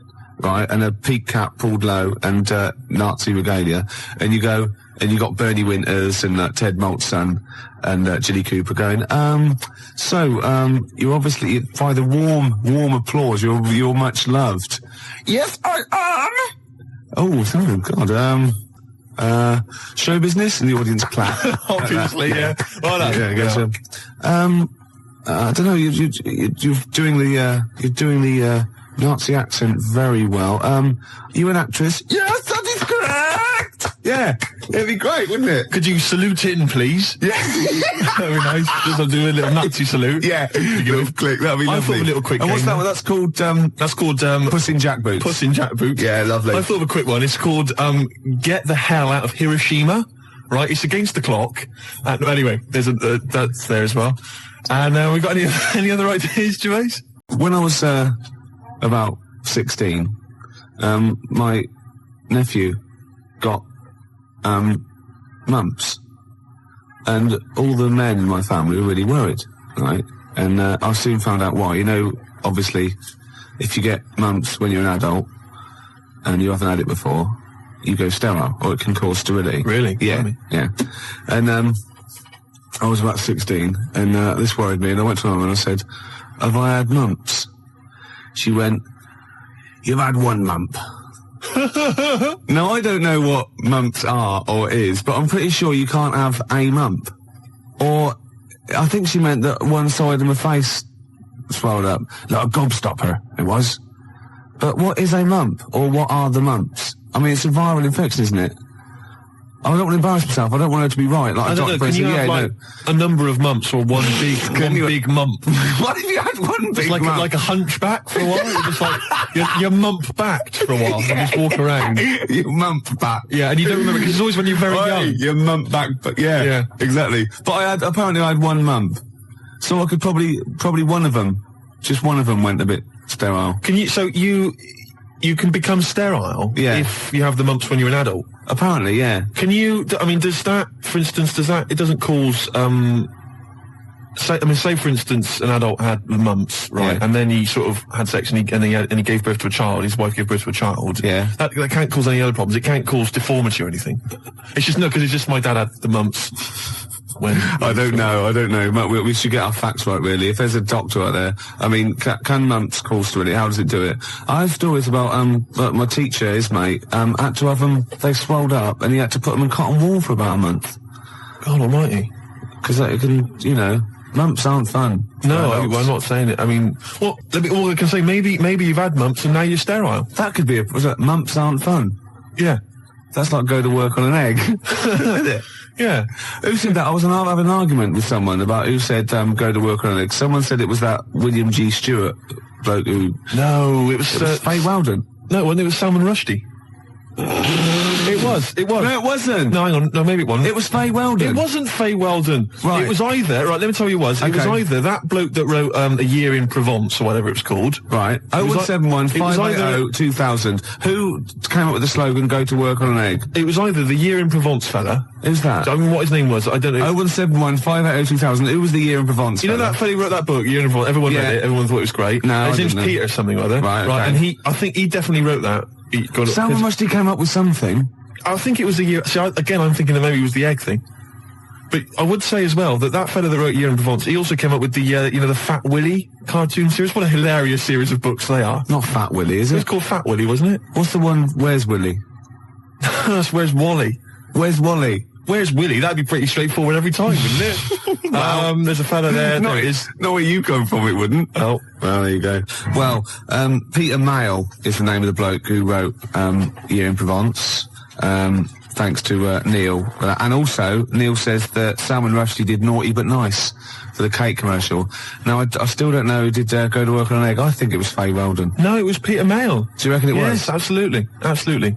I'm gutted. Yeah. And you very rarely, Jerry from Balham, you very rarely go sterile from mumps, but it is a viral infection, yeah. It's such an informative This programme, exactly, Steve. Yeah. It's like a public service. It really is, isn't it? And we treat things sort of sensibly and maturely, and we give out, the correct information. I'll be honest with you. It's safe for kids to listen to, isn't it? Well, imagine if you were in the... I mean, this happens to us all the time. You're in the pub and someone will say, well, is mumps a problem? Is it going to cause infertility? And you're there just saying, Well, I was listening to Ricky Gervais. And... It's very rare. It is a viral infection. So. And do you know who did go to work on an egg? They went, no. Peter Mayle or Faye Weldon, we're not sure. Possibly Salman Rushdie. No, definitely wasn't Salman Rushdie. That's quite incredible, though, to go from writing Naughty But Nice about cakes to live in a hole for the rest of your life. Saturday afternoon, put the show on. So they might not be familiar with Well, Ian Canfield is a young man. He's been in... he's about 14. He's been in radio... It's weird, he's 14, but he's been in radio for... 15 and a half years. He was weaned on the milk of Avant. Yeah. Right? And he's going to be the new rock god, aren't you? Well, I'm trying. Yeah. No DJ Canfield. Just go, yeah. Right? And over the 2 hours, I want to work out the 4 pillars of rock, right? I want 4 names, 4 pillars of rock, right? Huge rock pillars, and then I want the king who stands astride them like the archangel of metal. So we'll be asking Ian every few minutes. We're asking, right, who's your first pillar of rock, and then keeping the one that stands astride them. Okay. And how many do we need? Well, we need 5 names then, don't we? The 4 pillars of rock and who stands astride them. Right. Okay. Like the Overlord with these Axe Attack albums. Yeah. Yeah. This is Oasis. Christmas. That was the record before us, and here we are, pre-recorded, because we did this a few weeks ago, because we're not here at the moment, are we? We're away in that. I'm Ricky Gervais, with me Stephen Merchant. Hello there. And Karl Pilkington. Well, He's not actually with us. No. He'll be in some of the best of clips that will be coming up shortly. yeah, this is just us, isn't it? This is just us. We did this, when did we do this, Rick? A couple of weeks back. Hold on, what is it? What It's the day is it? 27th today. Yeah, well, I enjoyed Christmas. I loved Christmas. I love Christmas. I had a great time. What do you get? Loads of presents. So did and I. I'm glad they made it to number one. I'm really glad. Stroke, he, she. Yeah, I'm really glad that the pop idols, Cliff Richard, Westlife, made it to number one. Bo Selector. Bo Selector. Yeah, just delete that. As, Yeah. Okay, we're going to play some of the best of, some of the greatest moments of the last 3 weeks Yeah. ever heard on XFM 104.9. What about this? Do you remember this one? Oh, which one is it? I'm Ricky Gervais, with me Steve Merchant. Over there, Karl Pilkington. The man who believes anything. I think it might be a condition due to his little round head. Mm-hmm. It's sort of like, it might be a new condition that we can call cranial spherity. And because it presses on his lobes, and the only sort of upshot of that is he's normal everywhere, but he believes everything he reads or Yeah. sees on Anna Nova. Alright? Talking of which, Rick, I don't really follow the news. No. It's mainly boring, innit? Wars and stuff. Yeah. But I don't know. Well, yeah. Well, it is a war. It's all this nonsense before and after. When it's a war, it's, it's in the middle of the war. You can watch it on telly. True. You get results. True, You know what I mean? Like, do you know what I mean? Yeah. Like a test match or something. But it's all this rubbish before and after. It drags on. This recent war seemed, I thought, just generally, it was better presented than the previous one. Because I remember the first Gulf War, it was often during the night, and I couldn't stay up. Yeah, because I think the American had rights to it, like the Tyson fight, so we had to get it at 2 in the morning. Exactly. Which is annoying. They had, their prime time in that. Yeah, and a lot of it was in black and white as well, when the bombs went in. When the bombs went in. So, this time there seemed a lot more colourful. Yeah, it's much better coverage. I think they should win awards. Yeah, well, I like for it. So, yeah. like Channel 4 won for cricket. Yeah, I mean, a few times as well, I was quite pleased to see they actually had footage of the bombs exploding. Yeah. No, good. Well done. Generally, good on you. Well done. Good on you. Yeah, It costs a lot though, doesn't it? It isn't a costly War's thing. a lot more. When you got something like, a Jimmy Carr game show, which probably costs about £100,000. Yeah. Like, half an hour of war costs millions. It's almost man. as expensive as like Terminator 3 or something. Yeah. But I mean, But then, you got to have variety. Exactly. Sorry, Steve, you were talking, mate. Well, no, I just wanted to make sure you're aware that the World Elephant Polo Championships have taken place. I did get it. I You're think aware they of that? mentioned we won, didn't we? England won. Yeah. Well, my question is, where have they been practicing? I don't know. Do you remember ever at school anyone ever saying to you, "Are you interested in playing polo with elephants?" Do you reckon it was 5 blokes in pith helmets kept sneaking into a whipsnade? Possibly. What are you doing, lads? We're practicing. Get down. Yeah. Get off them elephants. Yeah. I didn't even know we had a team. I can't believe it. No, But it's like Johnny Wilkinson and the rugby lads, they're going to get MBEs, all sorts. The elephant polo boys, nothing. They're going to get nothing. I haven't seen the sun talking about to them. be fair, it's not like horse polo where I don't think there's a stick long enough. I think the elephants kick it, don't they? I think you might be right. I think they're not allowed to use their tusks. They'd burst it, won't they? I think They go, Start again. Raheem! Yeah. What do you mean the elephants kick it? All right, I've opened a can of worms here. Normal polo on a horse, they have like... mallets. Yeah, they whack them, right? But I think it's obviously they're too high up. I think I might. What? Have you seen that, Steve? No, I haven't, Carl. Tell me about You it. should see it. Go on. Why? Because there's this thing in it. Go on. What, a stupid, bald Mancunian tosser? No, weirder than that. There isn't anything weirder than that. Big eyes. It was gangly. Keep talking. You've got to see it because you wouldn't believe how the likeness and that. You've got to get the film out tonight. Right. It's not as weird. It had a normal voice, right? He's done you and he's not even here! I'll tell you what, mate, it ain't worth coming in next week. Stay on the line, Carl. Play a record, Claire. Kings of Leon, Molly's Chambers. What do you think of that, Carl? All right. There's a surprise. Oh, Another I'll tell you what, insightful remark. Steve is not a fan now. Not only does he know you've been slagging him off behind his back. No, I wasn't slagging Steve. If you get it out on DVD tonight, you'll know I'm not slagging you off. It could be your brother. I love the fact that it makes it worse, but he's thinking you're going to go, oh, he wasn't slagging me off. It does look like me. I do think I'm an alien. I love the fact that you hope Steve will go, he's got a point. It's a spitting image. Yeah. I am, seriously, Carl, I'm really angry. I'm so angry with you at the moment. You haven't seen it yet? No, I know, because I know what it's going to be, and I'm just... Why? I'm fuming. I'll tell you why I'm angry, because he doesn't do it in jest. No, but what do you think it's going to look like? What do you think this thing's going to look like? Going to look ludicrous. It's not going to look anything like me, but he's going to like pretend it does. Go on, what? Go on. No, it does look like you. Yeah, of course it does. And you looked like the Human Z. Well, I mean, to be honest, you did a bit, Carl. You walk like him, you're bold like him, you got a sort of gormless face like him. Any more? I don't smoke. That does. I'm not arguing with you. I'm not well on that. Oh, you're not well. What exactly is wrong with you? You whinger.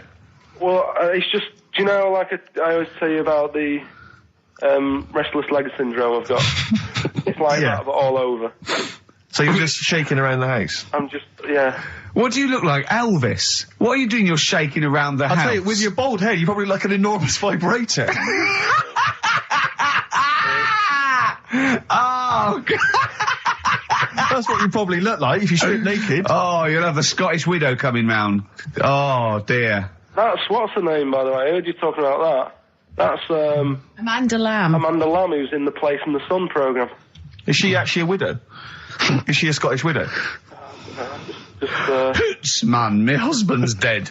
Do you want any money and a bit of my clam? Brilliant.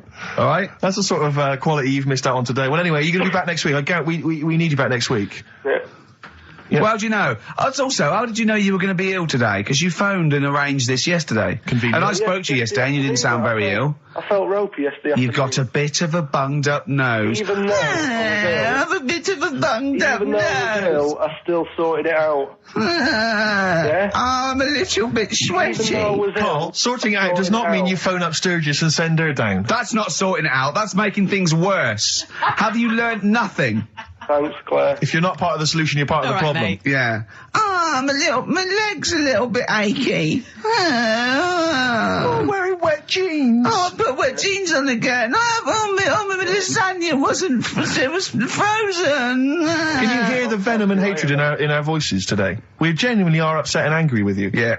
Can't believe it. I cannot believe that Right, well, the thing is, we'll be back to normal next week, right? We've got Billy Elliot doing the film next week. Right. Any prizes? Got some good stuff. Have you got any films with Burt Reynolds in to give away on VHS? And I'll see you then. Great, we're looking forward to it already. I'll see you later. See you later. Hot heat, bandages, XFM, we're off, innit? That's it, it's all over. Yeah. Back next week. Yeah. Thanks, Claire. Bye. Total respect. Yeah, Yes. nice one. Keep it real. See ya. Carl, I need the phone number of your girlfriend. Let me explain why. I was lucky enough, once again, to be on your quiz team this week. Ricky... Still to beat me. He's still to beat me with his team, yeah. Second I came. We sort of, the gang here and some friends, we sometimes go down to a pub quiz in the local area, and I was very nicely, I was invited by Carl to be on his team. Twice now I've been on that team. Ricky's always on another team. And what can I say, Carl? Do you mind me saying this now? Because I've analysed the team, and it's very much your team, and you've put the team together. You've recruited some excellent personnel. Your girlfriend's very, very good on the team, as is one of her work colleagues. And you normally bring in, someone like myself. I like to think I'm providing something with the entertainment section. I seem to remember last time I answered at least 6 or 7 questions that other people hadn't got. So I felt I provided something there. Carl, I rather like John Harvey Jones, who used to be called in to sort of troubleshoot companies.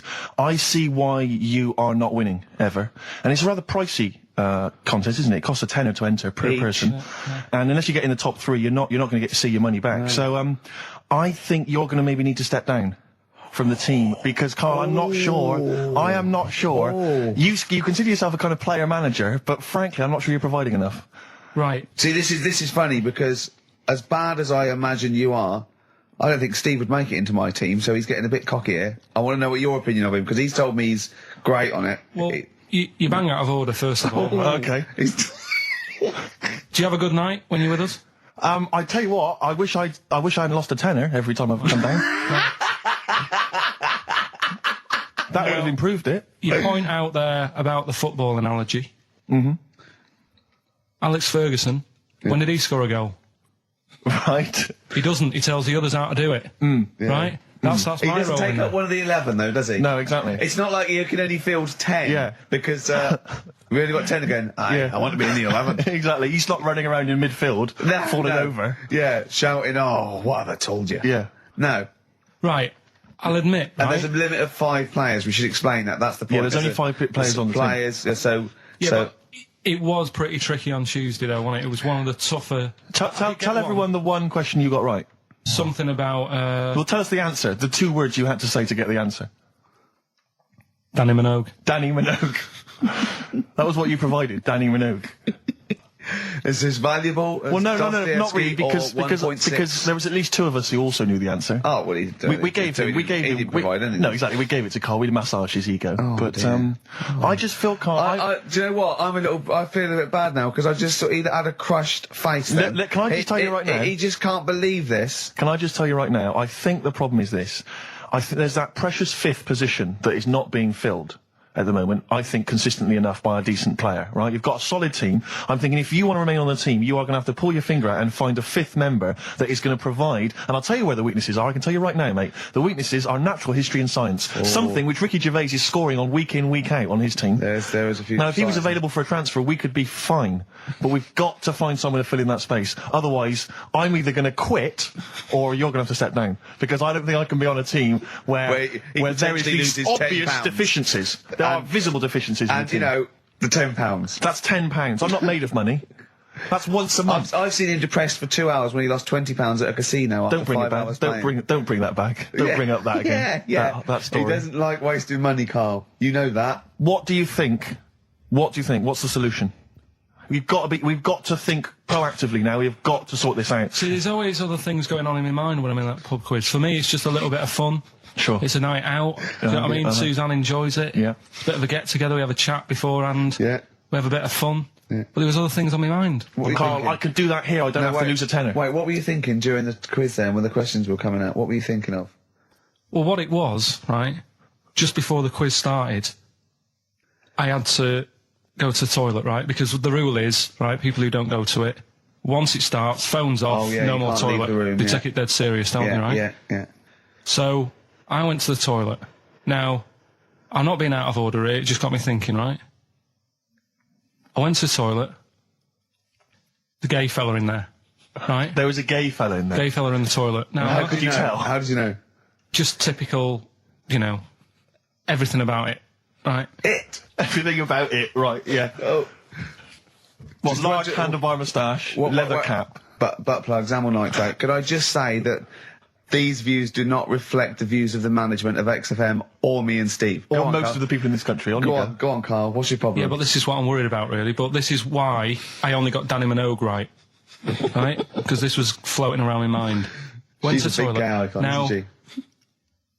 Going to the toilet, they have like men's cubicle and they have women's cubicle. Yeah. Now, without sounding out of order, is it wrong for me to think gay men should have their own little cubicle? Call in. They should have their own... Well, not cubicle. You mean an actual toilet, I suppose. When I was at the urinal, yeah, normally, you know, there's a fella there and then you go, all right. And there's no pressure. But I couldn't go. I was thinking, should I wait? If I go into the toilet, it'll look obvious. Yeah. I had loads of pressure and this was going on. What were you worried about? I'm so sorry. What were you concerned about? Viewers. I'm so Well, sorry. it's like, right, listen, when I was a kid, right, and it's all right for you to go into women's toilets when you're a kid, it's like, oh, it's a bit cute, right, as long as you're not, like, over 15 or something, right? Right. But when I was a kid, I went into a toilet, and women, when they use their little cubicles, they don't shut the door. Some of them just sit down on the toilet, right, and you see everything. And, no, seriously, that's probably one of the first times I saw, like, a woman. Yeah. That, right, and my Auntie Nora when she was staying over. What happened with your Auntie Nora? She was She's into wearing caftans. Into wearing what? You know, caftans. Oh, yeah. What are caftans? Big, bellowy sort of dresses. Right. And, yeah, I used to sit on the floor at home in front of the telly. Sure. She was on the chair behind. Yeah. She did a bit of a sort of a Sharon Stone scene. Oh, God. Yeah. Did you see it? There was no underwear. No. What age were you? What was it like? What age were It you? was like a ripped tennis ball. What? Right, we're off air. We're off air.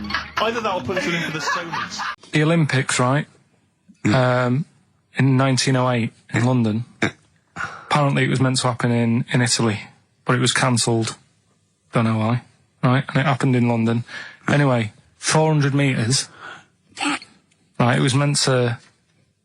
there was a fella who was going to do the run, right? And the favourite to win it was this Bulgarian guy, right? Who was like a newcomer. Okay, these are a few things it cannot be. One, he injures himself, so a monkey steps in and wins. Two, he does a drugs test. It turns out that he is a monkey. So if it's either of those, right, I'm gonna go mad. So anyway, so the fella, right, this favourite, everyone's putting the money on him, thinking, yeah, he's going to do it. Gonna Is he hairy? Is this bloke hairy? So anyway, so the race happens. Yeah. And everybody's lined up, ready to run. And, you know, everyone's saying, yeah, he's going to win, he's going to win. Then suddenly, a bit of murmuring going on. People going, oh, what's going on here? Right. He's eating a banana.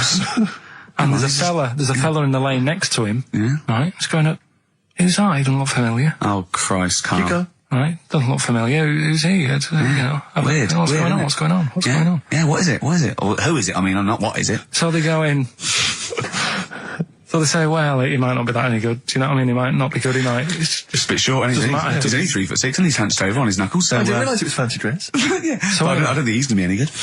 So the race Oh, he's starts. put his finger up his arse. That's weird for runners to do that before a race. It's weird, isn't it? Yeah. Race starts. Yeah. The fella that no one recognises wins it. People go, what's gone on here? Yeah, sure. Do you know what I mean? We had our money on the favourite. What's gone on? Who is this guy? Yeah. Anyway, he stood up there, right? He's looking well happy. Yeah. He's lifting the trophy and everything. Right. Long arms. That trophy's higher than... So anyway... He's only 3 foot, but the trophy's 9 foot in the air with those long arms. I'm suspicious. Go on. They had the picture in the paper the next day. Sure. And everyone's going, yeah, he was fast and everything, but quite hairy for a run. Oh, I'll tell you Come what, on, Carl. come on. Quite It's hairy for a runner, because ridiculous. normally they shave themselves, don't they, to make them faster. And No. that. Going, how did he manage it? It's really hairy and that. So anyway, he wins the stuff, he walks away with a cup. The people who are in charge of the running, or like the Olympic Committee, look further into it. Turns out it was a chimp. Right, keep talking. No, don't keep talking. Why encourage him? Shut up. This is monkey news. If you can't handle the news... It's news from 1909, and I haven't heard about a chimp winning the Olympics. Be quiet. What happened there, then? 400 metres, right? Now, the Don't thing is... talk shit. The annoying Please, thing was, Ricky. it took so long for the Olympic Committee, right, to find out that it was a monkey. It was going manic. It went into loads of races. It was picking up loads of, like... Oh, shut up! He right? became a celebrity. It was doing endorsements on TV. Don't talk shit. It said he managed to win the Right. same race 4 years later in Athens because... How did he get to But Athens? it's a joke. They're winding you up, Carl. Weird. It's not weird. It's isn't it? right. I do not believe it. Well, that's okay. There's only 3 of them to go then. Right, because we're probably all leaving in 4 weeks' time, and that's the end. I've got to get onto a sort of mainstream radio station, because I don't think there's any other sort of tin pot place like this, is there? No. So I'm going to clear up my act a little bit. I've got an album from the Capitol Radio Library, and it's the best punk album in the world ever. So if Cap's listening, I'm just going to show that I can do a mainstream. I'm going to play a classic song, and I'm going to announce it right and everything. So if you get a job on a decent station, you'll take me with you, will you? we're a pair. Brilliant. So okay, here we go. Right, if anyone's listening, just to show that I can do mainstream radio. Okay. Well, that's all. Okay. Oh, you're getting nervous. You're getting nervous. Okay. So come on. Shall I get a monkey and do it? It's all right. It's all right. Okay. Well, that's about all there is time for today. You've been listening to Ricky Gervais with me, Stephen Merchant. Across the way, K-Man Pilkers. We're going all the way back now, a classic song from the late 1970s, and this is Devo with Mongoloid. Monkey news, I Monkey trust? news is safe, isn't it? That's a monkey news, that goes without I saying. told a bit of monkey news. I did a photo shoot at the zoo this week, and one of the people in Trying to make charge. yourself look good. yeah. They told me that they used to have an orangutan, right? But it escaped. It worked out it lifted up a drain, got out the drains and got out up into the zoo. It actually did a Coldix type escape, right? And Karl goes, what happened? I said, well, they sort of like, they surrounded it and sort of got it back anyway. That's no good though. I mean, it's not monkey news unless it steals a car and goes to Spain. Exactly, yeah, or opens a small I mean, that's bistro. real. That actually happened. Yeah. But it's not real unless it, you know, takes a gun, gets mistaken from a president, and, you know... runs the country for 3 years. Monkeys, Pleasant Valley Sunday, brilliant. XFM 104.9, Karl Pilkington. This show is monkey heavy, isn't it? It is monkey heavy. Karl, if you were president, would you sort of make it compulsory to maybe have a little monkey? Everyone has a little monkey of their own? Little chimps out and old age pensioners? It's not a bad little, it's funny, you know, because there was, a story the other day, when I was looking for monkey news.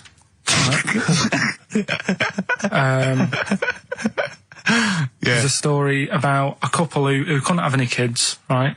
There's something wrong with them, but they really wanted a kid. And they got some, dodgy email address where they could buy a baby online, right? It was someone who would have a kid, and you could buy it for $3,000 or something, right? Yeah. So anyway, they got one, they got picked, and they're like, brilliant, there's the money. Got the baby and everything, they were loving it. You know, playing with it and stuff. As it got older... Feeding it. It got airier. Oh, shut the Karl! Turned out they'd been sold a chimp. You maniac, you stupid mank twat. Don't talk shit. That is as if... what? didn't know it. Oh, don't talk. Are you mental? You stupid. That didn't make it into monkey news. I know, yeah. Well, it's a bit sad though. We don't like to bring the feature down. Yeah. But and anyway. how long was this into?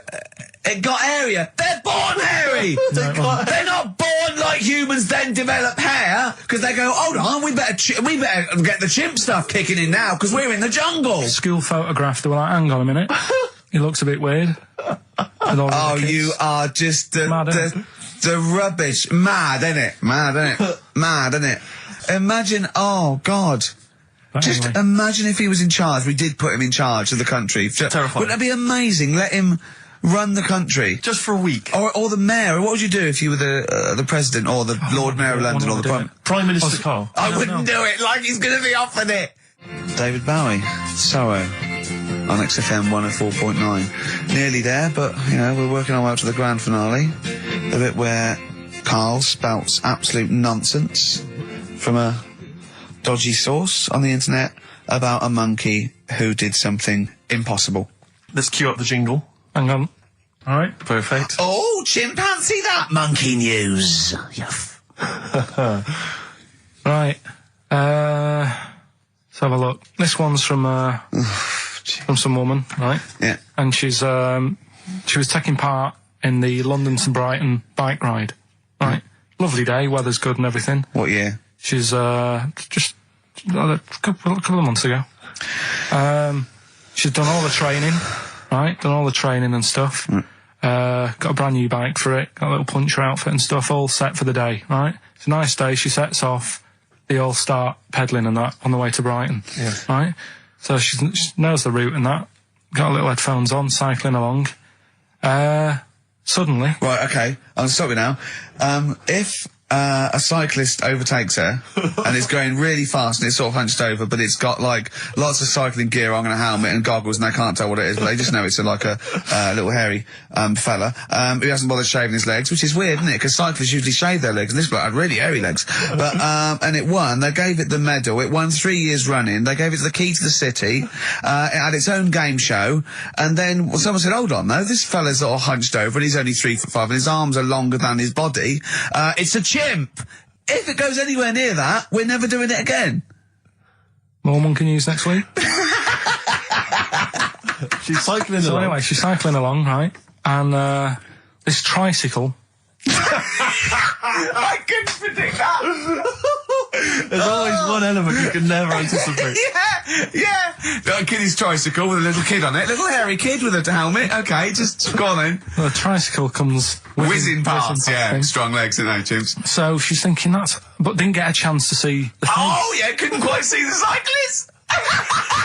You You bald mank git. Go on.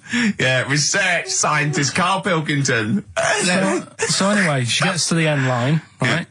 And they got talking. So it was a nice day, nice race and all that. Said, did you see a little thing on a tricycle? Thing? Well, a person, surely, just a human. Did you see that? No. Did you see that bloke on the tricycle? So anyway, turns out... Yeah! Well, what did you say thing? Well, no, wasn't that suspicious? I mean, what did you say? Did you see that fellow on a tricycle? Anyway, so it turns out... Go on. It was a chimp. You're joking! Right? Well, Christ almighty, there you go. Unbelievable, and it was a chimp all along. So anyway, right, so the woman's like... We're never doing this again. Checking out the news, right? There's nothing on it. She checks out XFM Monkey News. Right, okay, I'll stop you there again. Right? If it turns out she doesn't lose, right, and the circus goes, we're looking for our chimp, it used to ride this tricycle, and it escaped with police chasing it. No. So she listened to XFM, see if I'd picked up on the story. Yeah, sure. I didn't have it and stuff. So she got in touch with the organisers of the London to Brighton bike ride, said, look, saw a little hairy fella. Why did she care? Because she wanted to know. She thought it was a bit odd. Well, Turns out it was a chimp. They weren't happy about it. Of course not. Because now the owner of the chimp wants to enter it into the Tour de France. No! Oh, God! I'm gonna die! Oh, God! In 2005. Now, a couple of questions. I trust you'll be able to answer these. Oh, God! Steve, help me out. How did it get hold of the tricycle? I don't know. Okay. Okay, no, that's fine. That's not an important point. Look, that's important. What's the matter with you, Steve? He doesn't know that. How did it know to... well, firstly, how did it know which way to cycle? But more importantly, how did it know there was a major bike ride on Just following the crowd, Steve. What's the matter with you? The owner of it had trained it and stuff. No, he hadn't. It had already done the run beforehand, before the big day. No, it hadn't. Like I say, it wants to do the Tour de France in 2005. No, it doesn't. But there's something about animal rights. If they don't let it enter, they can kick up a bit of a fuss. The animal rights it's cruel to make a chimp ride a bicycle. Not if he wants it's to. prejudice that it'll go, is it because I is hairy? You idiot. Right. So. Wow, that is the worst one yet. Absolute twaddle. Absolute rubbish, Karl. Have you got a tricycle? Unbelievable. If we didn't allow a chimp to enter, the Tour de France, what do you think we'd do? Who's going to stop it? Do you know what I mean? Who's going to stop that? I mean, you're asking me if I'd be president, what would I do? Yeah. That wouldn't be high up on the list to sort out. I'd say let the kid have a go. Do you know what I mean? Let him have a go in the race. What harm is it doing? Not a kid, though. This is a chimp. Well, do you know what I mean? Can I also just remind you of something else we've learned today? What? This is from the listeners. Turns out Chris Moores is a bit of a prick. Someone emailed just now. They said they're listening online and there's a problem with their computer and everything's sped up. The music's sped up. Our voices, Rick, are sped up. Except Carl's. That's how slow he speaks. So when everything's sped up, he sounds normal. Right, we're doing Rockbusters. Yeah, come on. What rubbish. I wonder why we stopped this game. Well, I think it's probably exhausted him. He needs to go to some kind of volcanic dust island for a holiday. With no water, Yeah, exactly. just to dry out and get some new ideas. Oh, I'd love to see you sitting there on these black ash sands, just sitting there going, I'm thirsty, Suzanne. There's no natural water. I've finished my Rich Old book. I can't focus. I'm going blind. I need some water. Oh, brilliant. Oh, bless him. Anyway, happy Christmas. We said we weren't getting out, didn't we? No Blue Sky, The Thorns. That's beautiful, isn't it? On XFM 104.9. Karl, you're losing your rag a little bit. What's the matter? Nothing, go on, Steve. What's the matter? No, what's the matter with I've Karl? got something to cheer him up. Someone's emailed in, Emma's emailed in, she said that, for those that know, those in the know, they referred to Lanzarote as Lanzagrotte. Brilliant. He's a bit fed up. He's got 2 CDs for Christmas from a company he's been with for 6 years. He's a little bit grumpy about having to answer the phones. He wouldn't go and make Steve another cup of tea immediately. Selfish. Yeah. Karl, what are you thinking? Nothing. Go on, what were you doing? Come on, Karl, you're getting paid for this. Project. out. We'll take one of those CDs away. All right. Right, okay. Are you in a film this week, Carl? We're doing that now. Yeah, go on. Get it over with. Hang on a minute, then. Get it over with. Let's get this show over with. We can go home. You can go off to Lanzarote and sit on some ash. Some charcoal. He's not happy about that. That's annoyed him. The listeners have all ganged up on him. Yeah. XFM giving him 2 CDs. We've had more calls for his resignation this week than ever before. What do you think of that, Carl? What do you mean? There's another reason. Do you know what I mean, though? Because he's grumpy. He's not just giving it. He goes, well, I can't help it, can I? I don't want it. You're being paid well to do a job. People have tuned in to be entertained, to have good songs. Me and Steve are working I'm pressing here. the buttons. I'm paid to press the buttons. That's what I'm doing. Has every CD started on time? Then Yeah. why would they give you Monday off if you just paid to press the buttons? Don't get every other Monday off, do I? So have you stopped doing that now, have you? Well, yeah. Why? Because there's work to do in that. I'm not moaning about it. Let's get on with it. Right, Scrooge, right, is the film that I'm in. Thought I'd do a Christmassy one. Okay. Right? Yeah. Get people in the Christmas mood and that. Yeah, you have got people in the Christmas mood. You're like Santa visiting them. So... It's you in the film Scrooge. Yeah. Which version of Scrooge? The old one. Is it if it's just you moaning with bells, I'll be annoyed. Right, go That on is then. essentially Scrooge. yeah. Right, Scrooge, listen to this, and then there's some question at the end. All right. And you can win some stuff and that. Yeah. All right. Yeah.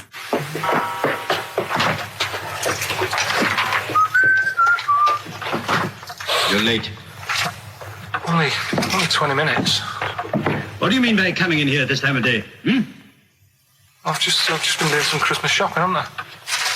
Probably do some more shopping on Monday, because it's my day off, isn't it? Yes, I know it is. You don't have to tell me. Do you want to see what I've bought, Suzanne? No, thank you. I don't mind showing you. It's only a Christmas present, isn't it? Just bought some more condoms. Why?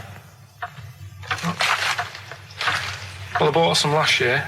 Got 2 boxes. They all got used, so... I'm very glad to hear it. How much do I pay you? Why are you asking? So the presents I buy has got nothing to do with what I earn. Like I say, if I won the lottery, I wouldn't go mental on her. Do you know what I mean? I probably wouldn't even tell her, because I think she'd want to travel around the world and all that, and I'm not into that, to be honest, so I'll probably keep it quiet. Why?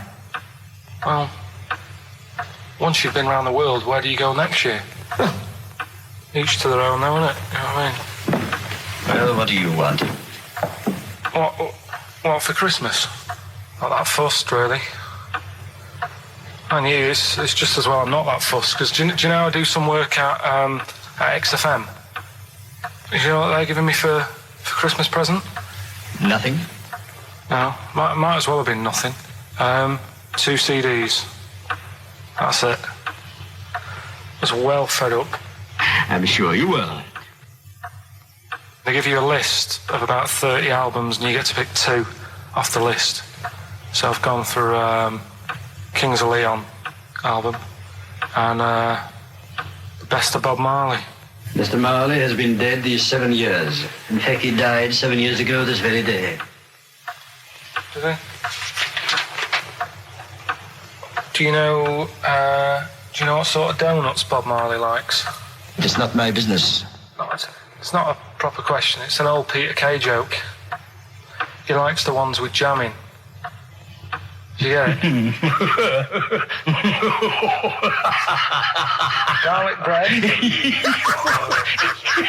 It's good, isn't it? Excellent. Oh, Carl, well done. Carl in Scrooge there. The only man more mean and depressed generally than Ebenezer Scrooge. Oh dear. Oh. What's the question, Carl? Well, if people have been listening from the start, right? Right. If you don't like well, okay. it. Let's play Educating Ricky. Right. Brilliant. Go. Right. So- Ding-a-ling-a-ling-a-ling-a-ling. Educating Ricky. Right, what are we going for then? Hanging the bacon, airy Chinese kid, alien gives man a bird. I think Alien gives man a bit. I'd like to do that. Right, there's this fellow, I think it happened in America, and he saw a bright light in the sky. And Carl, if you're bored. and he stood there. This is a true story, is it? Yeah. he stood there. Yes, of course it isn't, Steve. And he saw this bright light, and it came closer and closer, and it was a UFO, right? Yep. And he looked at it, and it disappeared, right? And he gets back in his car.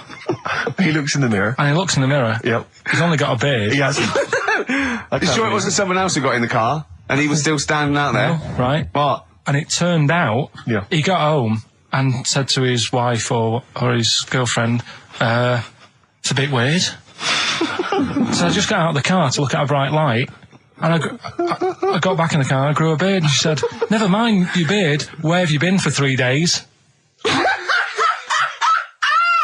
And what had happened is... He passed out because he was pissed. No. The UFO had taken him for 3 days. Yeah. But he'd only thought that he'd only looked at it and it went away. Yeah. But what had happened is he took him and he grew a beard because he hasn't had a shave. Right, okay.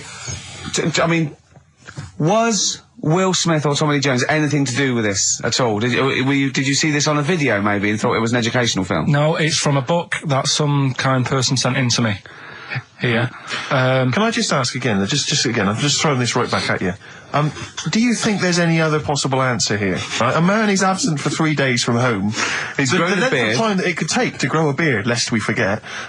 What if he hadn't actually seen a bright light in the sky? What if he was lying? What if he was lying? He got knocked unconscious. He'd had a car crash. Just lying. No, just lying. Or he was just lying. Yeah, he'd been on a bender, getting pissed for 3 days. And that with was his his mates. excuse to his wife. And they went, Dennis, what are you going to tell your wife? Well, wait a minute. Wait a minute.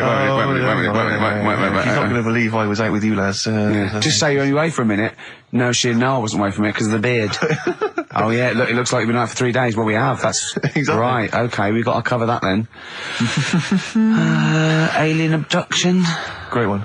Okay, let's try that. Do you see? That's a little scenario there that could have been played out. So, when you say educating Ricky, what have I learnt from this? Never listen to you again. That's all I've learnt so far. Never listen to you. Yeah, we'll add a little bit more in here, right? Well, no, what do you mean add a little bit more? We'll add a bit more to this what I'm educating you about. Go on. Right? There's only a law in America that says if you touch a UFO, you're going to get done. Now, why would they make a rule? I don't know do you know, like, all their rules have a code? Carl, I genuinely do not know what you're talking about. Right. Do you know, like, how here they might have... Do you know what... I have no idea. Right. Okay. Do you know, like, over here... I'm listening to Capital and these headphones. I got Foxy on from yesterday. Right, let's bin that. No, wait, it's great. No, I want to hear about Airy Chinese Kid. Let's play a tune. And Okay, then come play a back tune, with come back with Airy Chinese Kid, definitely. Some doors. Yeah, I just thought I'd go back, take it back to the 60s. This is a tune that a friend of mine sent If me. you touch UFO, you get done. Soul Kitchen from the Doors. Shambles today, this. David Bowie, Slow Burn, quite a Eno trilogy feel about it, Lodger and sort of low type, but yeah. Enjoyable. Now, okay. That's stressful, isn't it? I think we've got things working now. We've had people coming in and out, just shaking their head going, shouldn't have bought that desk. But it's all sorted now, I think. And, you notice how it took about 25 minutes for them to come down as well, though? Do you feel like we're maybe quite low in the pecking order in the building? Definitely. You know, it's like Capital First, Capital Gold. They can shoot off to other sort of pirate stations. People's car radios, then they come back here. Oh, dear. Oh, I had a job at Richard Sounds. Light fitting was buzzing. Now, but we've got, thanks for staying, listening. Right, okay, educating Ricky. What have we got? Airy Chinese Kid, go on. Right, yeah. This is the, I didn't want to do this. Really? You didn't want to do it? Well, I wanted to give you three, and I gave you one. It was like the alien man gets a beard or whatever. Yeah, which was total rubbish, so this one should be better, maybe. Hairy Chinese Kid. Right, well, we've talked about hairy people in the past. True enough. Haven't we? Yeah. You know, the little kids who grew up in woods and hung around with wolves and that. Yeah, again, you're confusing it. Yeah, they're not, there were some people that were born very hirsute. They were not the people who were brought up with wolves. You just put that together in your Homer Simpson type mind. Right, well, this is like a sort of close to that sort of story. Yeah. But the weird thing is, right, Chinese people aren't that hairy as a nation. No, seriously, that's a well-known fact. They don't have that much body hair and stuff. Okay. So this little kid who was born over there, he was like covered in stuff. Was he? And it was only his nose that wasn't hairy. The rest of his body was caked in hair, right? And his hair sort of What grew. sort of hair was it? Was Thick hair.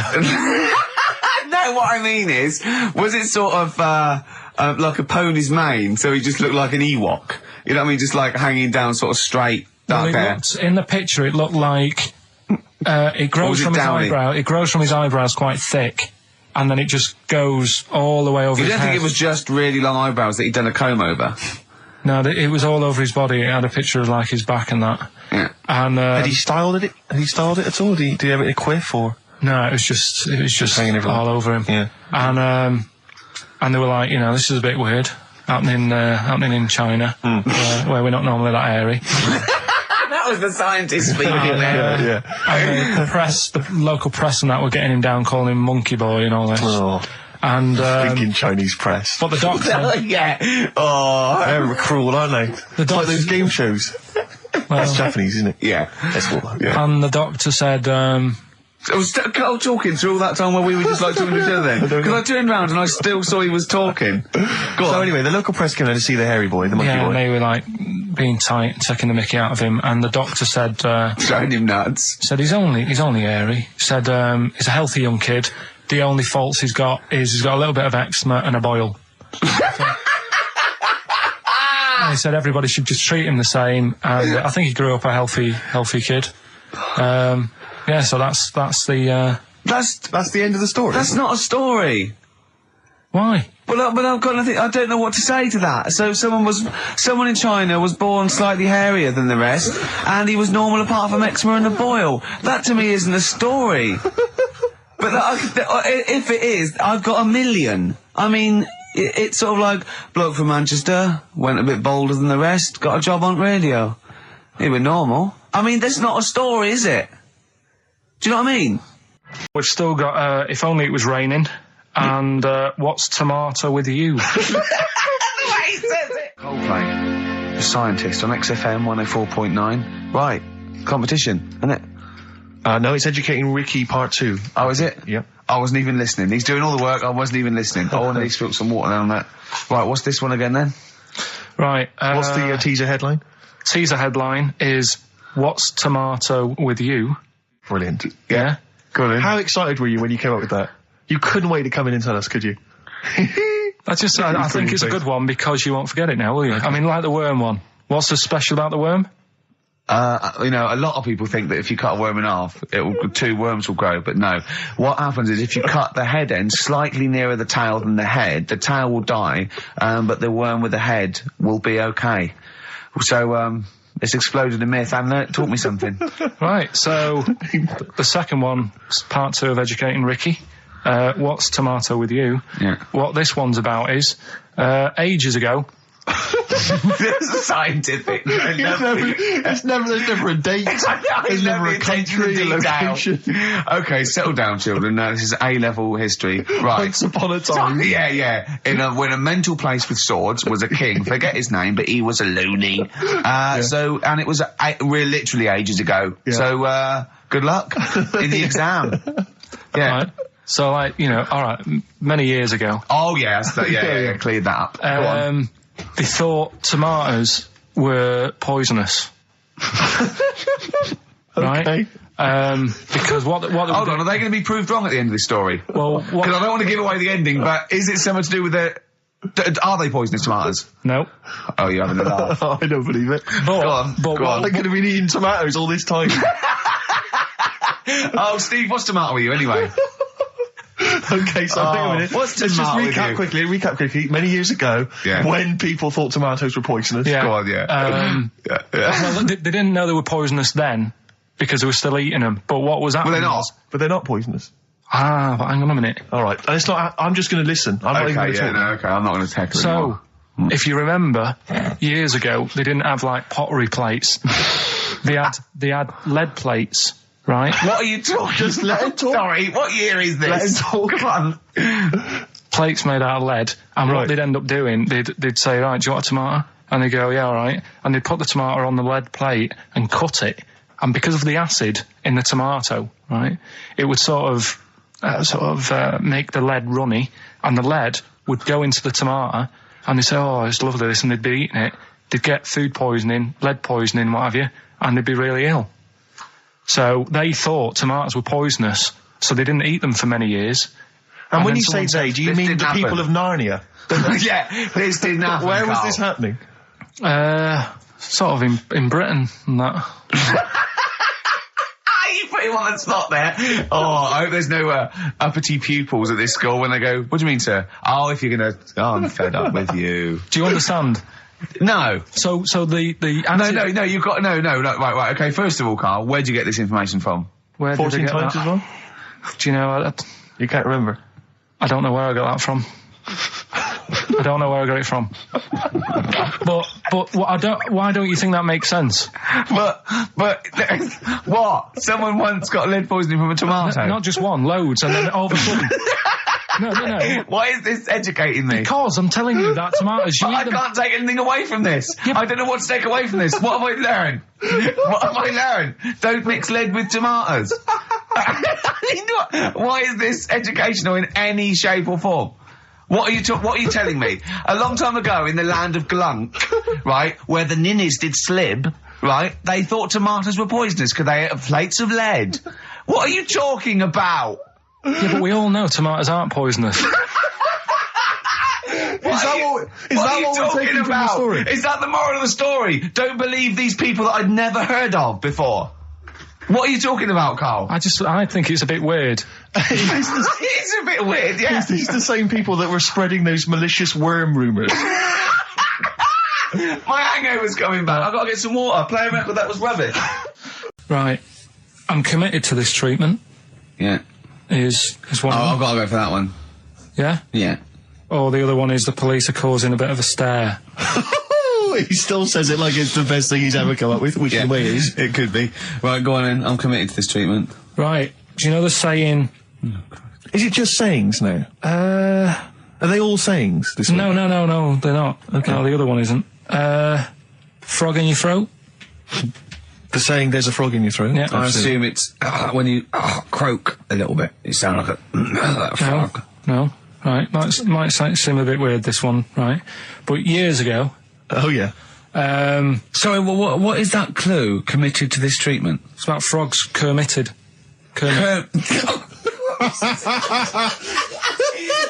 Probably works better with a K and an ER written down. Well, also, if you pronounced it Kermitted, yeah, but not committed. Committed to this treatment!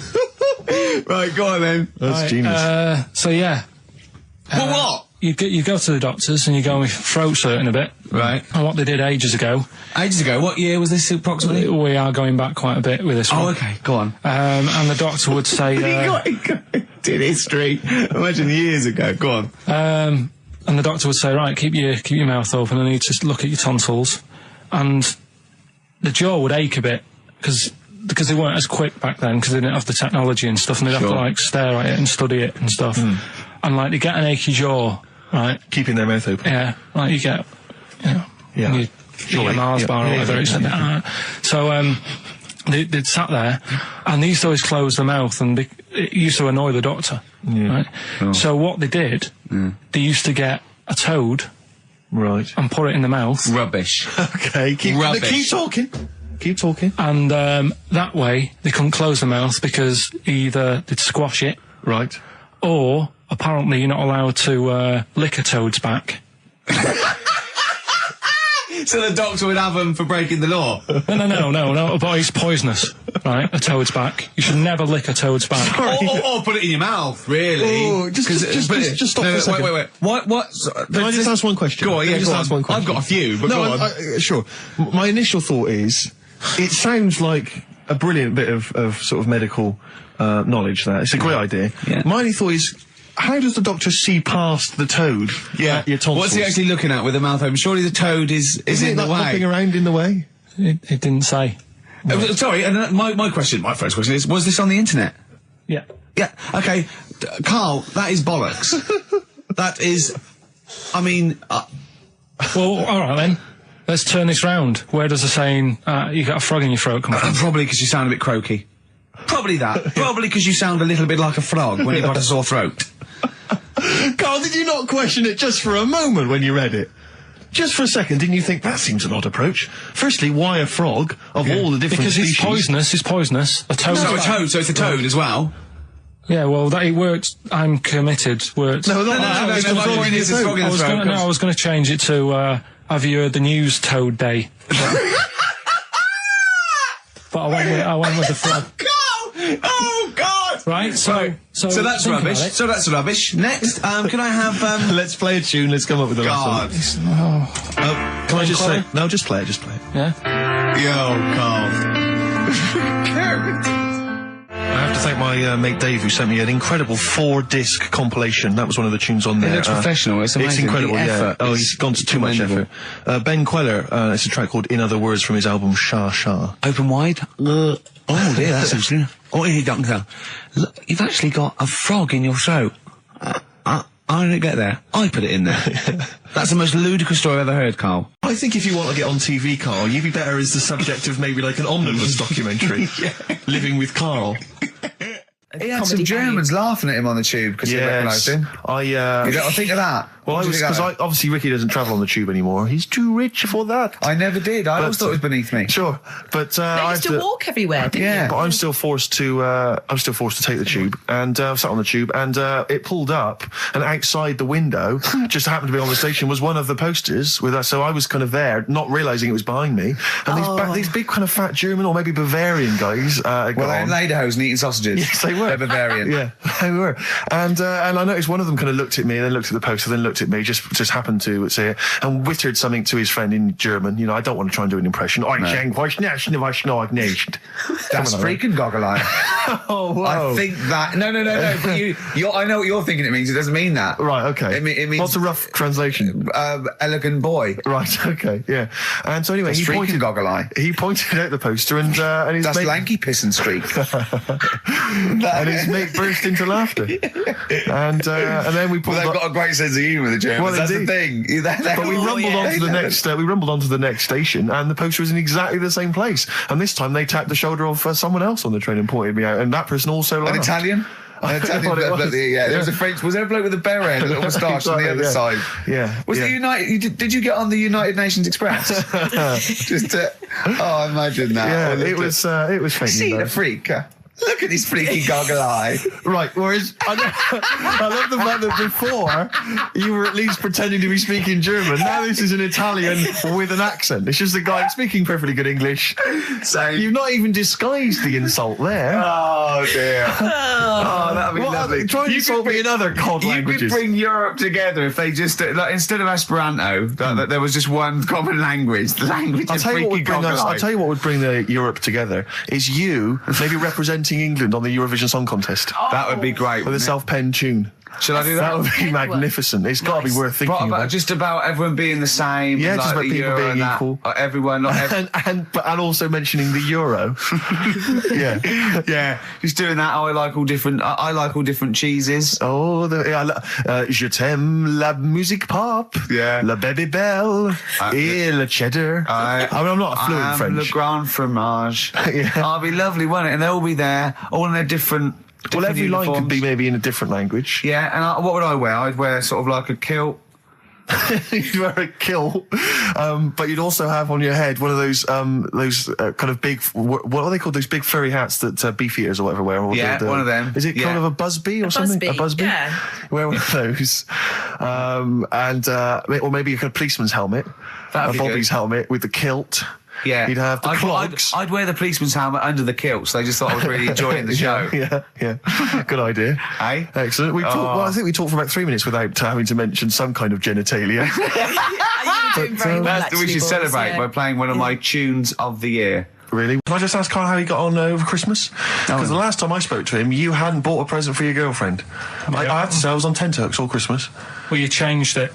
After that show, I felt bad, even though I shouldn't have done, because... Because you hadn't bought your girlfriend a Christmas present? I said to you, I booked a table at a hotel in Covent Garden, had Christmas dinner there, which was nice, right? It's good food and everything. Didn't feel like enough to me. Well, then I went out and treated some stuff, and then... No. A couple of days before Christmas, He went, I took Suzanne to that hotel we're going to go to for Christmas dinner. We had tea and cakes. And I went, oh, you treated her? He went, no, she paid for it, but I was just showing her what it was going to be like. That was her extra treat. She paid for it. I love that. Brilliant. Yeah. Well, it was a dear. It was like 150 quid for a meal for two, which is pretty dear. So I'm not going to buy her cakes as well. All right, love, have anything you want. You pay for your own pudding. I'm not mental. Yeah. So you treated her to some other stuff. Yeah, some bits and bobs. What, and then so she chose them and you paid for them? What, the presents? Yeah. No, you chose them and she paid for them, but you know, it's the thought that counts. I got them on the way home that Saturday. Well done. And what did you buy? Shopped. Well, just some bits. It might be personal, Steve. Well, I don't care. Just some bits. Yeah, but bits and pieces. leave out the personal bits. What bits? Just little things. And then yesterday, right? A monkey wrench and a new washer for the shower. Yeah. Some recordable CDs that you need for your job. Oh, so, dear. now, when you gave those presents to her, did her face light up? Right. I don't want to tell you what they were, right? But she wasn't that impressed. You're going to tell us what they are now, tell us what they are. You even know what they are. She told you on Christmas Day. Hold on, wait a minute. But it doesn't matter what they are. It does matter what they are. It doesn't. It does, Carl. It's you, mate. Of course it doesn't matter. Oh, God! Have you just remembered? Yeah! Right, but there's no need. I've got to tell him, Carl. I really want your permission because I don't want to be I know it's not, but we know it's not that embarrassing. It's really quite sweet. Yeah, but in a way, right, the way I look at it is, right, Christmas, even when I was a little kid, right, is not... Please let me tell him, Carl. Well, let me just tell you first, though. Let me tell you why I didn't go all out on the old present front. All right. Justify yourself. Right? First of all, I've covered it up since then anyway, right, with that present, because I bought her some shoes yesterday, and she did say, I'll give you the money for them, but when I get home, I said, it's all right. I said, you can have them, right? So not only did I buy her some food on Christmas Day, I got her shoes. She's probably had a total... And they feel like a horse. Yeah. It's sort of like, yeah, there you go, there's your shoes, there's your food, right, bed down, see you later. Yeah, but what I'm saying is she's done... fed and clothed. Yeah, did you comb her hair? She's done well this year, right? So... The thing She's done well this year. It's like you're a single parent living on a council estate with a smack problem, and you still managed to buy them some Lego. When I was a kid, right, it wasn't about what you got. I remember one year when I was about 8. Right, this is going to make me cry, isn't it? This? No, it's not. I'm just saying the way it is. Right, I woke up at about 4 a.m. And I was like, oh, what I forgot? And I couldn't sleep. I was that on edge. It's the excitement of Christmas, isn't it? It's like, oh, what's wrapped up? I need to know. Sure. And it's the fact that people are saying, no, you won't know until tomorrow. Yes, sure. That annoys you and winds you up. Okay. So I got up at 4 a.m, opened my presents, and then went, right, I know now, went back to bed, had a great sleep. Yes. Right? So it's nothing to do with the excitement of what you get. It's the excitement of not knowing what you've got. And then what happened when you got up to go down with the presents? What you're saying to me is that you could wrap up a brick because the thrill of Christmas is in hoping and being excited about what it is, not the actual gift itself. Yeah. Is that what you did? Did she get a brick? No, let me tell him now what he got. He got her a present, right? And she said, she came. I said, yeah, he got me. It was an industrial-sized packet of condoms. It was a joke gift. No, it wasn't a joke. It wasn't even a joke. I went home that Saturday after here, past Boots, thought, might have something in here. They were on, like, some value. Right, you passed the makeup. Were they used? Right, the makeup, you passed all the other... Passed the makeup, stuff. Passed the lovely vanity cases. Yeah, the foot spas. Exactly. Yeah. Hold on. How much are these, love, for 100? Yeah. $4.99. Yeah. Do I get them reduced if I buy in bulk? So how many did you buy? What was it? I don't know, probably about 100. Right, okay. And is she allowed to use those with anyone? Did you wrap them? Could she just go out and have a wild time? Well, you don't need to wrap. They're already wrapped, aren't they? Oh. And then what did she say when she opened them? No, wait. Carl, what did she say? Right, play a record and we'll come back to this. You're worse than my father. That's genius. Made famous, of course, by Jimi Hendrix. Yeah. That's All Along the Watchtower, as originally done by Mr. Bob Dylan. On XFM 104.9. So, Carl, just take us through the moment where you gave this gift. Firstly, you went into Boots, right? You thought, all right, 100 condoms, brilliant. Okay, did you wrap it up? I don't know if it was 100, probably 80. Right, okay, yeah. Right. You don't want to go mad, do you? Wrap them up. I'm just resting easy knowing that he's not trying to breed. Right. No. Yeah. So I got her them. I got her Grease on DVD because she's always watching that. Yeah. Right. Yeah. So just think of when her mum said, "What did Carl get you? Some condoms and grease." I was just. I'm glad he said on DVD.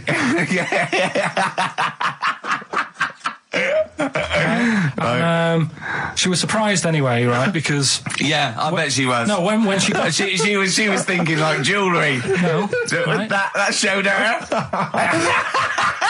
That surprised you, hasn't it? All right. So hang on, wait a minute. You thought it was a holiday, didn't you? Yeah, look at your face. You don't know me at all. So hang on. So did you give these on Christmas Day? Right. What happened is she got in from work that Saturday, right? And I said, "Look under the tree." Knackered. Right? At least it's Christmas. Yeah. At least I'm going to get a little bit. Yeah, I said, "Look, you got some stuff under the tree, right?" So did you give her a sugar lump? Right, she was really chuffed with that. But she said she was a bit puzzled because I didn't know we had any wrapping paper, right? So I ended up using wallpaper. You didn't take it off the wall though. You had some. No, it was some left over, right? So she said, "Why have you used wallpaper?" I said, "Well, I didn't have any paper, and you were getting in a bit, and I wanted you to have a surprise." So she said, "Can I have a feel of them?" I said, "The presents." You thought, right, I've got the right thing. Yeah. Right. And then Christmas Day, I said, "No, don't get carried away. It's nothing really good. You know, we said we weren't going to buy each other much. So there you go, open them." Yeah, go on. And can I just ask, had you received your present from her yet? Yeah. So what had you received? What did he have? Had some shoes. Nice. Right. Getaway game for PlayStation. Nice. I'm just totting up the value of those. Go on, yeah. And just also think about how much fun and pleasure you get from them. Yeah. Although, of course, condoms, I can see the the appeal. Well, okay. So I think but also add to that bit 150 quid for a meal. If you're going to start totting up, 150 quid for a meal. I bought some shoes, 72 quid. Yeah, that was after the event, though. Just doing some research, right? I'm sort of working my way through different creatures and insects and stuff that's on the planet. Yeah. Right? And finding out if we need them or not. Right? Yeah. Do you know much about snails? What, sea snails? Well, yeah. Snails in general. I don't know much about snails, land snails. I know a bit about sea snails, like whelks, top shells, that sort of thing. Would you say they're important? What sort of sense do you mean by important?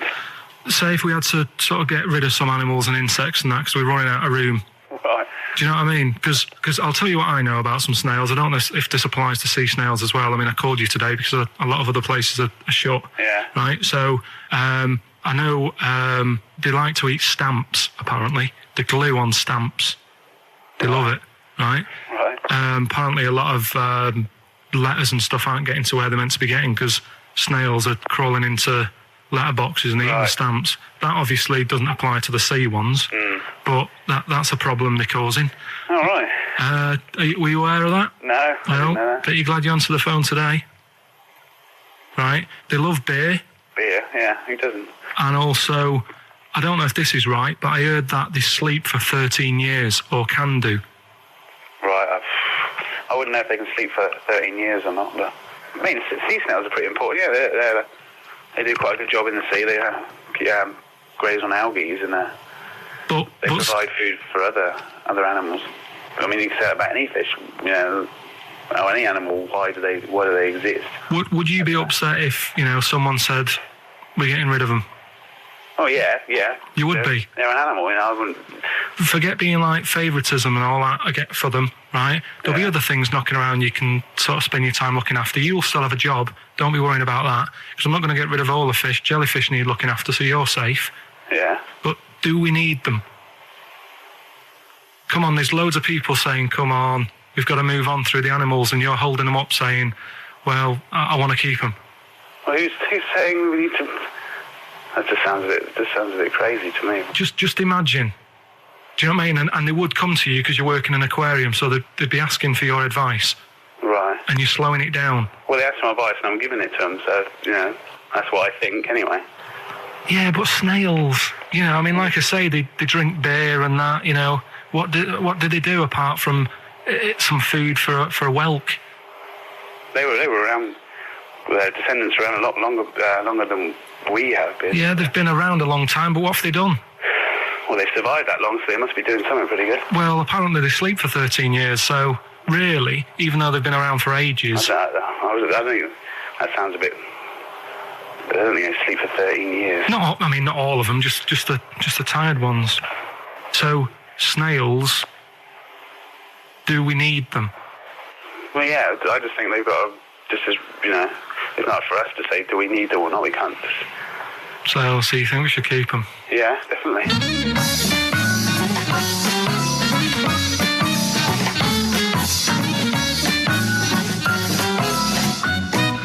Did I tell you the time when the doctor said I was going to die?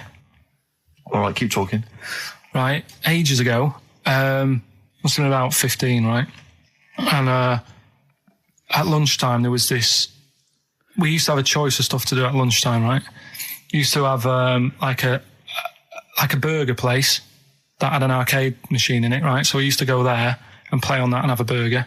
Or there was this baker's, right, that my mum worked at, and did great cakes and stuff, right? So she used to like bring some home and that, but she couldn't always bring them home every night because, they'd cost money, and she used to get them for free. And they used to say they'd rather chuck them away than give them to the staff because there's a chance that the cream might be off. Right. Right, so they used to chuck them round the back. So I used to go round the back with my mate and eat a load. Brilliant. Eating out of bins. No, it wasn't out of bins. They were still in trays, but they just stacked them up near the bins, right? So this got out. I mean, it used to be chocker. Once the school found out, everybody used to go there, and it'd be like, well, have a cake. The headmaster chronicle fighting the kids off. Right, so I'd have, you just eat, 6 jam donuts or something, and then you'd spend your dinner money on the arcade machine. Brilliant. Right?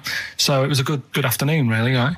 So you'd do that, and this one day I must have had 6 or 7 jam donuts, a few Congress tarts. What's the Congress tart? I love them. I can't get them in London, right? So I'd have some of them.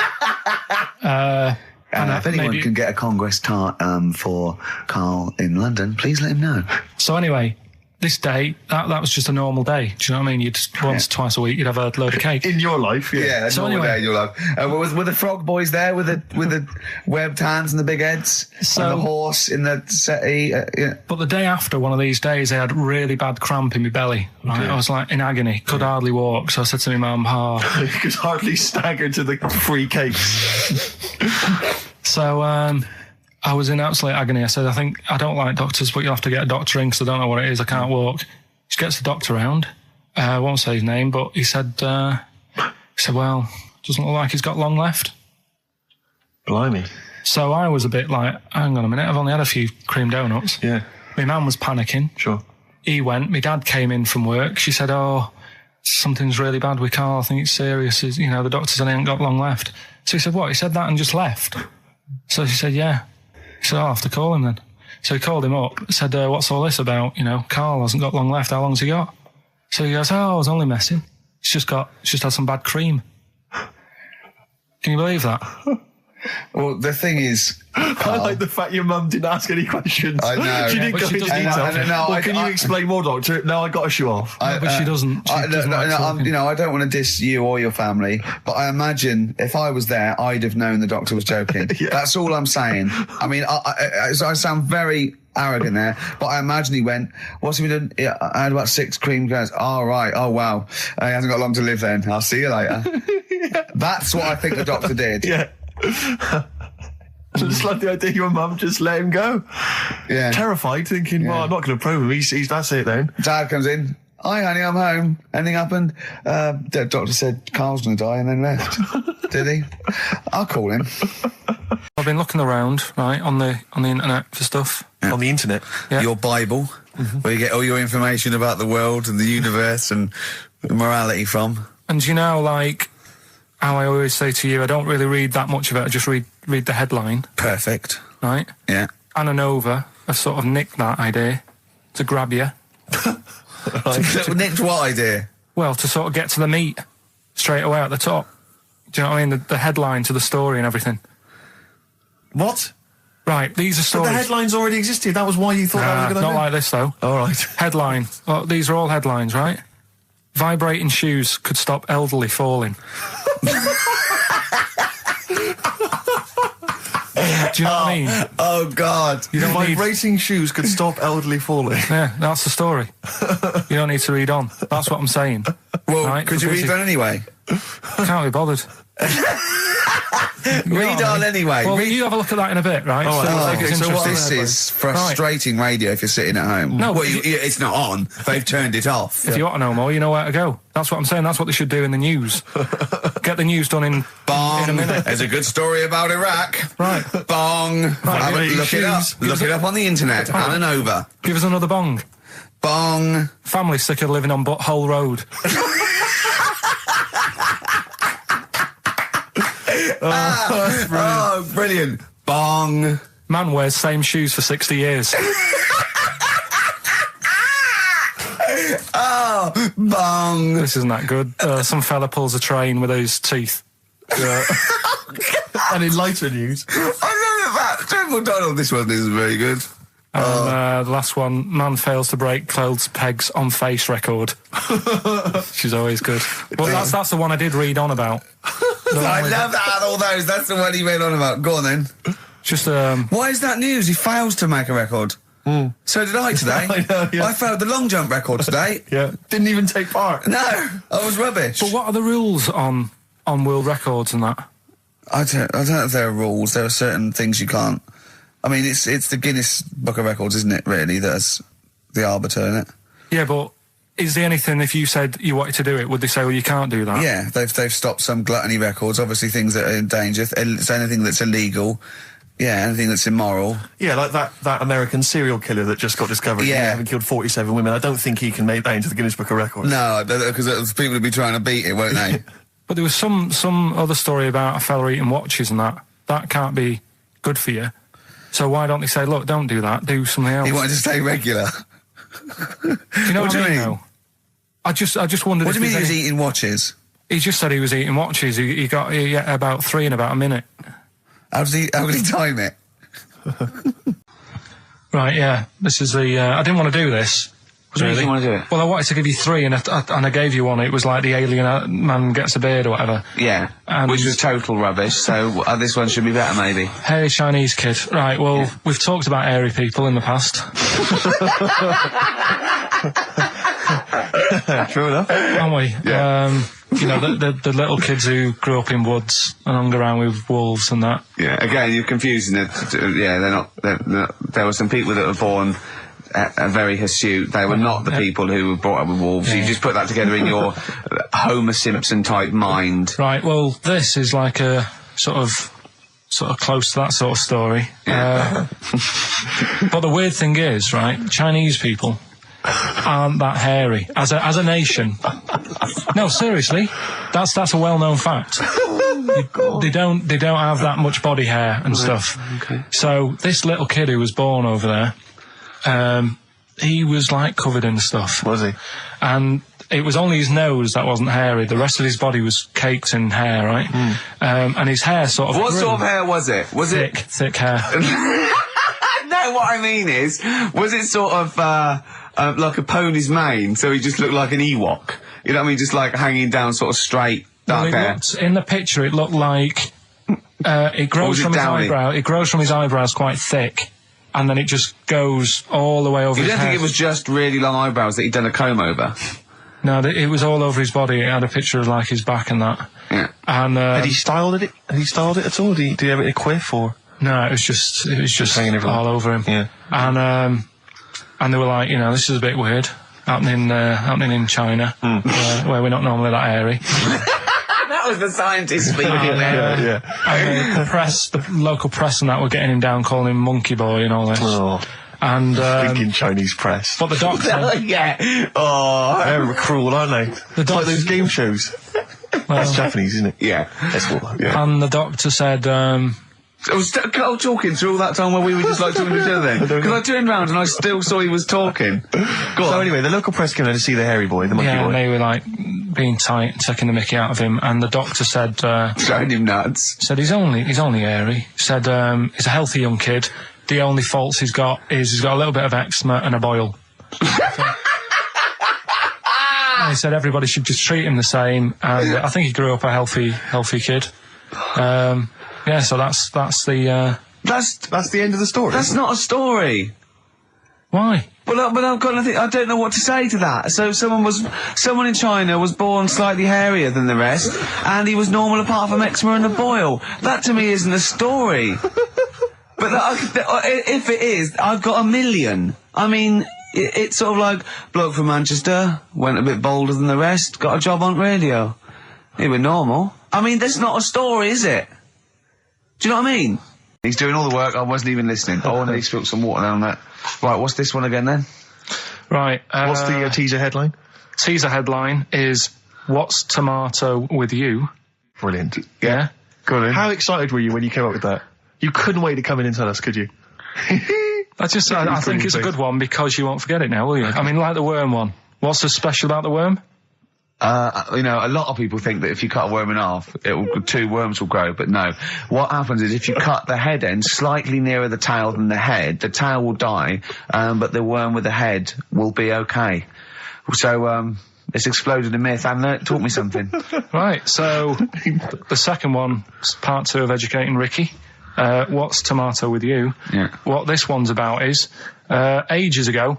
It's scientific. There's never a date. There's never a country, a location.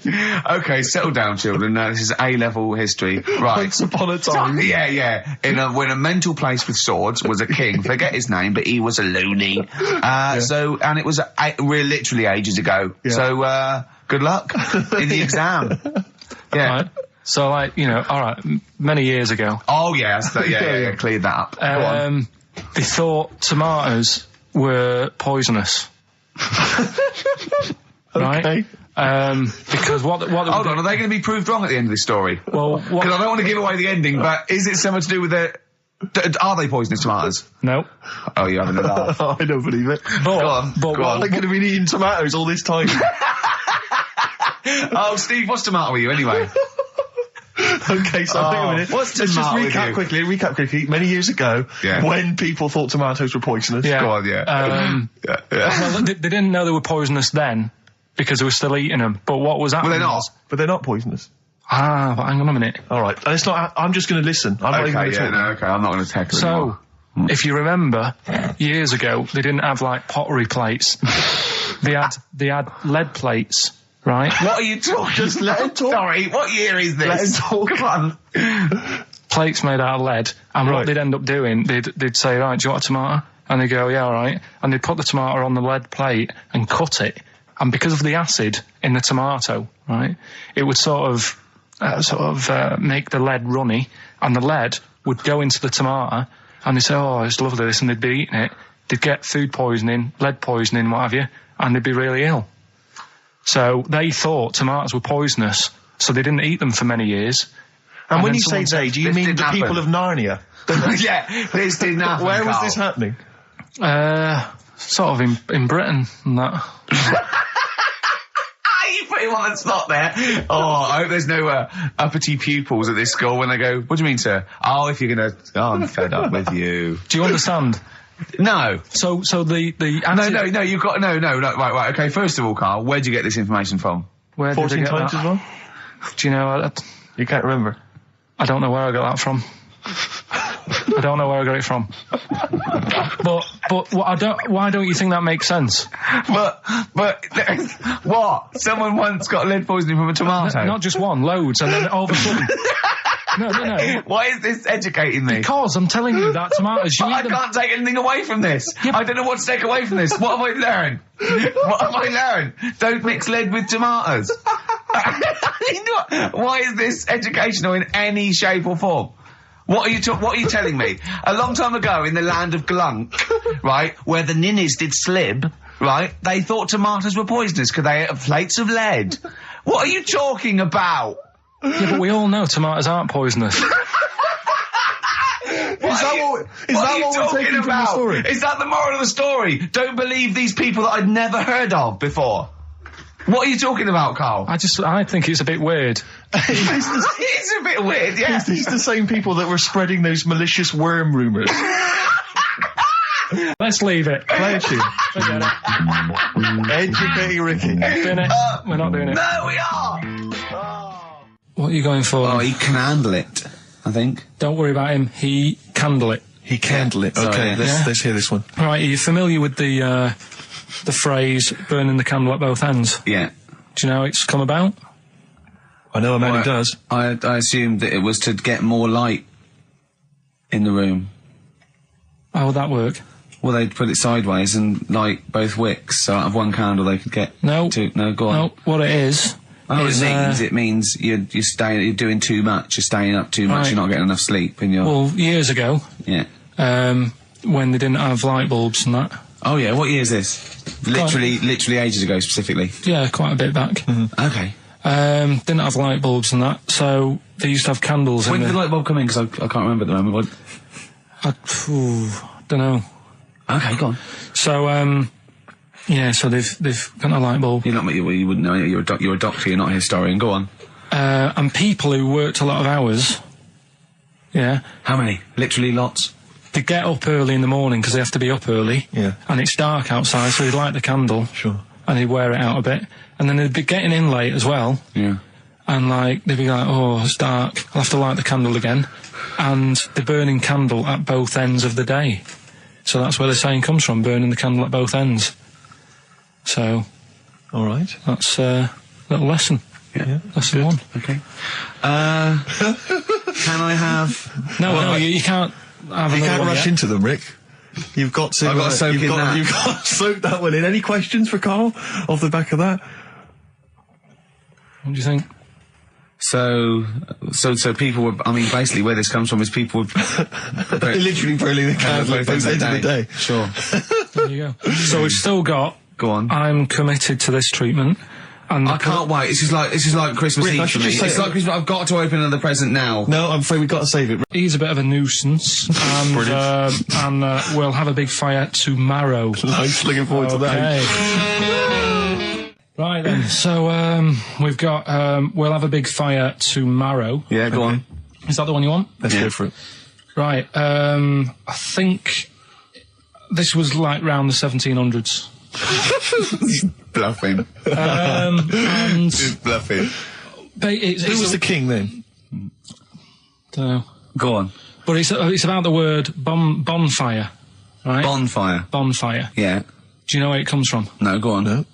Right, what happened is it's got nothing to do with Guy Fawkes and that, which is what I thought when I saw it. It's got nothing to do with that. But ages ago, at 1700s, right, they didn't have enough houses, like I mentioned. Okay. Yeah. So if that happens, you get people living on the streets. You get diseases, people aren't cleaning properly. So you get more deaths. All right? Yeah. So think about it. You've got all these dead bodies lying around. They're running out of space because there's like, I don't know why they're running out of space, but they haven't got much. I don't know why really. I was going to say they should have just buried them, but there's probably more land back then than now. He doesn't need anyone else in the room to have a dialogue with himself. Yeah, we could leave and we'd come back and he'd go, I've sorted it. Yeah. But anyway, for some reason... They presumably, if it's going to be they burnt them, it's presumably that it also kills the parasite or whatever's carrying the parasite on them, as opposed to burying them and not killing the disease. Well, yeah. So there you go, you've worked it out. They piled them up and they turned it into a celebration because there was a lot of fed up people at that time. Is this going to be the word bon, meaning good? No, I'll tell you in a minute. Go on. So you've got all these people who are like going around and like, oh, so-and-so died the other day. And, nearly every week someone they knew was dying. Yeah. So you can imagine like just constant like being depressed. So, and they've got all these bodies lying everywhere. It's like, oh, God, what are we going to do? So they said, we're all too fed up. at the moment. Said, let's make this a better will. This was 1701 by the time they got together. Yeah. So they said, what we need to do is have a big party. So they said, yeah. Good thinking. See what you're thinking. So they go, right, well, we'll put all the bodies in a big pile. And they're all diseased and that, so they set fire to the bodies. And they said, let's have this as a celebration to remember them by. And, you know, we'll have a drink and that, and have a chat. We'll have this big fire going, and it came from bone fire. Ah, right. So it was all the bones. Bomb fire is bone fire. Yeah. Excellent. Yeah? That's interesting. So that's how it came about. Yeah, in the 1700s. Yeah. That was? No, probably. Okay. I reckon it was 1600. Probably earlier. I reckon it was the plague. I reckon it came from. But interesting stuff. Interesting stuff. That's...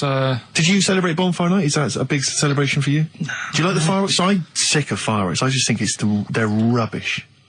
I'm not impressed. I've never been impressed by fireworks. Even as a kid, you know, you have to go to like sort of community kind of gatherings with a bonfire and fireworks, and some local vicar or whatever would come out and... But I also think the adults think the kids love it, and if they just got together and said, should we go see it, they'd all go no. Yeah, absolutely. Let's not go this year. What would be better is if the vicar had wheeled out like a massive rocket, climbed in, gone last one to the moon is a bender, and then fired himself off. Now that, I'd pay to see. That's a firework display I'd like to see. As it is, it's just rubbish. Oh dear. Yeah. That's excellent. Cole? Yeah, I'm not keen. No. Sorry, what clue was that? We'll have a big fire tomorrow. Bone marrow. Bone marrow. Genius. Let's play the record. Oh, God! Back in 1945. You looked up the date. Got a specific date. Wow. Mate Jonathan sent this one. You know him as well. It's a lad at the BBC, right? He emailed this one in. So thanks for that. Chicken. It's called Mike. There's a chicken called... Sorry, I missed a bit there. There's a chicken called Mike. A chicken called Mike. Okay. Right? Yeah. What happened was, it was living on a farm, right? Loads of chickens knocking about. And the owner of the farm is like, you know, getting ready for tea, and his wife says, go out and get a fresh chicken, because my mum's coming round. So he thinks, well, I want to get a good one in, because I want to impress her. Cause back then, even then, they wanted to impress the mother-in-law and that. So they said, all right, I'll just nip out and get one. So he sees Mike, chicken, running around. Is this during the war or after the war? 1945, I'd say that was after. No, it ended, It ended in 1945. Yeah, September, go on.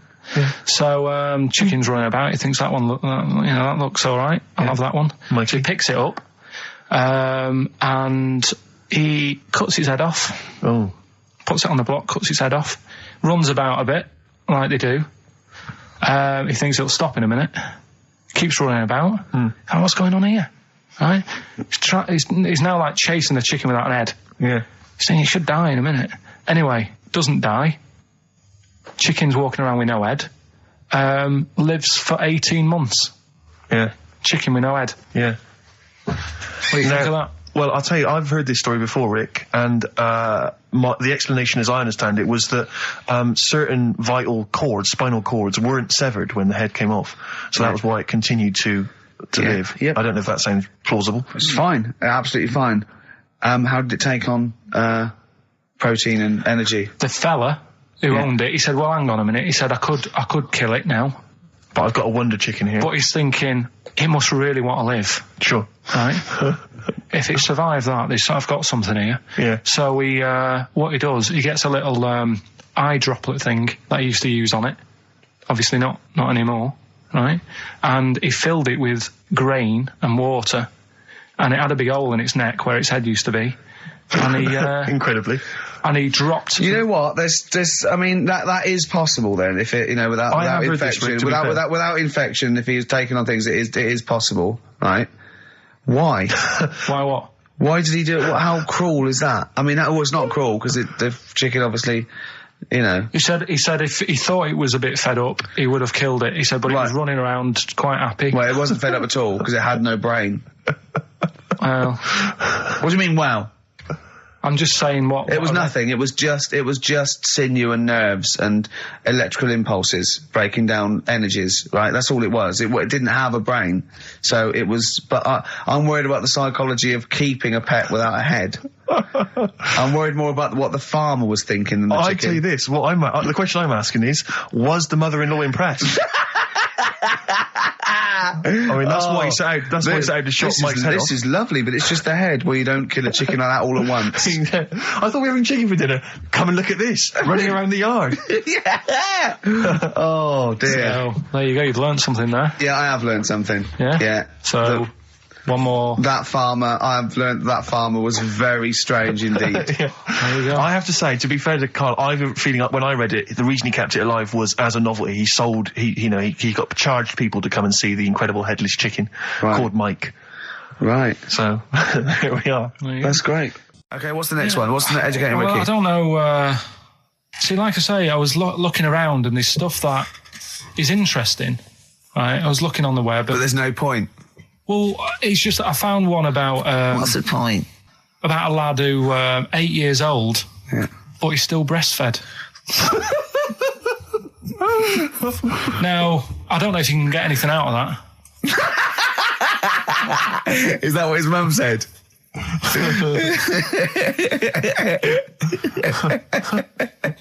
So, what do you mean? I don't know if I can get anything out of that. You don't need to. No, it's just that, you know. Where did you read that? That was on the internet. Oh, well, yeah. You're always unspecific when you mention it. It's just it was on the internet. Well, I'm trying to think what I put in. I think I put in Y to see if I'd confuse a computer.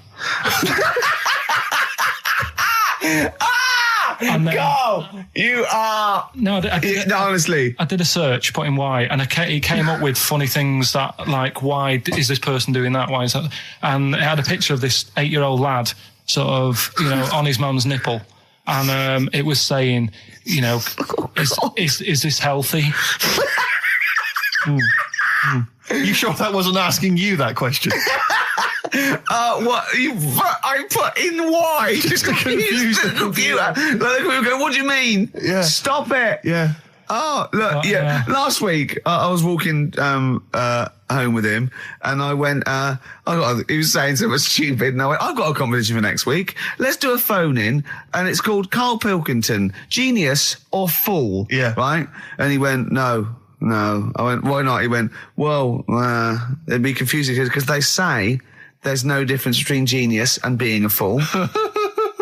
They do that, don't they? No, but it's rubbish, and people say there's a fine line between madness and genius, and you know, it's a ridiculous soundbite. They don't say there's a fine line between a genius and an idiot. Well, the people who do are idiots. Yeah. So what would you do there, though, just to sort of wrap that little thing up? What would you do? That lad loves his mum's milk. What are you asking me to come up with? No, I'm a title for the story. No. It's just what would you do? Right. What do you mean? What would I do? Well, it's causing a bit of a problem in the area. Right. What area? In America, I think it was. Oh, America are a problem, are they? George Bush is worried about this kid who's breastfeeding at 8. Imagine it like this, right? Right. No, so Karl, what are you asking me? About this spurious story you saw on the internet. I saw it on the internet. There's an 8-year-old lad, he likes his mum's milk, and it's saying, is this right? Should it No, be it's going not. on? But what do you want Ricky to do about it? It's not his responsibility. Yeah. No, but the little town that he lives in, they're all causing an uproar, right? Going, this isn't right. You know, I can't let my kid play out in case he's in the garden with his mum getting a bit hungry, right? So, what should they do? Because his mum's saying, well, he likes it. Yeah. And he, you know, what do you do? I don't know the laws. No, but I'm not asking you to sort out the laws. I'm just saying, if you lived in that neighbourhood, what would you say? If you went up to him and said, look, everyone's getting a bit fed up with this, look. I'd say, what would I do? What do you mean, what would I do? what are you asking me? Right, it doesn't matter. No. What are you asking me? What are you asking me and Steve and the public? I'm just saying, say if you live next door to this woman. Yeah. Right? The kid's hungry, 8 years old. He's out playing on his bike and he goes, Mum, I'm getting a bit peckish. And he goes, all right, son. She whops one out. And he starts having his milk, right? You live next door, you're putting your washing out and you see this going on. You're getting a bit sick of it because it's gone on for months. 8 years, I assume. Why is it your business?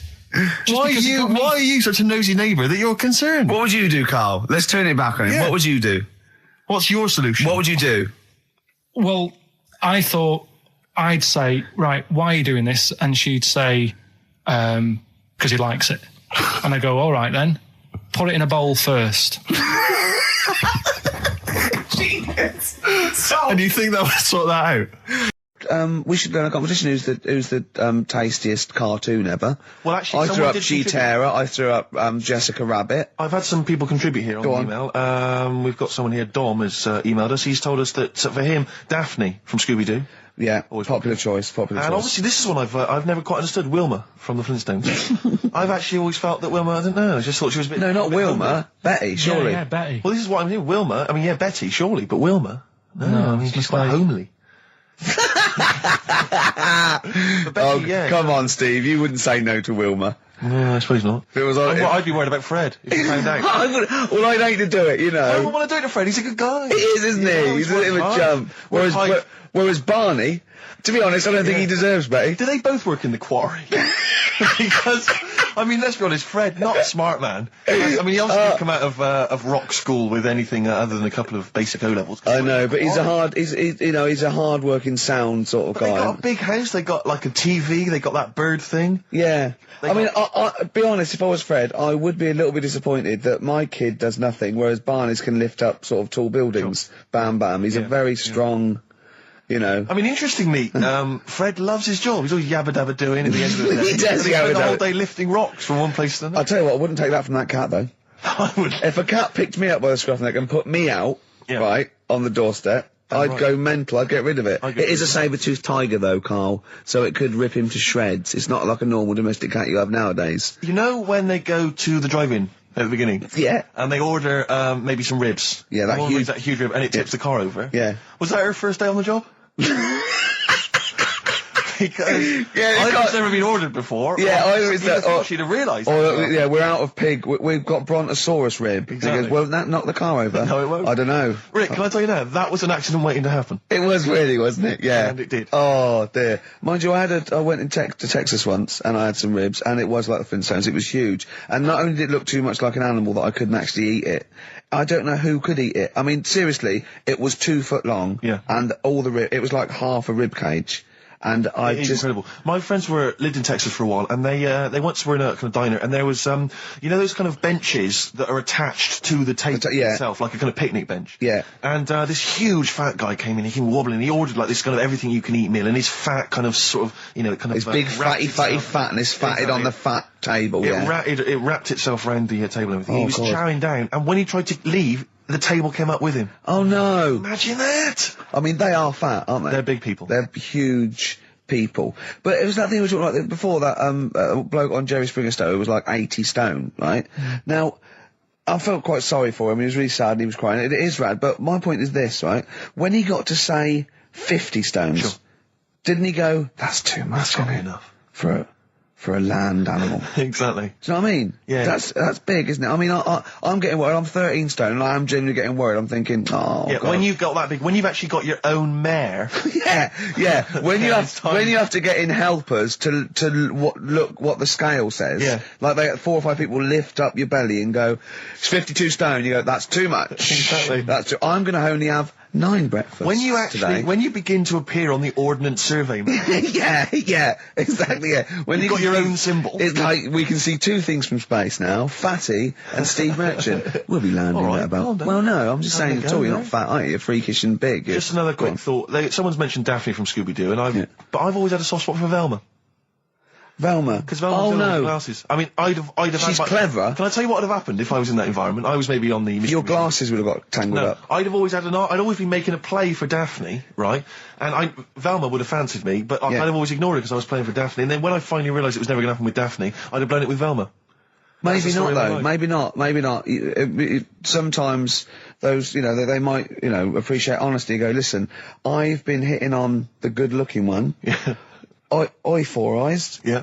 Do you fancy it, Chubbs? Exactly. Something like that. Let's be honest, is what you're saying. Well, yeah. I'm wondering, I don't mean to be libelous, but Velma, she was quite short, the glasses, the short hair. Lesbian. Hung around with the dog and lesbian. the bloke. I'm beginning to wonder if she was, maybe. unfortunately, I said lesbian there, and you still carried on with your assessment of what it is to be a lesbian. It's bad enough doing the cliches of having short hair, but you said the dog. Yeah, well, she hangs around with a dog. So do lesbians do that? Well, have you seen some lesbians? They're right dogs. Good night. Have you seen what I've done there? You know what I've done there, Rick? Comedy award winning. The Mad Monk. Go on then. When things like that happen, right? You know, you've been told not to mention it. Yeah. And you're like a little kid. Yeah. And once things are in your head, Yeah. it's difficult not to mention it. I mean, when I was a kid, Yeah. Go on. right? My mum's sister Hazel was seeing another bloke. It's weird because she's a lesbian now. That's really weird. That must have been an interesting Christmas. But anyway, she was seeing this bloke, and he looked like Ken Dodd, apparently. He looked like Ken Dodd. Looked like Ken Dodd. So people said, don't mention it because it gets on his nerves when you like meet him and you go, oh god, you look like Ken Dodd. So I said, all right, his name's Will or whatever. And I was introduced to him. First thing I said, nice to meet you, Ken. Did you do it as a joke, or did you? No, because you know when you know, he's like, I'm not allowed to say that. I can't say that. I mustn't say that. Can't. And then I saw him. I thought, Jesus, does look like him. It just came out. Was it Doddy who turned her into a lesbo? Do you think? Well, he wasn't a good-looking bloke, so possibly. She started going out with Esther Ranson though, which is weird, out of the frying pan. What was the story with the lesbianism then? How did she announce that to everyone? What age was she when she realised? Well, I mean, we're not a close family. Do you know what I mean? We're not the sort of family who keeps in touch with everyone. And I think my mum called her up one Christmas and sort of said, you know, how's the Diddy men? Yeah, how's Nutty Ash? And she said, oh, no, I'm not, I don't do that anymore. I'm knocking about with Sandra or whatever. Right. And it was like, oh, right. Not big butch Sandra with the big earrings and the skinhead. He used to live down the road from you. I don't know. He used to get Doc Martens wholesale. That's Sandra. You know, when I went to the BAFTAs with you, and I wasn't really enjoying it, you were I like... can't... He's what? No, you you are didn't tell such us an this. ungrateful... There are so many people. You're like a little charity case. You're like... Oh, I God. had chicks queuing up around the block. You'd usually have to... someone like you would have to write to Jim or Fix It or Esther Ranson to get them to meet us sort of people. And now it's on your doorstep. I'm amazed that you didn't enjoy it. Why didn't you enjoy it? You got to walk down the red carpet.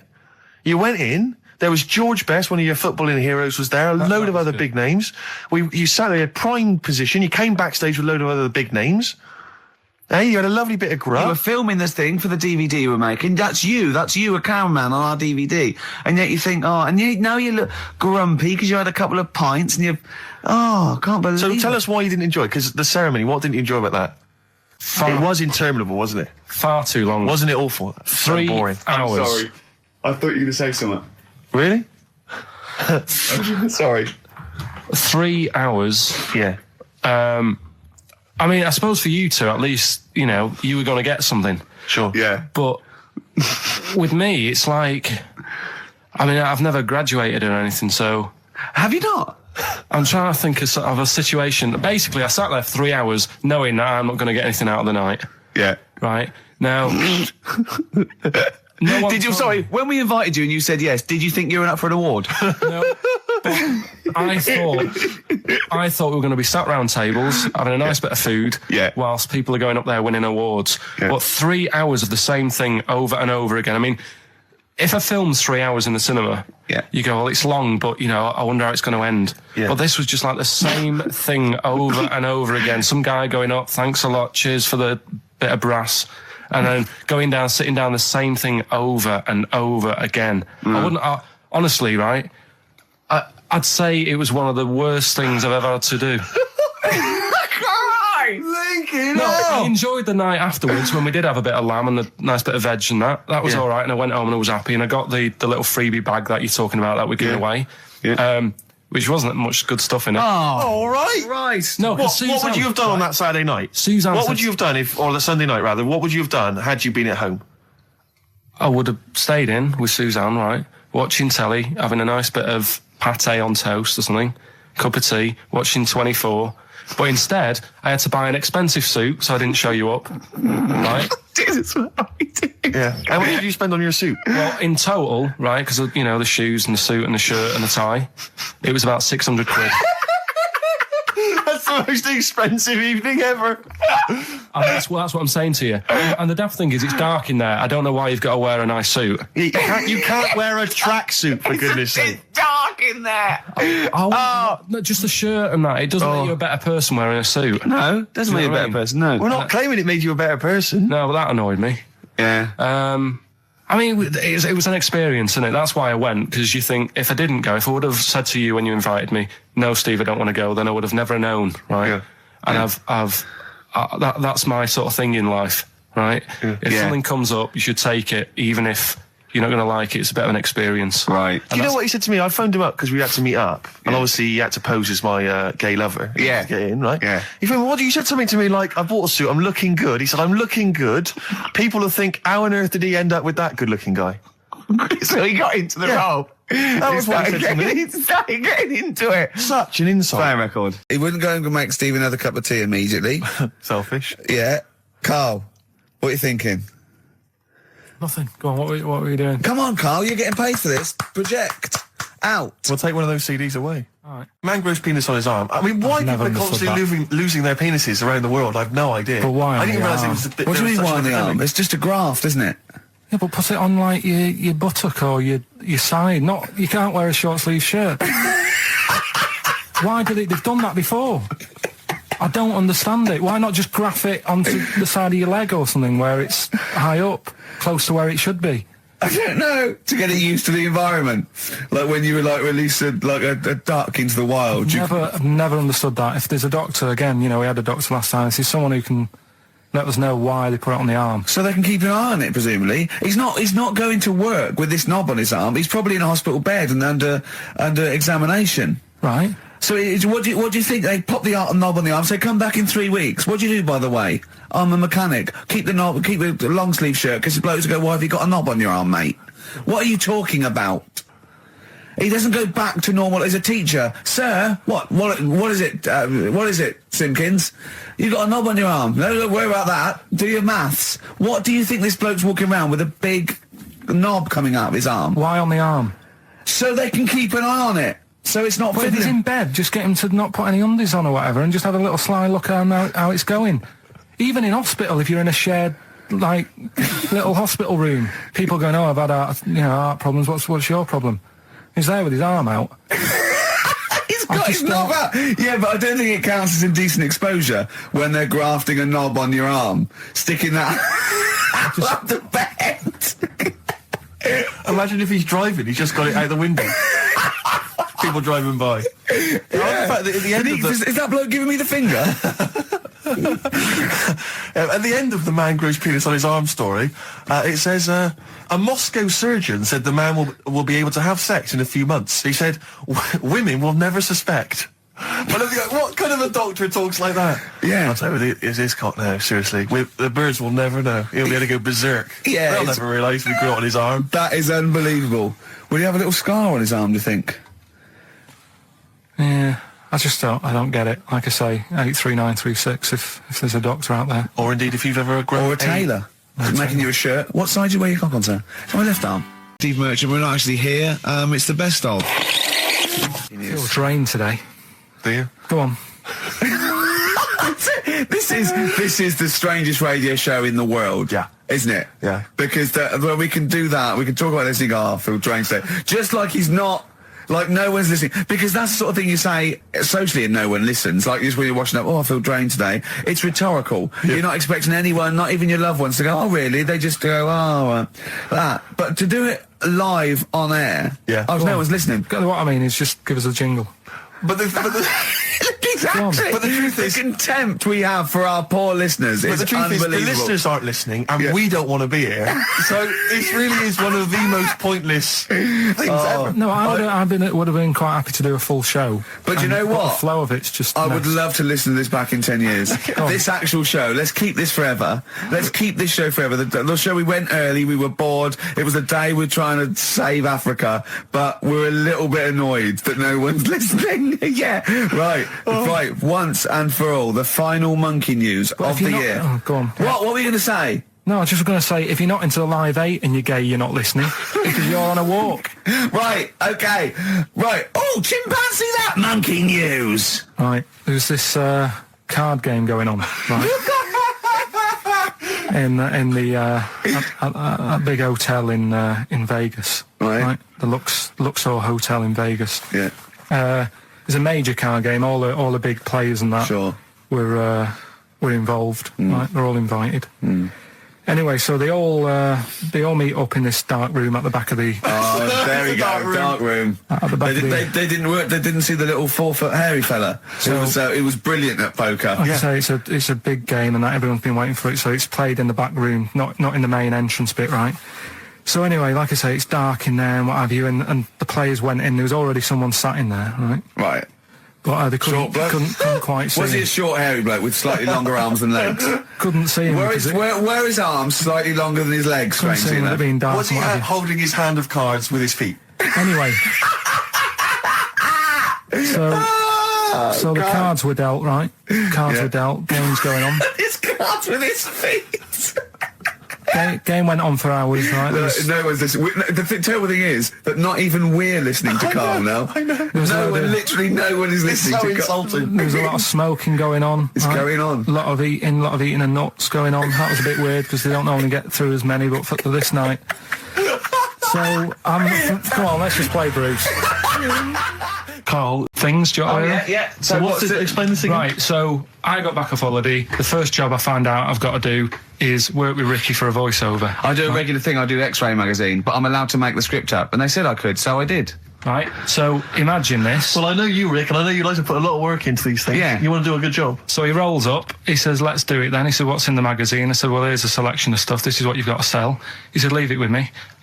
He goes into the little booth, and the first one he comes up with is this little advert for it, right? X-Ray magazine, it's out now. It's £3.50 May edition.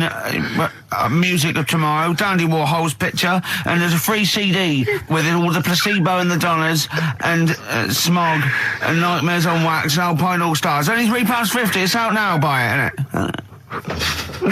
Have you got a sore throat there? Well, that's all right, isn't it? And he was going, you can't. I said, we are doing that. I've done one. That is it. That's it. So I persuaded him. He went, right, okay, we can possibly put that on XFM, right? I'll have to see, right? I wouldn't do it again. And he went, but you need one for Capital. He said, Capital will know what I went, right, I'll do one more for Capital. Because all the stations advertise the XFM magazine, right? So this is the one that he thought would be all right for them.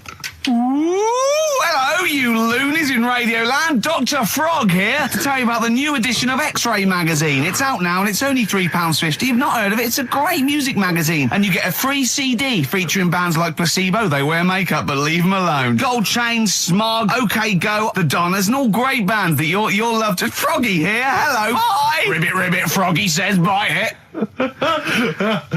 Oh, well.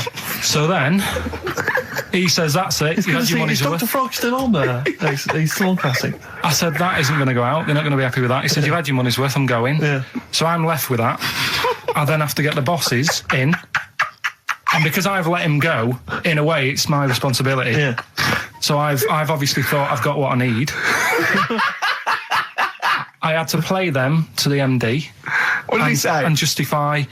Well, I was sort of thinking if I laugh, he might go, well, I don't get it, but he finds it funny. Oh, brilliant. Well done. So I was laughing, he was sort of thinking, you know. Excellent. Is that it? Brilliant. When do they go out then? I think one of them's going out at the moment.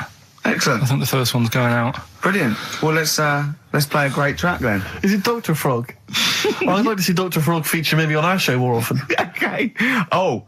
Do you in the week? You just hide in your little sound booth thing and you really don't talk to anyone, do you? Much? Not really. No. I mean, you might call up. Yeah. But no, I keep myself to myself. Yeah. Then you don't get bogged down in the office politics and stuff. Yeah. Is there a lot of office politics here? I don't know. I don't get involved in it. Oh, yeah. Proved your point. So when we're away and we're like out of action, who, other than Suzanne, who will you talk to of the day? How will you get a sort of feedback from the world? How will you get sort of like input and? I always, if ever I've got like a question on anything, the internet's sat there and I can just go online and find out. The internet is good. It's brilliant. But it's not all verified. It's not all necessarily factually accurate. Anyone can put things onto the internet. It's it's freaks and things that put on things one, right? like... Here's one that I read in the week, right? Go on. About this woman. Yeah. She was a bit of a punk. And to get her hair done like she wanted it. Super glue? Right, no. She got lard. Apparently it's a popular thing, you might know. Put lard on your head. Yeah. And you put it in the oven. Now, apparently the heat that you get from the oven is different from the sort of heat you get from an hairdryer, right? And she had to do that to get the style that she wanted. But anyway, she comes into some money or whatever, treats herself to a microwave, right? It's not true. Opens the door, jams the things, like the little catch, so the microwave works. She jams it with a screwdriver or a knife or something. Yeah. Puts the microwave on, sticks her head in, boils her brain. Don't be ridiculous. Right? Well, why is that ridiculous? Boils her brain. She boiled her brain. She boiled her brain. And this is what's good about the internet. I went straight from that, and there was a subject about brains. And do you know that Russell Crowe, when he dies, he's given his brain to charity or something, some sort of... some people who can do stuff with it. She gave hers to Pot Noodle. Vesta. Yeah. Oh, That's boiling the a sort of skull. Yeah. It's not true. It's not true, Carl. Just urban myths. Someone made it up. Yeah. For a laugh. They're just too convenient urban myths. Everyone's you can tell an urban myth's not true because it's always this happened to a mate of mine, and when you say what happened then, they go, don't know, that was it. Was it? Was that it? Was it? Someone boiled a brain and that was it. There was no more story. Well, were there any dates, locations, times? I think it was in Belgium. You're listening to the best of... He's not happy about that. That's annoyed him. The listeners have all ganged up on him. Yeah. XFM giving him 2 CDs. We've had more calls for his resignation this week than ever before. What do you think of that, Carl? What do you mean? There's another reason. Do you know what I mean, though? Because he's grumpy. He's not just giving it. He goes, well, I can't help it, can I? I don't want it. You're being paid well to do a job. People have tuned in to be entertained, to have good songs. Me and Steve are working here. I'm pressing the buttons. I'm paid to press the buttons. That's what I'm doing. Has every CD started on time? Then why would they give you Monday off if you just paid to press the buttons? Don't get every other Monday off, do I? So have you stopped doing that now, have you? Well, yeah. Why? Because there's work to do in that. I'm not moaning about it. Let's get on with it. So it's you in the film Scrooge. Yeah. Which version of Scrooge? The old one. Is it? If it's just you moaning with bells, I'll be annoyed. Right, that is essentially Scrooge. yeah. Right, Scrooge, listen to this, and then there's some question at the end. All right. And you can win some stuff and that. Yeah. All right. Yeah.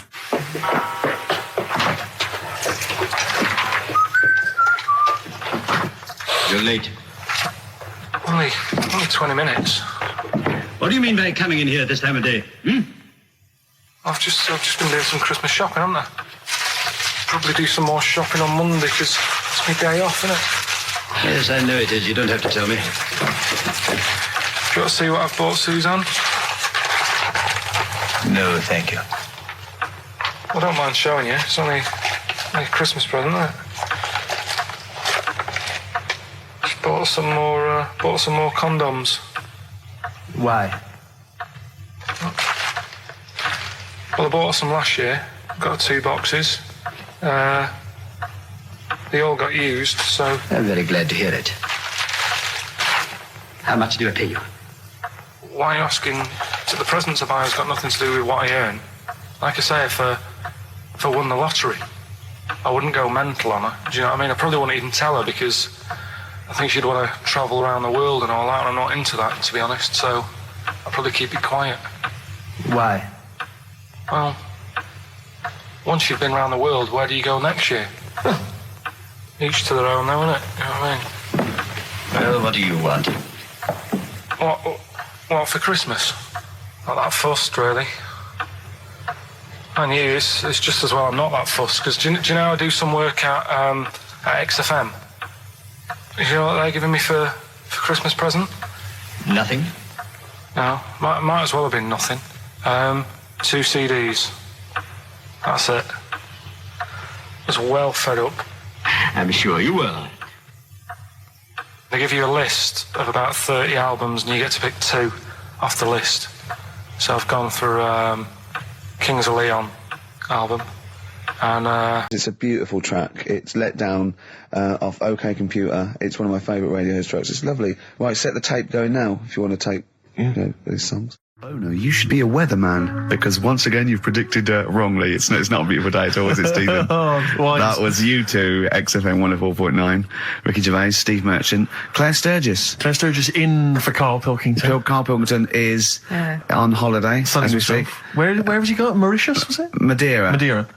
I think with his girlfriend's parents. You remember last week he was worried they'd never been abroad, and her dad was saying how was the way to pack tea bags. Yeah. Carl's going, you get him over there. He was going, we'll put him in a jar. He goes, put him in a jar. I phoned him up in the week, just before he went, I think Friday, said, have a nice time. And, out Sunday, and he said, guess what he's doing now? What he said? He's packing margarine. Oh, of course he is. Oh, bless him. My dad does that. My parents always take tea bags wherever they're going. Really? You know, for fear of there being some kind of tea bag drought in France. Yeah. You know. Is it wrong? But I mean, I don't know. Is it because of maybe English breakfast tea you can't get over there? So but you can. Can you though? I mean, you can get PG tips. You tea is probably the single most popular drink in the world. I know, but what about the fancy foreign teas, your Earl Greys and the like? Well, I don't know. Because I want good English breakfast. Don't bother me with Earl Grey. I don't know what that cup of tea is. It's not tea to me. It's laughable. It's weak. It's pathetic. Do you know what? Earl Grey with a little bit of skimmed milk isn't so bad. Oh, yeah? Yeah. Oh. And is your husband a fan? We've started. It's all off already. It's all banter. Go at each other. Sometimes sort of pretending, you know. Sometimes pretending we're not close mates. You know, and friends, you know. All that innuendo and that. Smutty. And I got freaky goggle-eyed thing. I go too far. I sometimes go too far. I do ruin it when I go too far. So let's be nice. Wow. Let's have a bit of Blur. Ooh. Well, love a man. We're not out of time. We've got a whole hour and 50 minutes to go on the Ricky Gervais Steve Merchant Show. XFM 104.9. We have one of those after every record. They're great, aren't they? I think if you were actually like a proper DJ, if you actually tried to do the Dr. Fox thing, I think you'd be quite good. Really? I think I could only survive doing that sort of post 11 p.m. Ooh, quiet things down now. I love all that. Yeah. Late sort of radio. That American jock type thing as well. I listen to Saga radio now sometimes. What? It's on digital. I think it's radio for the over 50s. And it plays. It was playing Cliff Richards this morning. It played Sammy Davis Jr. It played the Beatles' Here Comes the Sun, and I was loving it. I was thinking, it's aimed at your age group.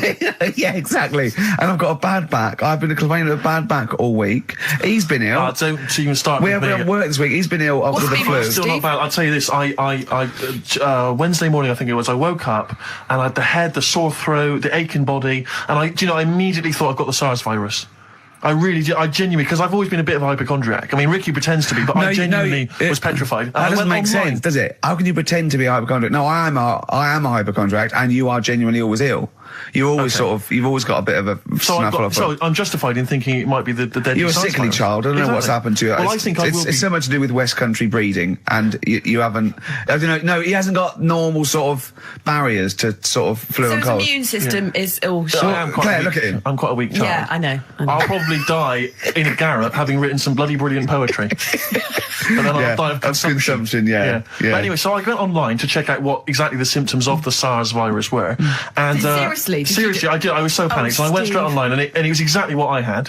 It is a strain of flu. That's why. Exactly. That was the thing. That's what I had. So I was thinking to myself, because it said the incubation period was between 2 and 7 days. I thought, well, where have I been that I could maybe have got contact with people from? And then I thought, wait a minute, BAFTAs. I think I brushed against a couple of the guys from Banzai. I know. I'm thinking, hang on. Yeah. Wait a minute, that makes sense. Yeah. And so I was suddenly getting a little bit eggy, because I mean, there was a lot of people. There's like 1,500 people at the BAFTAs, so I mean, any one of them could be carrying it. Yeah. So I was really just panicked, but I didn't immediately rush to the doctors. No. Because you've got to wait for ages down there. Dr. Charles brilliant, but you've got to queue up for ages, because it's down in Swiss Cottage where I live, and I'll tell you, there's some dregs in there in the waiting room. Oh man alive! People who've just gone in there to read the magazines, and they're just sat there. There's some people who just waste the doctor's time. That's what annoys me. A lot of old people, a lot of Saga listeners, who just waste people's time. I know. I went to accident emergency once because I done legging, and I'll tell you what, you look round and you think, oh, look at all these people. Look at these, they should be, there's hardly any of them weren't handcuffed to someone. Exactly. You know what I mean? You go to Casual on a Friday night and it's like, oh, awful. Yeah, and there's, and so, I mean, it was that thing, well, I could either go to Dr. Shah, but that's NHS, or I could go to one of the Medi centres. They charge money, Claire. And I mean, I know it's a killer disease, but you know, I'm not making cash. You don't want it, you don't want it. Because what if it isn't? That's money wasted. You don't get your money back, do you? I mean, I really need him to say, you've got the deadly SARS virus for it to be worth the 80 quid. Exactly. You know? Exactly. And as I suspected that, you know, it was 50-50, I decided not. I decided to ride it out. And thankfully, so far, I've not died. Looking all right. No, you're all right. You're all right. I'm okay, so you're all right. Yeah. Well, that's lucky. So I know. So I phoned him up. I said I don't think I can work. And I mean, Ricky's a close friend of mine. I've known him for a time now, and I really consider him one of my best mates. But I'll be honest with you, you didn't rush round with a bowl of soup.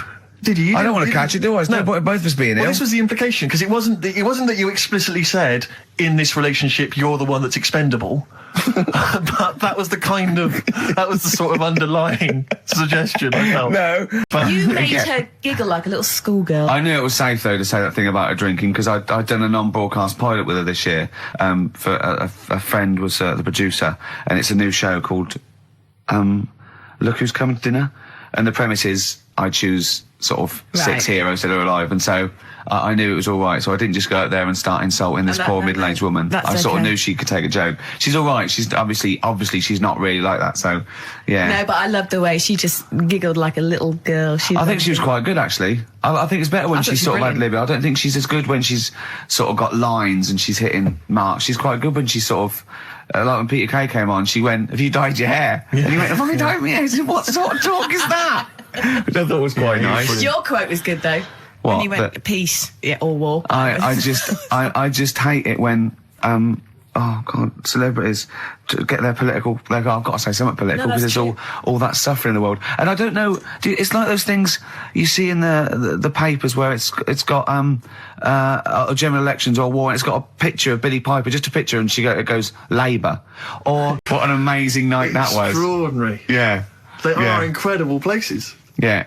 Joint effort. I don't think I saw a documentary. I'm sure I saw a documentary which is finding out what the likes of David Copperfield are up to now. Yeah. And he was a Thatcher, wasn't he? Wasn't he mending roofs? I think so. Yeah. I think you're right. I'm sure I saw him saying. They said, "Would you not want to be back on primetime TV?" And he said, "Do you know? I think I prefer mending roofs." Well, I'm not sure. Well, he's probably the same as David Van Day with that advert when he said he got to the point where I prefer to sell burgers than records. No, you didn't.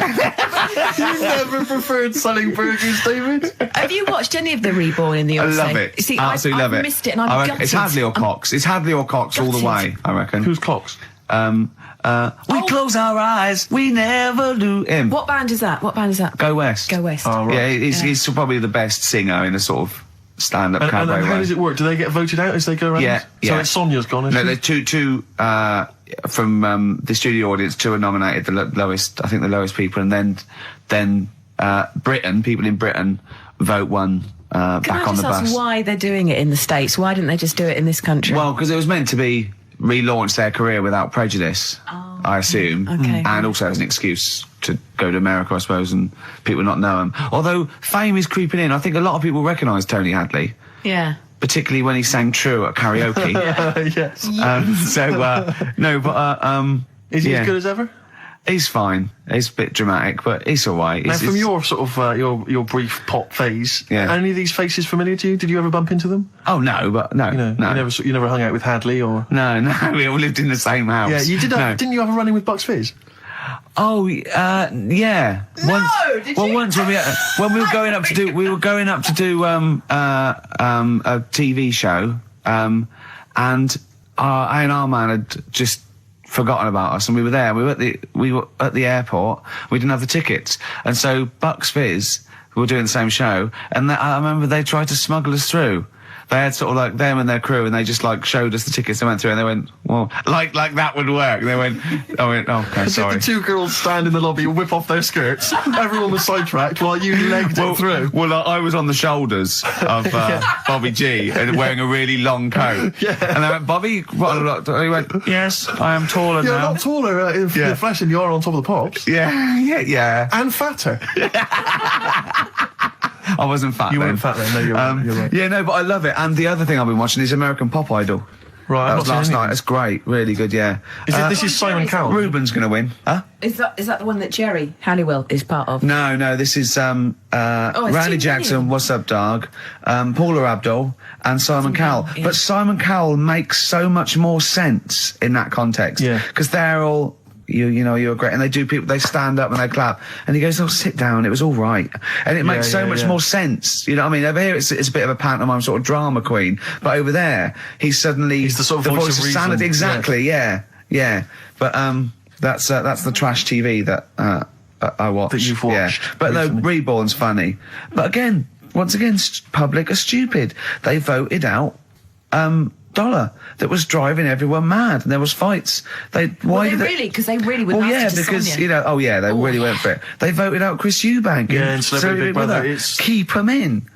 I don't think the public should be allowed to vote on TV shows. I don't think they know what's best for them. It does strike me that, like, in the golden age of EastEnders, if people had said, do you want to vote out Dirty Dan, they'd have gone, yeah, he's nasty. I know, yeah. That's that do you know what I mean? confusion, It's- either with entertainment and punishing people, yeah. They should keep them in and then make them lose. Yeah. Yeah, so you've had all the best of both worlds. What about the new celebrity, I'm a Celebrity, Get Me Out of Now, Here? who's in that? The one? Daniela Westbrook. Yeah.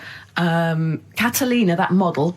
Don't know her. Yeah, exactly. The one from- Anthony Worrell Thompson, why? Why does he want You've got to... someone to cook, ain't you? Well, That that's one what the from girls are there Changing for. Yeah, the girl from Changing yeah, Rooms. Linda Barker. Yeah. Oh, Phil Tufnell. Who? Phil Tufnell, cricketer. I'm going to put some money on him to win. I reckon Yeah. he's going to win. Because apparently he's sort of funny and nice and everything. And, yeah. Would you ever do any of those? celebrity Absolutely things? not. No. I genuinely think if you were in the Celebrity Big Brother I'd house, immediately you would be vote voted out. out. Yeah. It would be before the public get a chance to vote. Yeah. The housemates would have got you out somehow. Yeah. They'd have Or got you they'd out. have left. Or they'd have all left. Yeah, I they'd have might all walked out. win. I might Yeah. win by default. They'd have all climbed over the roof like that guy Sandy. Yeah. They'd have all climbed out like within the first 10 minutes. I saw Sandy the other day, actually. Doing his thing. Still on the run, is he? Just climbing over. It's over, Sandy. We should go in a competition. Who's the tastiest cartoon ever? Well, actually, I threw someone up did She-Terror. I threw up Jessica Rabbit. I've had some people contribute here on Go the on. email. We've got someone here, Dom, has emailed us. He's told us that for him, Daphne from Scooby-Doo. Yeah, Always popular choice. Popular And choice. obviously, this is one I've never quite understood. Wilma from the Flintstones. I've actually always felt that Wilma. I don't know. I just thought she was a bit. No, not a bit Wilma. homely. Betty, surely. Yeah, Betty. Well, this is what I'm hearing. Wilma. I mean, yeah, Betty, surely, but Wilma. No, I mean, she's quite like- homely. But Betty, yeah. Come on, Steve. You wouldn't say no to Wilma. No, I suppose not. If it was I'd be worried about Fred if he found out. Well, I'd hate to do it, you know. I don't want to do it to Fred. He's a good guy. He is, isn't he? Yeah, He's a bit of a works chump. hard. Whereas Barney, to be honest, I don't think he deserves Betty. Do they both work in the quarry? Because, I mean, let's be honest, Fred, not a smart man. I mean, he obviously didn't come out of rock school with anything other than a couple of basic O levels. I know, but he's a hard-working, sound sort of But guy. they got a big house. They got like a TV. They got that bird thing. Yeah. They I mean, got- be honest, if I was Fred, I would be a little bit disappointed that my kid does nothing, whereas Barney's can lift up sort of tall buildings. Bam, bam. He's a very strong, you know. I mean, interestingly, Fred loves his job. He's always yabba dabba doing at the end of the day. He does And he spent the yabba whole dabba. day lifting rocks from one place to the I next. tell you what, I wouldn't take that from that cat though. I would. If a cat picked me up by the scruff neck and put me out, Yeah. right, on the doorstep, I'd right. go mental. I'd get rid of it. I'd get It is rid a saber-toothed tiger though, Carl, so it could rip him to shreds. It's not like a normal domestic cat you have nowadays. You know when they go to the drive-in at the beginning? Yeah. And they order maybe some ribs. Yeah, that The woman huge- makes that huge rib, and it tips the car over. Yeah. Was that her first day on the job? Because Yeah, I've got- just never been ordered before. Yeah, or either it's that, or she'd have realised. Or, yeah, we're out of pig. We've got brontosaurus rib. Exactly. He goes, well, that knock the car over. No, it won't. I don't know. Rick, can I tell you now? That was an accident waiting to happen. It was really, wasn't it? Yeah. And it did. Oh, dear. Mind you, I went to Texas once, and I had some ribs, and it was like the Flintstones. It was huge. And not only did it look too much like an animal that I couldn't actually eat it, I don't know who could eat it. I mean, seriously, it was 2 foot long. Yeah. And all the rib, it was like half a rib cage. And It is incredible. My friends lived in Texas for a while, and they once were in a kind of diner, and there was you know those kind of benches that are attached to the table itself, like a kind of picnic bench. Yeah. And this huge fat guy came in. He came wobbling. He ordered like this kind of everything you can eat meal, and his fat kind of sort of his big fatty fat, and it's fatted on the fat table. It wrapped itself around the table and everything. He was chowing down, and when he tried to leave, the table came up with him. Oh no! Imagine that! I mean, they are fat, aren't they? They're big people. They're huge people. But it was that thing we were talking about before, that bloke on Jerry Springer Show who was like 80 stone, right? Now, I felt quite sorry for him. He was really sad and he was crying. It is rad. But my point is this, right? When he got to say 50 stones, didn't he go, that's too much, That's not enough. For a land animal. Exactly. Do you know what I mean? Yeah. That's big, isn't it? I mean, I'm getting worried. I'm 13 stone, and I'm genuinely getting worried. I'm thinking, oh, yeah, God. when you've got that big, when you've actually got your own mare. yeah. When you have to get in helpers to look what the scale says. Yeah. Like 4 or 5 people lift up your belly and go, it's 52 stone. You go, that's too much. Exactly. I'm going to only have 9 breakfasts When you begin to appear on the Ordnance Survey map. yeah, exactly, yeah. When you've got your own symbol. It's like, we can see 2 things from space now, Fatty and Steve Merchant. We'll be landing at about... Well, no, I'm just saying at all, you're not fat, are you? You're freakish and big. Just another quick thought. Someone's mentioned Daphne from Scooby-Doo, and but I've always had a soft spot for Velma. Velma? Because Velma's got glasses. I mean, I'd have She's clever. Can I tell you what would have happened if I was in that environment? I was maybe on the... Your glasses would have got tangled up. I'd have always had I'd always been making a play for Daphne, right? And Velma would have fancied me, but I'd have always ignored it because I was playing for Daphne. And then when I finally realised it was never going to happen with Daphne, I'd have blown it with Velma. Maybe not, though. Maybe not. Sometimes those, they might, appreciate honesty and go, listen, I've been hitting on the good-looking one. Yeah. Oi, Four Eyes. Yeah. Do you fancy it, Chubbs? Exactly. Something like that. Let's be honest, is what you're saying. Well, yeah. I'm wondering, I don't mean to be libelous, but Velma, she was quite short, the glasses, the short hair. Lesbian. Hung around with the dog and lesbian. The bloke. I'm beginning to wonder if she was... Yeah, maybe. I was like, see... Unfortunately, I said lesbian there, and you still carried on with your assessment of what it is to be a lesbian. It's bad enough doing the cliches of having short hair, but you said the dog. Yeah, well, she hangs around with a dog. So do lesbians do that? Well, have you seen some lesbians? They're right dogs. Good night. Have you seen what I've done there? You know what I've done there, Rick? Comedy award winning.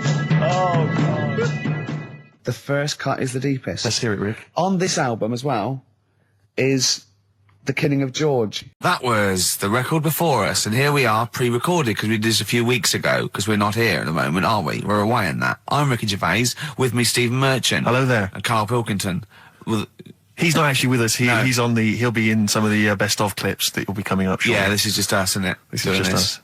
We did this, when did we do this, Rick? A couple of weeks back. Hold on, what is it? It's the 27th today. Yeah, I enjoyed Christmas. I loved Christmas. I love Christmas. I had a great time. What did you get? Loads of presents. So did and I. I'm glad they made it to number 1. Oh, I'm really glad. Stroke, he, she. Yeah, I'm really glad that the pop idols, Cliff Richard, Westlife, made it to number 1. Bo Selector. Yeah, just delete that as... Travis on XFM 104.9 on Ricky Gervais with me, Steve Merchant and Karl Pilkington. We're doing Educating Ricky. Right, final one. Come on, Karl. Right, what was it? It was, why don't they just get a diary or some paper or something to write on? Yeah. Because snappy. I couldn't think of a heading for it. It's basically, Go on. people who have tattoos, I've never understood it, right? That they have something put on their arm. Well, sorry. Have we started the educate? Is this part of it? Are you educating me? This is something that will be useful in my life that I didn't know about. Yeah. Go on then. No, it's just that they've got a machine out, right, that does tattoos. You come up with a design you want, and you this machine scans it, and you put your arm in this thing, and you press print or whatever, and then it does the tattoo on your hand. Or on your arm. Like loads of little needles that follow a pattern? Yeah, computer, basically, yeah. Is it a real tattoo? It's a proper proper one. The fella said... well, as long as it goes out, it pierces the skin with a I just wondered if it's one of those kind of, those kind of... No, it must be lots of little needles or a moving needle that can go along. But how is this cleaned, like, in between each person? Dunno, probably, I don't know. Well, no, as long as it's only that, if it's one needle, it's just the head, isn't it? If it's one needle that moves, and does it like loads of little... What are we gaining from a machine doing it? Just because you know they're going to sort of mess it up. But hold on, how do you keep your arm still? Because your skin moves slightly, so the machine it's won't... sort of strapped to your arm. Right, and so it's spread... the fella said that the tricky thing was in all this, it was the fact that, you know, nobody would let him test it out on anyone else, so he had to do it himself. But did it work? Because the thing is with a tattoo artist, they yeah. can see when your skin's moved and they can see what they've done and they keep wiping it and looking, whereas a machine's just got to trust itself. Yeah. So I think one needle could go wrong. If it was a lot of needles that it just came down, like, you know, 1,000 needles that was an imprint. Yeah. But obviously I'm asking someone who hasn't delved any further than there's a machine that can give you a tattoo. That's all you've got at the moment, isn't it? Well, yeah, basically. That's all you've got? I mean, that's what I've got, because I'm not a fan of tattoos. I don't... But where did you read this again? This was... Internet? This was on the internet, yeah, it was, yeah.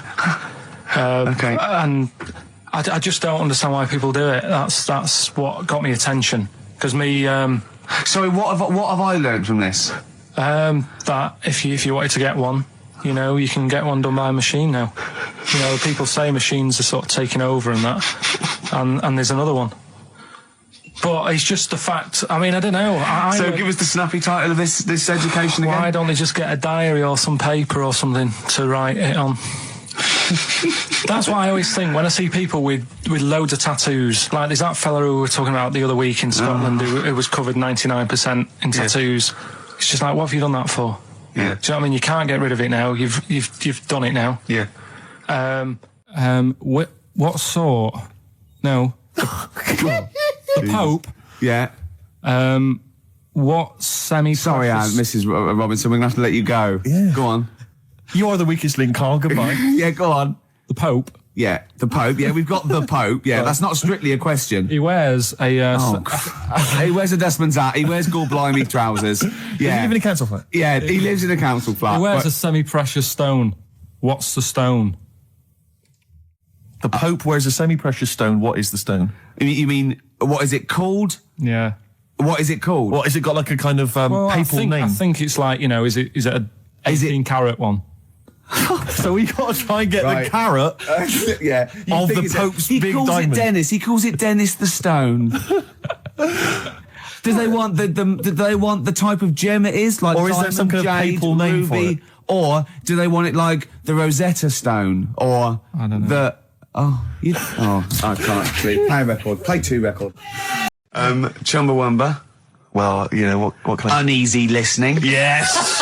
I bet it was from the Chumbas. Are they still cracking on? Are they? Because they used to live in a squat. They've done about 400 albums. Them and the Levellers. Yeah. Who's the best? Chumbawamba or the Levellers? So good question. Thanks for asking that. Yeah. What's the telephone number, Claire?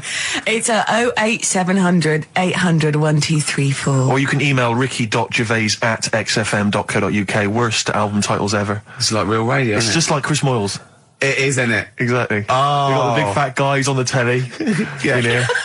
You know, and his kind of cheeky sidekick. And my Comedy Dave. You're almost as funny as Moyles. Fingers crossed one day. The weather episode, Snoop Dogg, Dr. Dre, Crowdhouse, I love that. Enjoyable. That works for me, Steve. Yeah, what do you think? No, it was nice. Well, she started off all right. Should we give her one more go? I think a round of applause for Claire. Yeah, that's brilliant. No, that's excellent, that. I love that. Rick, the phone... Oh, it's just gone. No, I tell you, the phone board had lit up there, Really? There was a call buzzing through on call A call one. came through? A call came through on line 1, and Sturgis missed it. Carl would never have missed that. He knows how valuable they are. I'm sorry. Yeah. That was probably someone with an amusing album title. No, I did get one, Steve. I did get one. Do you want to hear it? Yeah, go on. Okay, this is from Al, who says, what about this? H to H-E, who am the only one. Sorry, H to H-E. H-E. Who am the only one. I don't know what it means. No.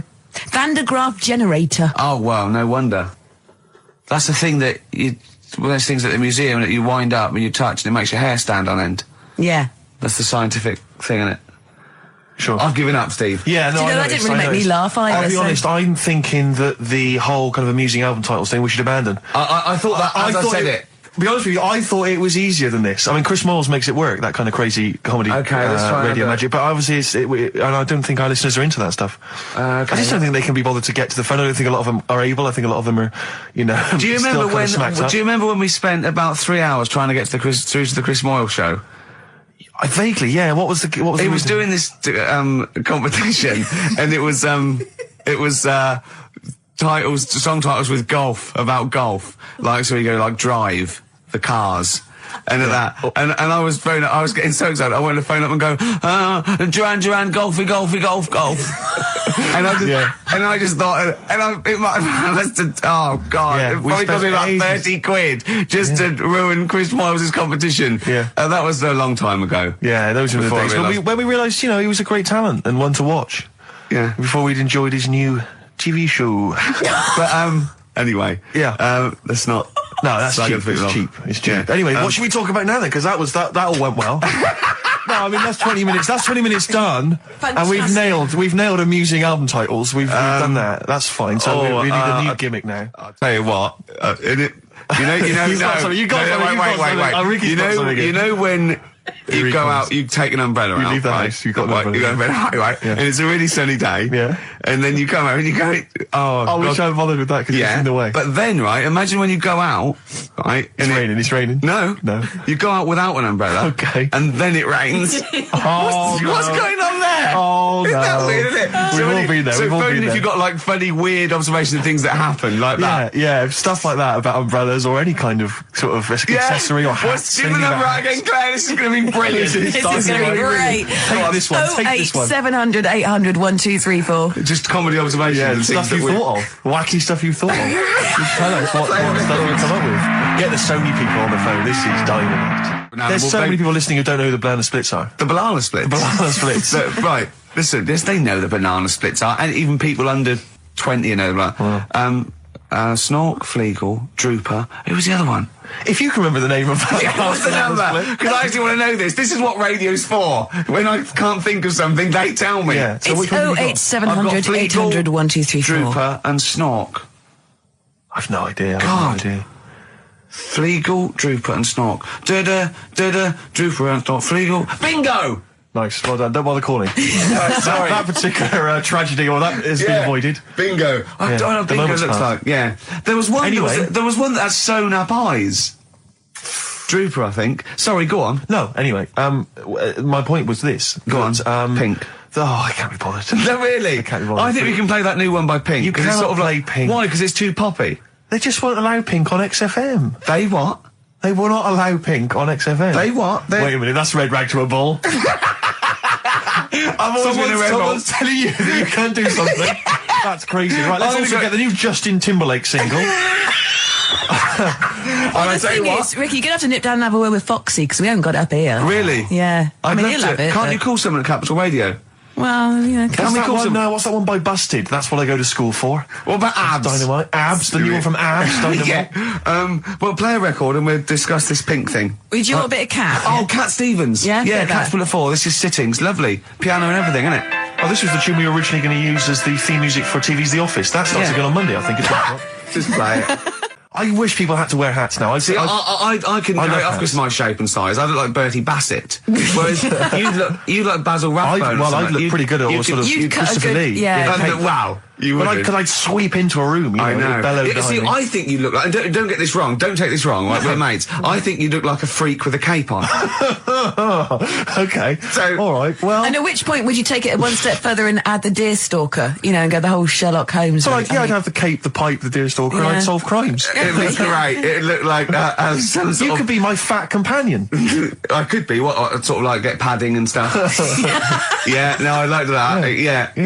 Yeah. I'd like to solve more crimes, if I'm being truthful. I would love to solve crimes. Just to solve one crime would be great. I wouldn't matter if I solved it. If they please came to me and said, I'd just look at the first block, go in. Yeah. Just get it off the streets, you know what I mean? Just like, tick, done that. Sure, yeah. But I just feel there'd be something, I feel like maybe because like in TV shows, it always used to be, they were a doctor who also solved crimes, they were a plumber, they solved crimes. Quincy. But, a couple of sort of BAFTA-winning writers what did Heart to Heart also do? Solve crimes. That'd be good. That'd be great. What did Heart to Heart do? They were just millionaires. They were just a millionaire couple who would invariably what was the murder she wrote? They did that every week, though. Every week, Heart to Heart. Murder She Wrote. She wrote it and she solved it. We sold it. It's brilliant.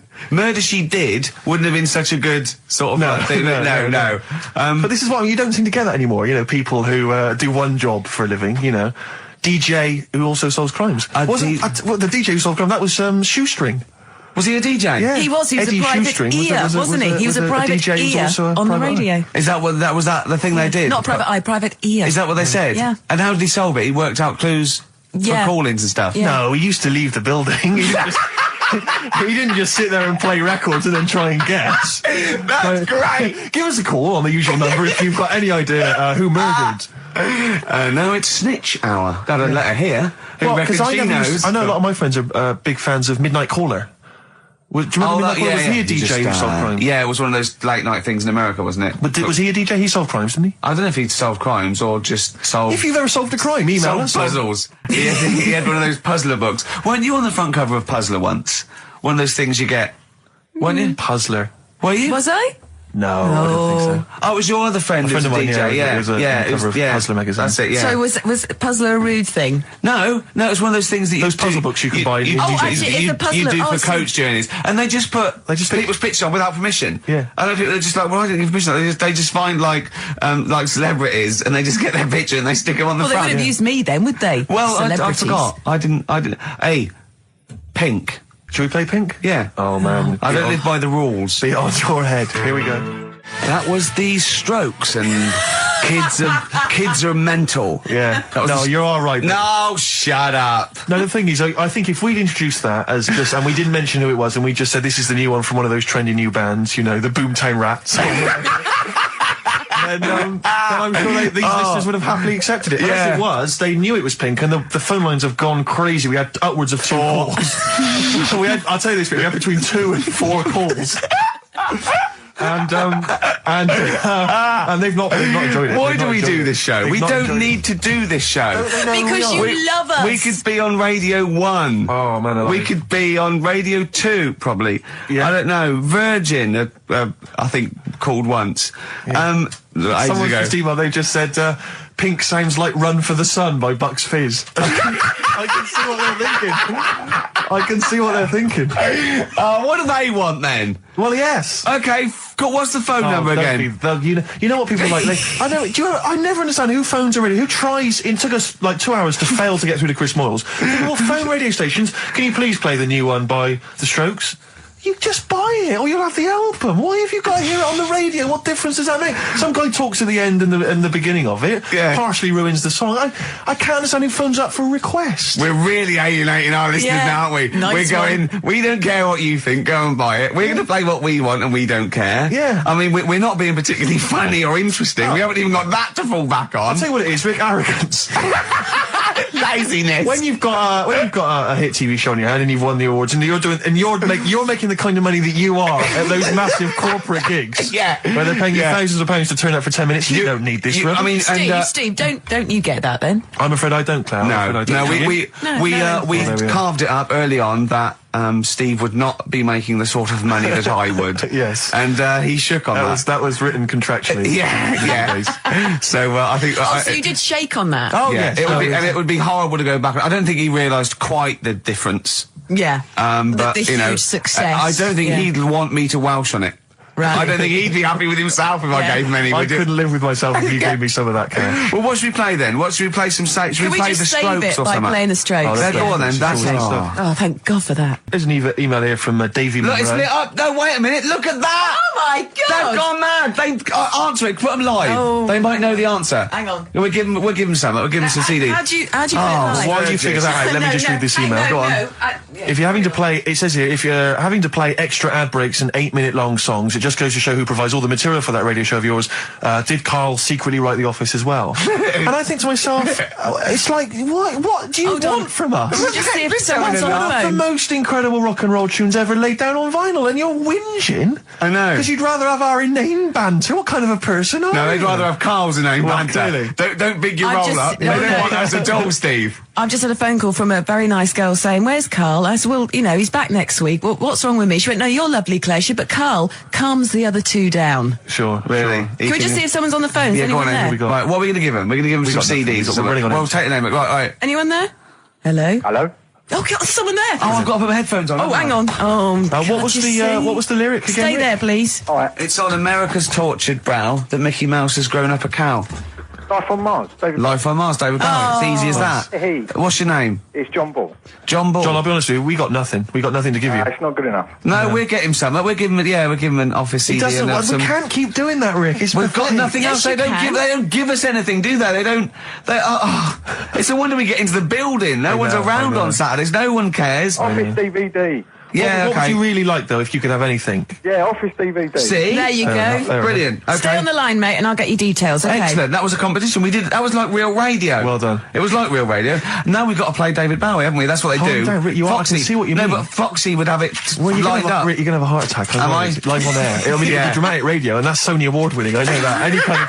I think remember when Tony Blackburn had his breakdown on air. I think did he win awards for that? I mean, it was pretty impressive stuff. It was pretty intense. Yeah, what breakdown award? Have a breakdown. Yeah, excellent. This year's best breakdown on radio. Tony Blackburn. Yeah, but or Tessa, Marry Me. Yeah, it was something like that, wasn't it? Yeah. He played the same song again and again and again. Must be fascinating radio. That sounds like Capital Now.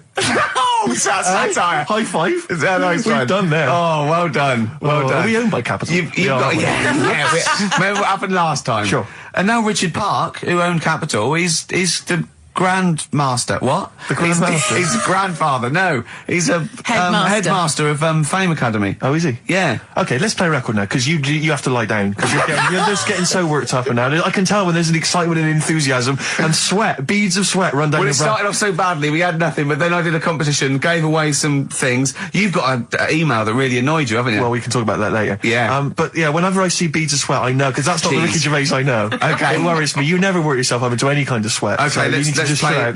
We're going so well, aren't we? What about a bit of Beck? Let's have a lovely bit of Beck, just to chill everything out, just calm everything down. Yeah. All right. Yeah. All right, relax. Yeah. Okay, Yeah. there you are, you Yeah. see, he's gone. Yeah. Yeah. Tell them about that email you just got. This guy... Right, I got to tell I nearly said the fans! People who happen to be listening to XFM waiting for the person after us. Who's on next? Natasha's not with the football show. Right, Steve was genuinely annoyed. I laughed, right? Steve was genuinely annoyed. He doesn't like rudeness or people insulting him from a distance. I'm not sure I can find it. Oh, what was it? Oh, you got to find it. Well, hang on, let me, Oh, hang on. This is good radio as well, the sound of a mouse clicking in the distance. Well, I'll just keep talking. I'll just keep talking. You can come up with some magic. What was Scooby-Doo all on about? A talking dog? That's a bit weird, isn't it? What is that? And then, right, what was that? Wacky Races. I don't know. Wait a minute. So why did they run, the cavemen, if they had the car? I've got it. Right. Okay, this is an email. This is an email that was sent through. Right. And this is my feeling. I think if you're going to email an insult, you've got to at least be clear what the insult is. You can't make me do the work. You can't make me try and guess or figure out. No, it's like sending someone hate mail and they have to pay postage. Yeah, exactly. You go, well, if you're gonna, exactly. Or making an obscene phone call, but collect. The postman charges you 25p before he hands you a letter bomb. Yeah. Go on. It says merchant. It opens with merchant. Who are you, call sad, exclamation mark. At least my mother still don't cut my hair. Merchant. Who are you, call sad? At least my mother still don't cut my hair. Is it an anagram? I don't know. I feel like it's been translated from the French. Yeah. It's a Japanese fella who hates you. Exactly. And he's got a Japanese English dictionary. It's just literal. So, how does he know your mum cut your hair then? You've never said that on there, have you? It's not true, Gervais. Can I just say, I think your hair looks really nice. I've known you for about 5 years now. It's lovely. I laughed at you needing someone to say it. It looks fine. Yeah, it looks good. What do you mean it looks fine? It does look good. It looks good. He's got a little bit of product on it, hasn't he? He has. Maybe I have. A little bit of hair gel. Maybe Gavin had his fingers all over it yesterday.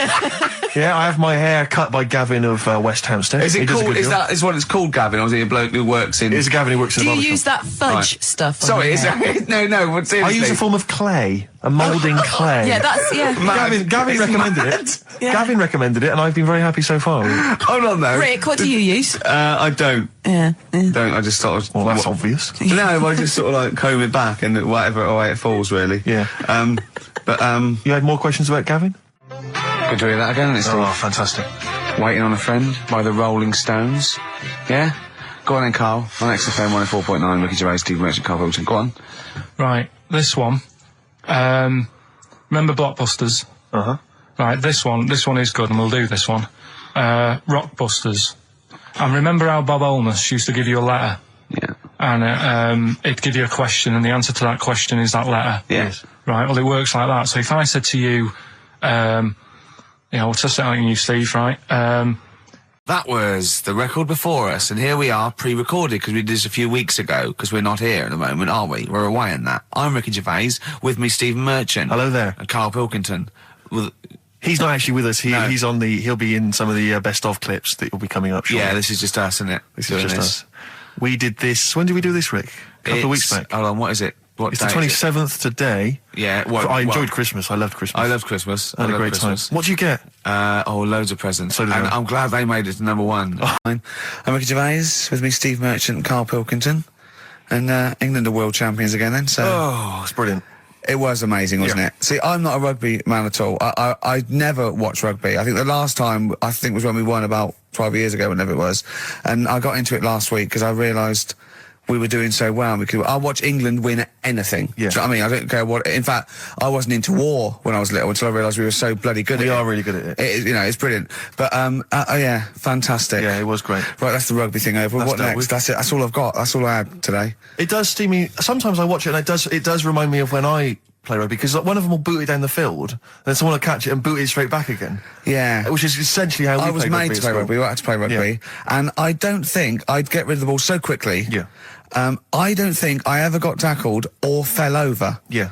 I think I touched the ball about 20 times in the 2 years it was compulsory. Yeah. I was terrified. Yeah, absolutely. That's the same as cricket. I can't... I'm a terrible batsman. I'm all right at bowling, but it seemed like the pastime for people I went to school was to injure you. Yes. It was funny to see someone poleaxe. It was funny to see someone get a cricket ball in the head. Absolutely, yeah. You know, I never relaxed into rugby because the first day I was going to play it, my mum, I swear to God, my mother said, "You're playing rugby today, you got the kit and everything. Enjoy it, be careful." There was a kid at my school who broke his neck. And thanks very much for that. See you later. So we just went to school absolutely Man, one thing, broken neck, is that, or did you get better in a couple of days? Oh, can find your wheelchair. No. Enjoy the game, though. Yeah, no, it was absolutely I was just petrified from that day. See, at least American football, got helmets. The helmets. Yeah, but anyway, no injuries, thank God. Thank goodness. So, well, I tried to play rugby, but it's awkward when you've got glasses. I don't know, there's something about you didn't really play with glasses on? Yeah, I couldn't see anything, could I? I couldn't see anything. How else was I going to play? Oh my God! And so you're bound to be cautious, because inevitably you're a bit more cautious when you've got glass next to your face. You were the tallest person on the pitch as well. Yeah. I mean, you were when you were about 14, you were probably 6 foot already, weren't you? Yeah. And everyone else was what, 5'2"? Yeah.